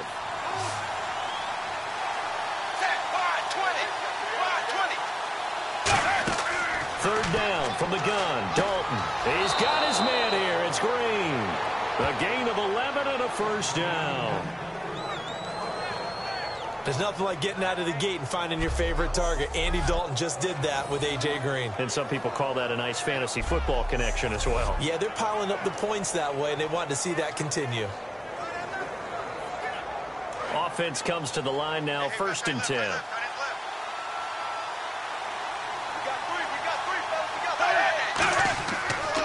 Dalton with a give to Hill. And not much there at all. Maybe a yard up to the 43. Tackle made by Brian Orakpo. For Jeremy Hill, with the season in the rearview mirror, finished just below 1,000 yards. I think 18th in the league in rushing. And his 2 100-yard games both came against Cleveland, I believe. Yeah, if he could play Cleveland each and every week, he would have been well over 1,000 yards. So the thing about Jeremy Hill in the Cincinnati Bengals offense, you think of them as a run-first team. So to me, his 889 yards, disappointing, because I would have thought that would be a higher number and an increased production from him. He's looking to do that in 2017. And the offense there, the O-line, everybody really on offense, they were just manhandled at the point of attack. Yeah, you could pretty much call them all out, couldn't you? Almost by name, right? That was a very tough sequence for the offensive line. But how about that defensive front? Creating a new line of scrimmage and creating a lost yardage possibility. A nickel set shown by the Titans on 3rd down. Thinking pass. 3rd down, a shot here for Dalton. And Eifert has it. And he has the first down yardage before they bring him down right at the 45. And after that completion, you can understand why so many teams in the league are emphasizing speed on defense at every position. The tight ends have created so many tough matchups now. If you can't run with a tight end as a linebacker, this is going to be the result every time.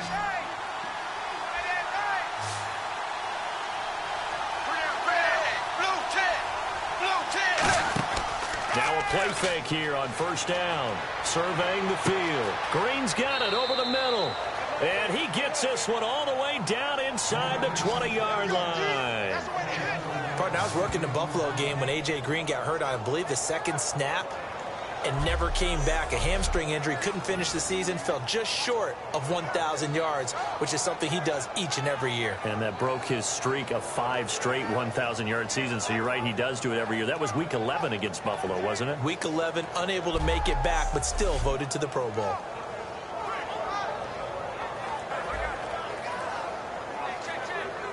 Offense walks to the line for play number 7 of the drive.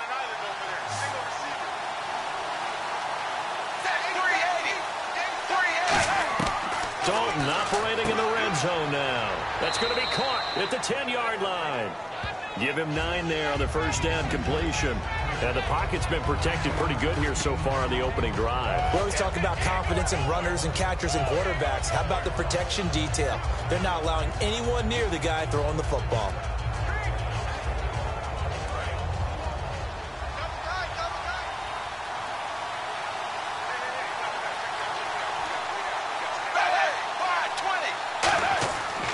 On second down, Hill. And he's able to work it here to the 8-yard line. Just a gain of a yard, but it's going to set him up with a 1st and goal.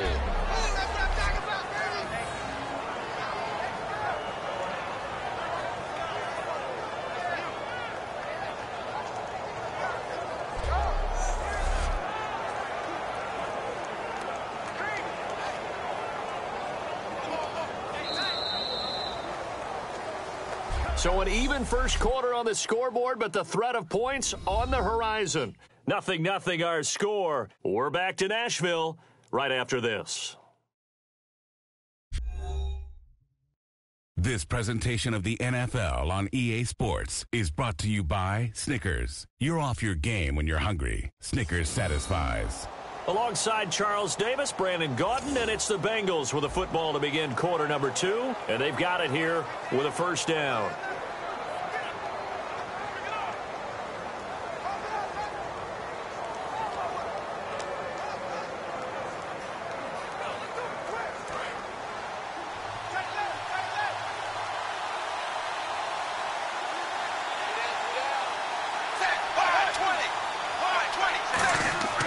They'll try to pound it in with Hill. And that'll move him a little closer as he takes it from the 7 down to the 4-yard line.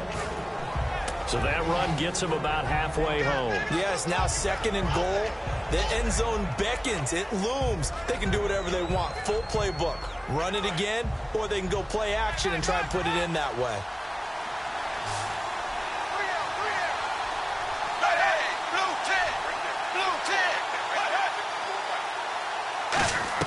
Dalton throwing on 2nd down. That's caught at the 2. And he will take it on in for a Bengals touchdown. Tyler Boyd from 4 yards out. And the Bengals take it right down and score on the opening drive. As a former DB, you might not like to see that, but from a wide receiver's perspective, those are the plays they dream of. Correct on both counts. All right, because once he took off, I mean, let's face it, that should have been done in Big Sky country. Aren't any speed limits out there? And off he went. Glad I wasn't the one trying to chase him. And he's got it to make it 7-0 Bengals. So that one a long 11-play drive. And it's finished off with a Cincinnati touchdown.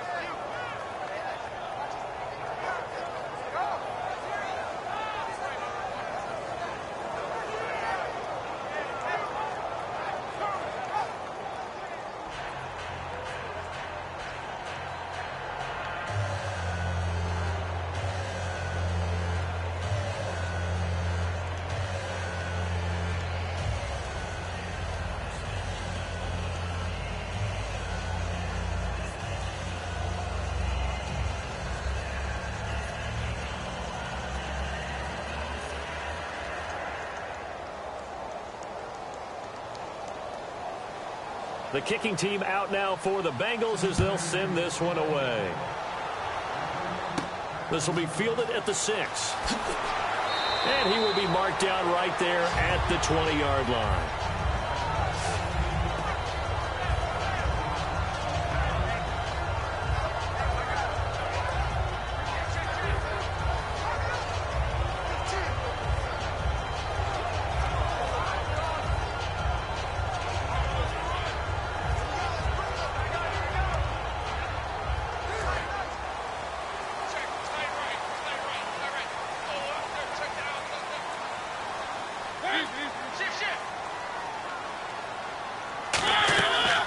Here's Murray now as they run it to start the drive. And he'll get only a couple up to the 22. Sean Williams had time in on the stop. That's a good play by the guys on the defensive side of the ball. Held him to a gain of 2. And that changes the playbook a little bit now for the guy calling plays. 2nd and 8. Now he's got to probably think about going to the air instead of maybe staying with the ground game.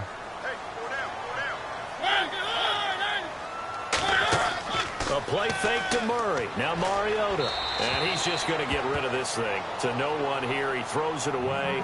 And now it's 3rd. Let's face it, you can run the route tree as many times as you want, get in sync, practice it, do all those things. But once you get to game speed, it doesn't always time up quite that well. That one goes incomplete. So a 2nd down incompletion now brings up 3rd down. On 3rd down, Mariota. He locates Walker complete. And they're going to get this one all the way out across the 45. Partner, it's a lot of fun watching the NFL now, isn't it? Because when the big fella runs routes, it used to be when we were kids, he'd run about 3 different routes, and that was it. Now he can run anything and catch the ball, as we just saw there.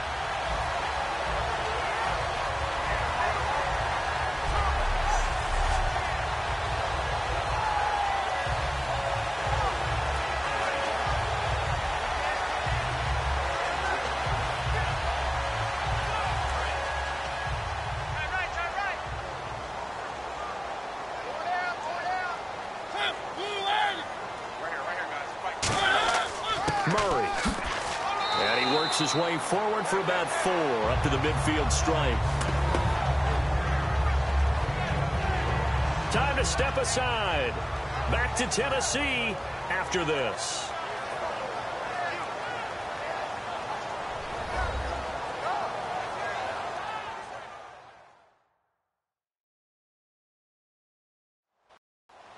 A reminder, coming up at halftime, Larry Ridley will join us from Orlando with our halftime report, but business to take care of before that.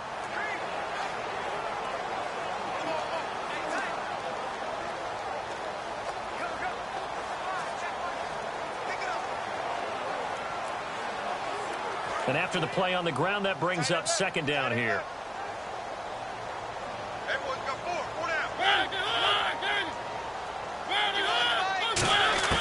Mariota now from the 50. And Walker with it over the middle. And he gets his inside the 35-yard line. He goes for 18 there as the drive will continue. Walker will be 33 when the season starts in 2017. And he's kind of having a late career renaissance, if you will, isn't he? He certainly is. He went to his second straight Pro Bowl after the 2016 season. He did it as well in 2015. Those are the first 2 of his career. He'd always been behind other guys. Remember when he was in San Francisco? Wasn't the primary option at tight end. But he is in Tennessee. And he's kind of a new-age tight end, even though he's a little bit older. Can split out, run routes like a wide receiver, but he also can do the dirty work inside as a blocker. To throw is Mariota. And he's got it. Got his man on the end route. Complete. They give him 13 yards there on the play and a fresh set of downs. Completion was given up, but that's why you play zone defense, so that you can have people around the ball when it's caught, and you don't give up much run after the catch. In the red zone this time. Watch left, watch left, watch left. Stop right there. Hey. 4 down. From the red zone now, Mariota. Quick hitter here, it's complete. That throw good for 4. It's second down. Now hold everything here. We're going to get a timeout by the offense. It's just their first, so they'll have 2 remaining here before we get to halftime. So the offense took the timeout. Looks like they're ready to go as we get set to resume the action.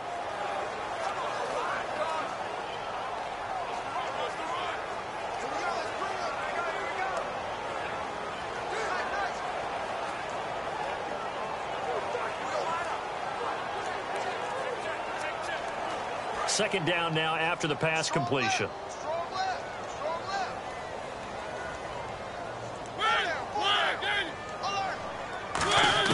Mariota again. Over the middle, and it's incomplete. Rashard Matthews, the intended target, and it's third down. Not only did they drop what looked like an interception in the end zone, they blew a golden opportunity to shift the momentum.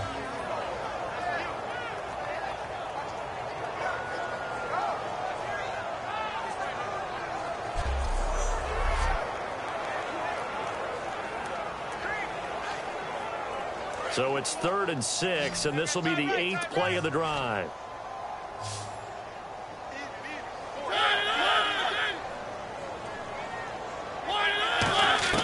They'll throw again. Mariota. And this is going to be incomplete. Rashard Matthews, the intended target. And it's 4th down. I think that's a big-time play there because the slant route is really hard to cover because the timing is so quick. But able to see it, diagnose it, and get to the football, that's why he was able to bat it away.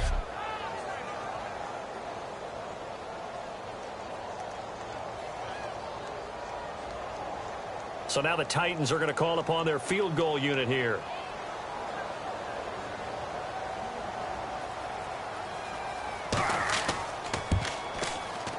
And his kick is good. And they are on the board, but still trailing. It's 7-3. Well, at least they won't take a goose egg into intermission as they do carve out 3 points here in the waning moments of quarter number 2. Yeah, it hasn't really been the greatest of first halves. They've looked out of sync, especially on the offensive side of the ball. But a field goal here at least gives them some momentum as we tick down toward halftime.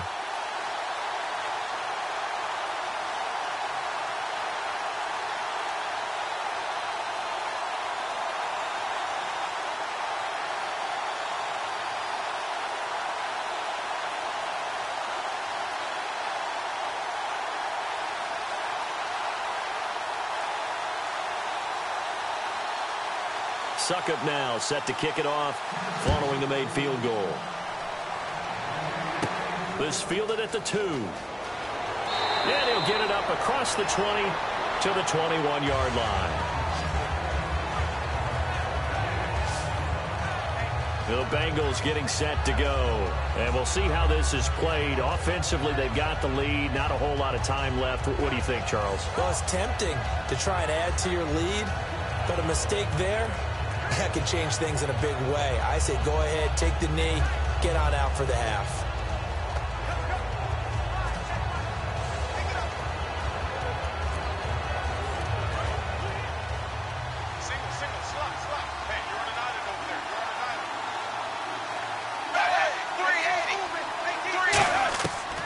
First and 10, here's Andy Dalton. He's got time in the pocket. Wide open receiver complete. And down he goes, but he takes it up to the 40.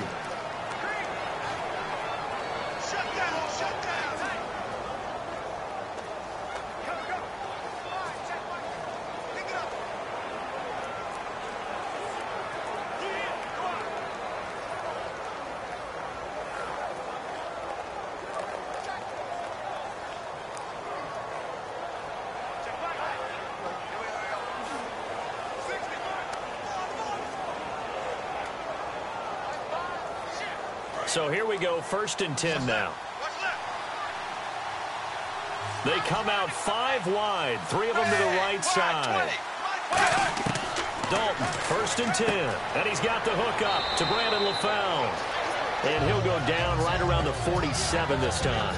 Now whistles come in. We're going to get a timeout here by the offense. So that means they're down to 1 remaining here as we head toward halftime.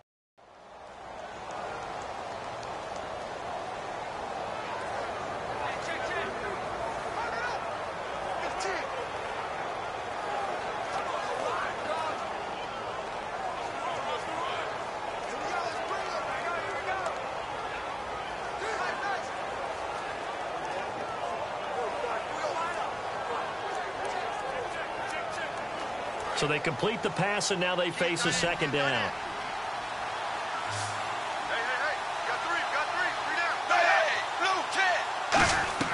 Second down, Dalton.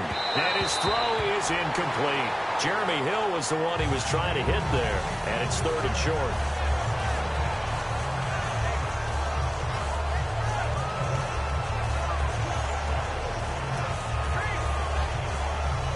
Third down here for the offense after the incomplete pass. It's a 5-receiver set. 3 to the left, 2 to the right. They look to throw on third with Dalton. He's got his man, Boyd. And that one good for 16 yards and a first. One thing I can say pretty safely, that route is not called if you don't have a guy who can throw the ball and put some mustard on it. Because if you're going to lollipop it in the middle of the field, bad things usually happen. It takes a strong-arm guy who can rifle it in there, and they were able to successfully complete that one. And you see the clock almost empty, so this is likely the last play in the second quarter.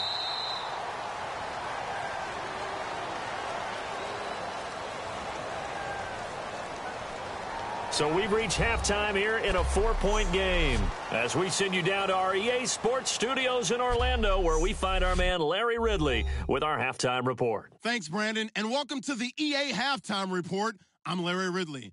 Let's take a look back at the first half. The Titans right now have a time of possession advantage, but it has not led them to taking control of this game. The Bengals, though, are still right in this game and will certainly be looking for a way to pull this one out in the second half. All right, let's do it. Here's a look at the first half highlights. Sticking with the same drive, Andy Dalton hits on the pass into coverage, and he capped off the long drive with the TD, giving them an early lead. Titans with the ball early in the second. Quick pass and catch by Delaney Walker, and that connection will lead to a gain of 24 yards. Later on the drive, they'd stall out and settle for a field goal. So that'll do it for us here in Orlando. For the call of the second half, let's hand it back over to Brandon and Charles. Brandon.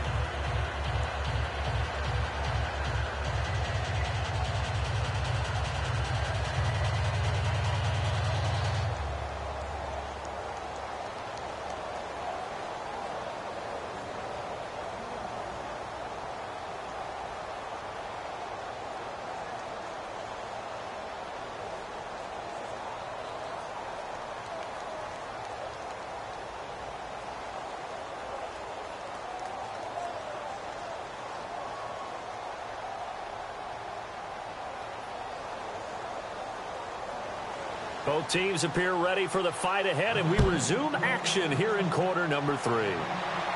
This fielded a few yards into the end zone. Yeah, some might have returned that one. He won't. He'll go down to a knee, and they'll start the drive from the 25. The Titans offense now, they get ready to do battle again here. They're down in this game. A chance for the offense, though, to put something on the board, get some momentum here in half 2.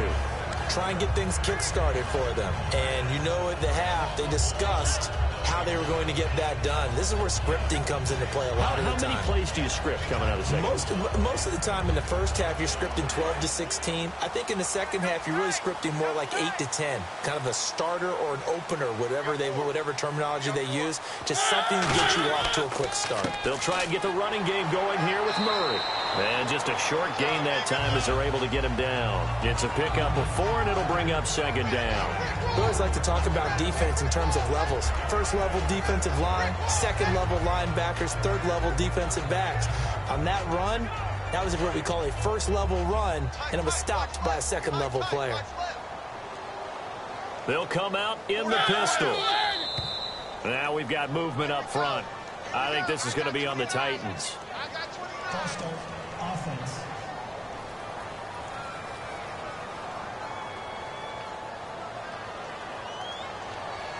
Still 7 down.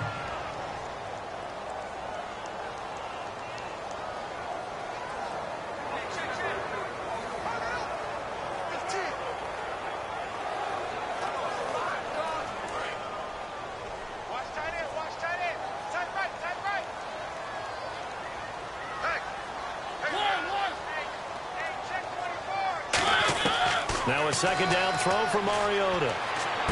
Finding his safety valve here. That's complete. And he'll be brought down right at the 30 here. It's a gain of 6 on the play, and that'll make it third down. So many times you hear today's NFL described as a space game. Get your best players into space with the football in their hands. That's why sometimes you just swing it out to your runner, get him out in the flat, and let him have a chance to make people miss an open field. And a nickel look here for the Bengals as they try to defend this on third. To throw is Mariota. And he couldn't hang on to it through the contact. Incomplete.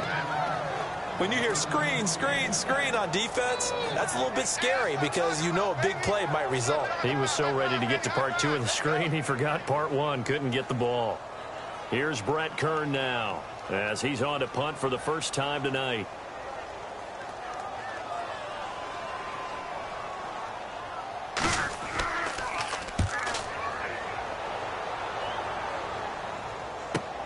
Jones on the return. So quick on the spin. He's spinning, man. That'll be a 44-yard punt. The return goes for 8. And the Bengals take possession. Now we take a glance at the offense as they work their way back out for their first possession of the second half. They have the lead here. Well, we talk a lot about pregame speeches. What are halftime speeches like? For the most part, not nearly as emotional. They're a lot more clinical. Every now and then, though, they'll get after you if they think they need to light a fire. But in this case, let's go into the virtual locker room, because here's what I think happened. They got in there and they said, listen, let's take control right away. Yeah, Defense, we got the lead. Defense, don't give up any points. Turn the ball back over to the offense and let them go down and score and give us more of a cushion in the game. Check so far. Defense shut him down. Let's see if the offense gets done. A loss of a full 3 yards, and now it's second down. They tried to run the counter, just that the defense wasn't fooled. And when they're not fooled, you see the end result, because what you're doing there, you mentioned the counter. You're using your offensive linemen sometimes to pull or move to influence the defensive front to go in that direction and create the space back in the other side and block it appropriately, which is exactly right. Didn't move him, sat there waiting for him and made the play. And Dalton to throw. And seeing nowhere to throw, he chucks this one away from harm. Incomplete. Now it's third down. When defenses get to the quarterback that quickly, a lot of times it's called a jailbreak. It wasn't quite that fast, but fast enough that he had no time to look downfield and set himself to throw the ball. And as he tried to do that, he was hit, and it forced an incompletion. And they've got an extra defensive back out there now on 3rd and 13. 3rd and long. What will Dalton dial up? And incomplete here to bring up fourth down as the rookie couldn't haul it in. So much of this game is focus and concentration. And whenever I see guys running the in route, I know that in the back of their mind, they're always wondering who's lurking inside that might put a big hit on them as they try and catch the ball.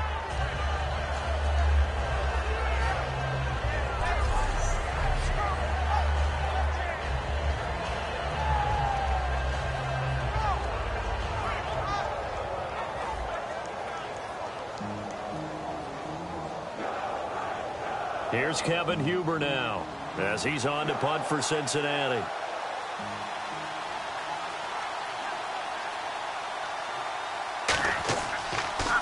He'll send this up into the Nashville skyline, and it's a good one. Oh, and what a play on special teams here. This is going to be down inside the 5, all the way down at the 2-yard line.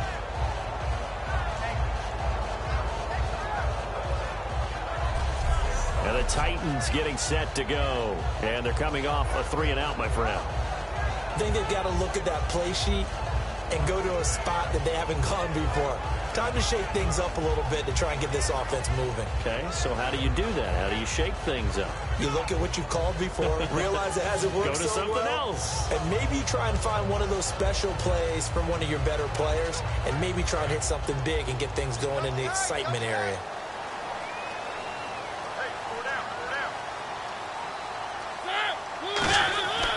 They begin the drive with a run by Murray. So a good spin move, but not a whole lot to show after as he's taken down. 2 yards on the carry there. It'll be second down. Well, not a game that you're going to go crazy about, but when you start at your own 2-yard line, any type of space is good for the offensive guys. Yeah, you just can't go backwards from here. They did it. Now we'll see if they can keep it on schedule here on second down. See if they stay on the ground for second down.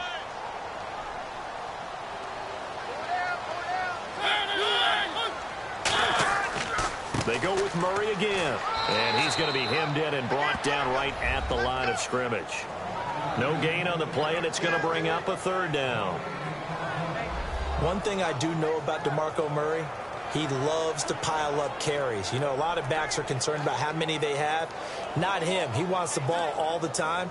But so far in this game, that's not working too well, and his team's losing. He's had a decent chunk of carries. He just hasn't had much success when he's gotten those carries. So 3rd and 7 and an extra defensive back on the field here. Definitely want to play coverage here. Deep drop. Look at the time. And that is incomplete. Matthews the intended target, and it's 4th down. Good job by the O-line. Quarterback had time to go through his checks. That's one you need to take advantage of. A perfect situation, and they're unable to take advantage of it. When you have that much time to scan the field, you have to find an open receiver.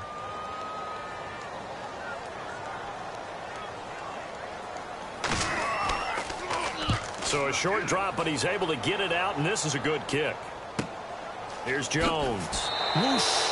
It'll be a 51-yard punt that time. And possession will switch hands, 1st and 10. Cincinnati now ready to take the field. They've got the lead. Last time had to punt it, though. What's the key to this drive? I think it's leverage. Leverage. Big guys up front. You know the motivational speech on the sideline is, guys, give us an opportunity. Protect the passer, create space for our runners, and let's go ahead and get these guys. Low man wins. Let's go do it on this drive.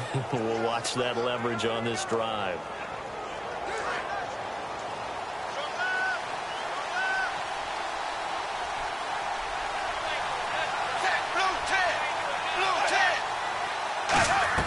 Now Dalton with a 1st and 10. Sideline throw, it's complete.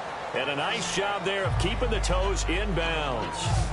Let's make this one simple. What a catch, especially the finishing part of getting his feet in bounds, toe tapping, and, of course, foot dragging. A little tapestry, if you will. Oh, I like it. Completed pass play. Now let's see if they go back to the air or to the ground.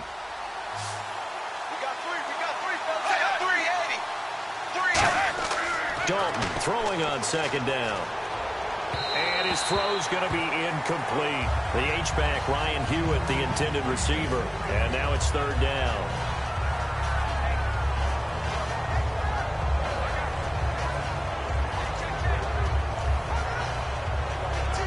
the offense looking to pick up the first down after the second down incompletion. 3rd and 5, so they bring in an extra defensive back. Expecting pass.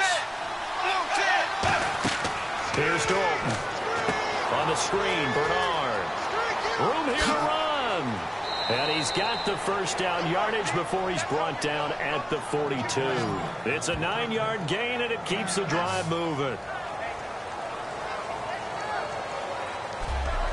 1 quarter remains here on a Sunday night. We'll return with more after this. This is the NFL, and it's on EA Sports. Back now in Nashville. It's the Bengals in possession of the football and in possession of the lead as well as we start the fourth.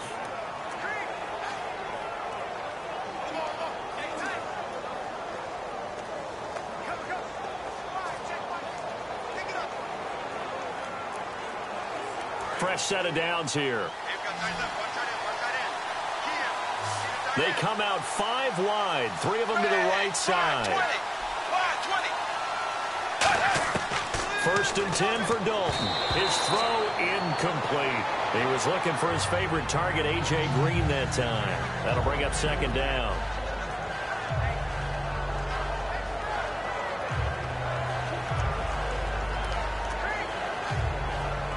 Unable to connect on the first down pass play. Now it's 2nd down.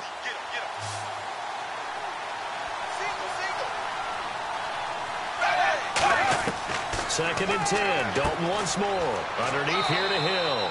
And brought down, but not before they're inside the 25. Everyone's got to be able to catch the football. Doesn't matter what position you play, but if you're on offense, be aware a ball may come your way.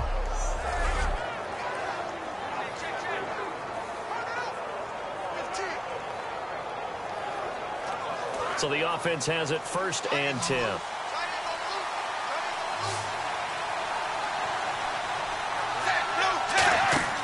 Now a play fake here on 1st down.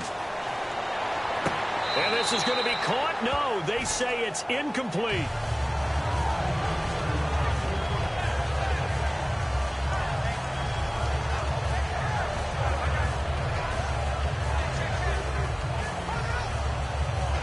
Second down following the incompletion.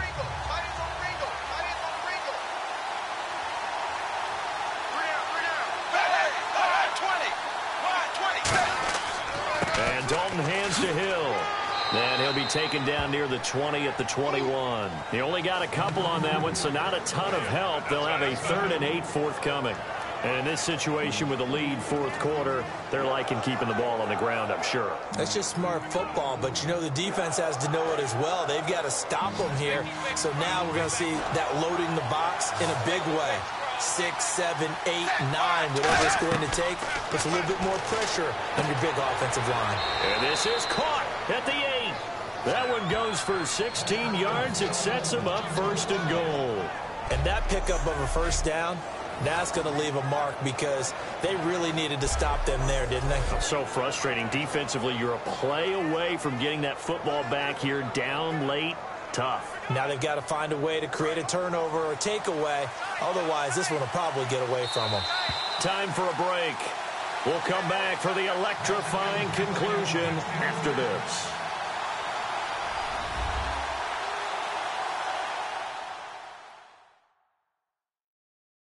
So Bengals in possession of the football here as we get you reset. And let's see what they've come up with offensively after having time to talk it over.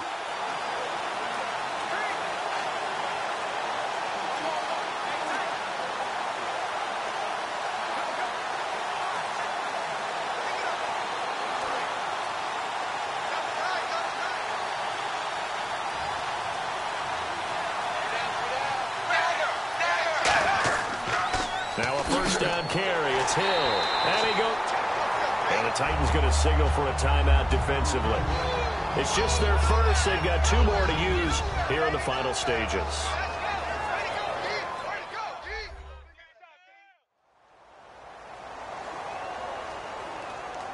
All right, so the timeout over and all 11 men back out onto the field for the defense.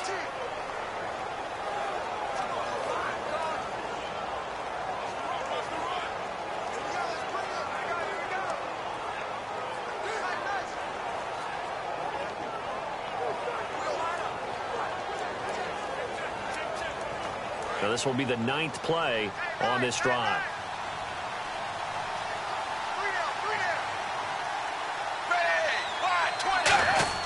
Hill to try again. And this has been a recurring theme tonight for sure. Nowhere to run.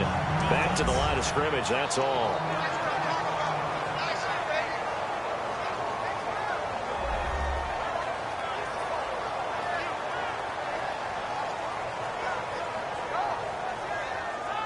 So a defensive timeout, chance to regather, regroup, and get set as we resume action.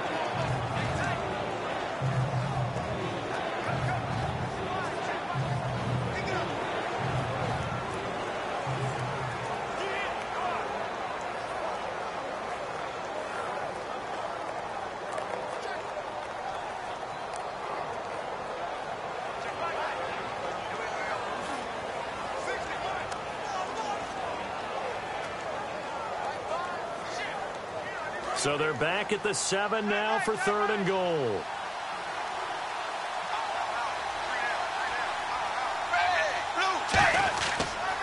Now a first carry for Giovanni Bernard. Calling no gain on the play, so no help there. And now 4th and goal.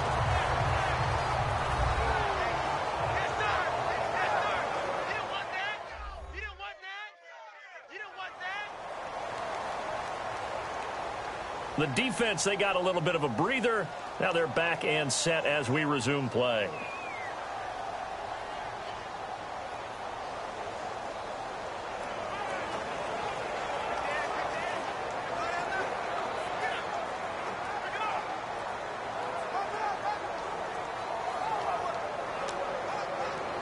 So on 4th down, out trots the kicker in a big spot here. From the right hash here, should be an easy one.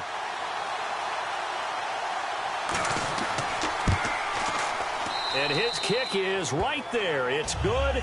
And they push the lead up to a touchdown now at 10-3. And, Charles, they get the field goal. Took him a dozen plays, though. Work with me on this one. You know what I'm about to say, right? Bend but don't break. That's what came into play here for the defense. 12 plays were run at them. They only gave up 3 points. In a lot of ways, that's a win for the defense.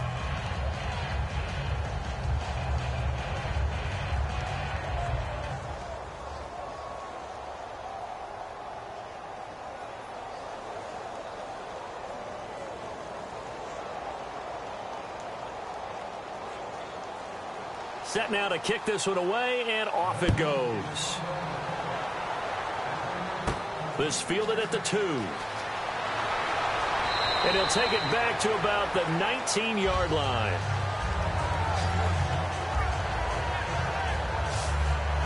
Now the Bengals defense readies as they head onto the field. They've had a great game, but one final stop, that's what they're thinking about right now, aren't they? And I think they believe that it's almost in the bag because of how they've played all game long. Look at them out there, just confidence in every step. They've held them for most of the game. They think one more stop is almost inevitable. They're hoping so.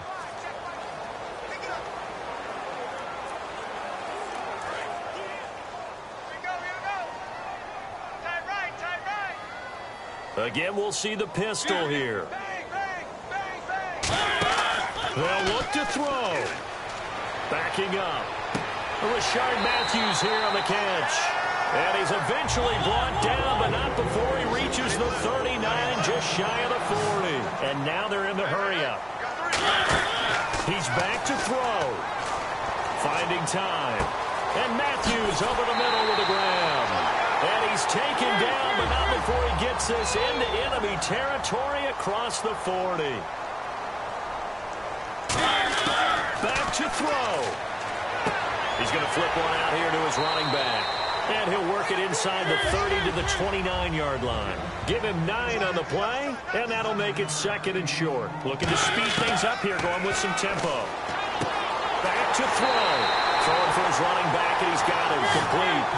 Give him 10 yards on that one, and that'll earn him a fresh set of downs. And with 45 seconds showing, he spikes the football.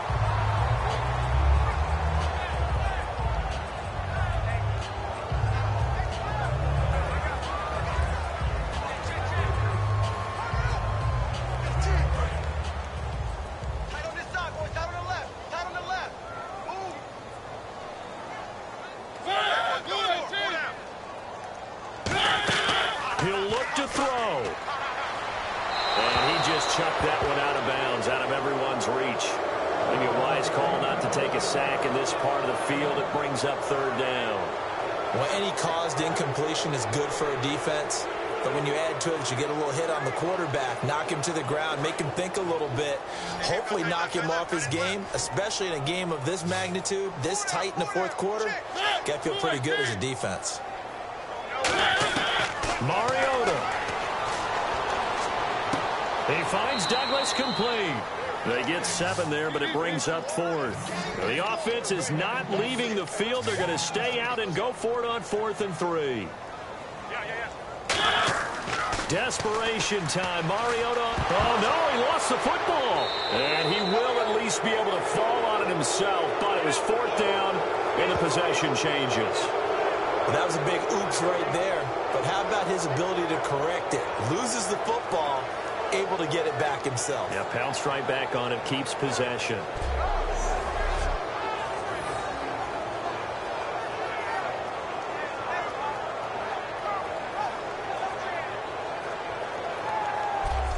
We focus our attention on the Titans defense now. And last time out, they gave up the chip shot field goal, but obviously could have been worse than that. I think they felt pretty good about only giving up 3. No doubt about it. Anytime an offense gets into the red zone, the thinking naturally for the defense is, okay, 3 points. We're going to give up 3 here, but let's make it no more than that. They met their goal. On the other side, though, the offense, they weren't very happy. No, because there's an opportunity. Once you get to the red zone, you're not thinking about kicking a field goal. You're thinking about how do you get it into the end zone, and when you don't, you walk off the field feeling a little bit of failure on that drive. Yeah, who will have the better feeling at the end of this drive?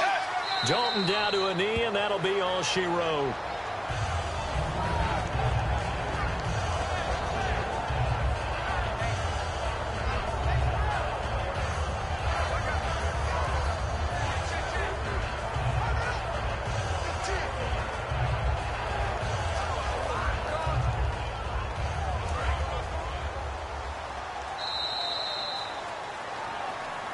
Well, Charles, the old saying, the old cliche, if you will, points at a premium, that certainly applied here, didn't it? And that almost like opened up a time capsule, didn't it? Old school football, low scoring, close game.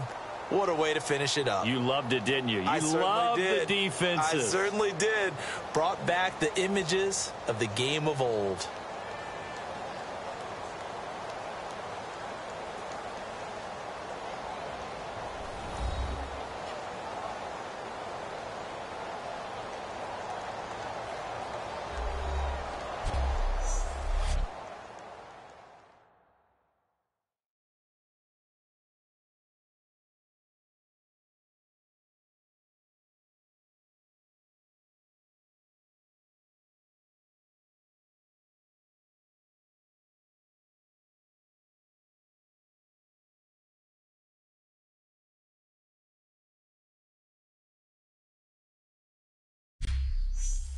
So that'll do it for us. For my partner, Charles Davis, and all the hard-working men and women on our crew, I'm Brandon Gaudin. You've been watching the NFL right here on EA Sports. From Nashville, good night, everybody.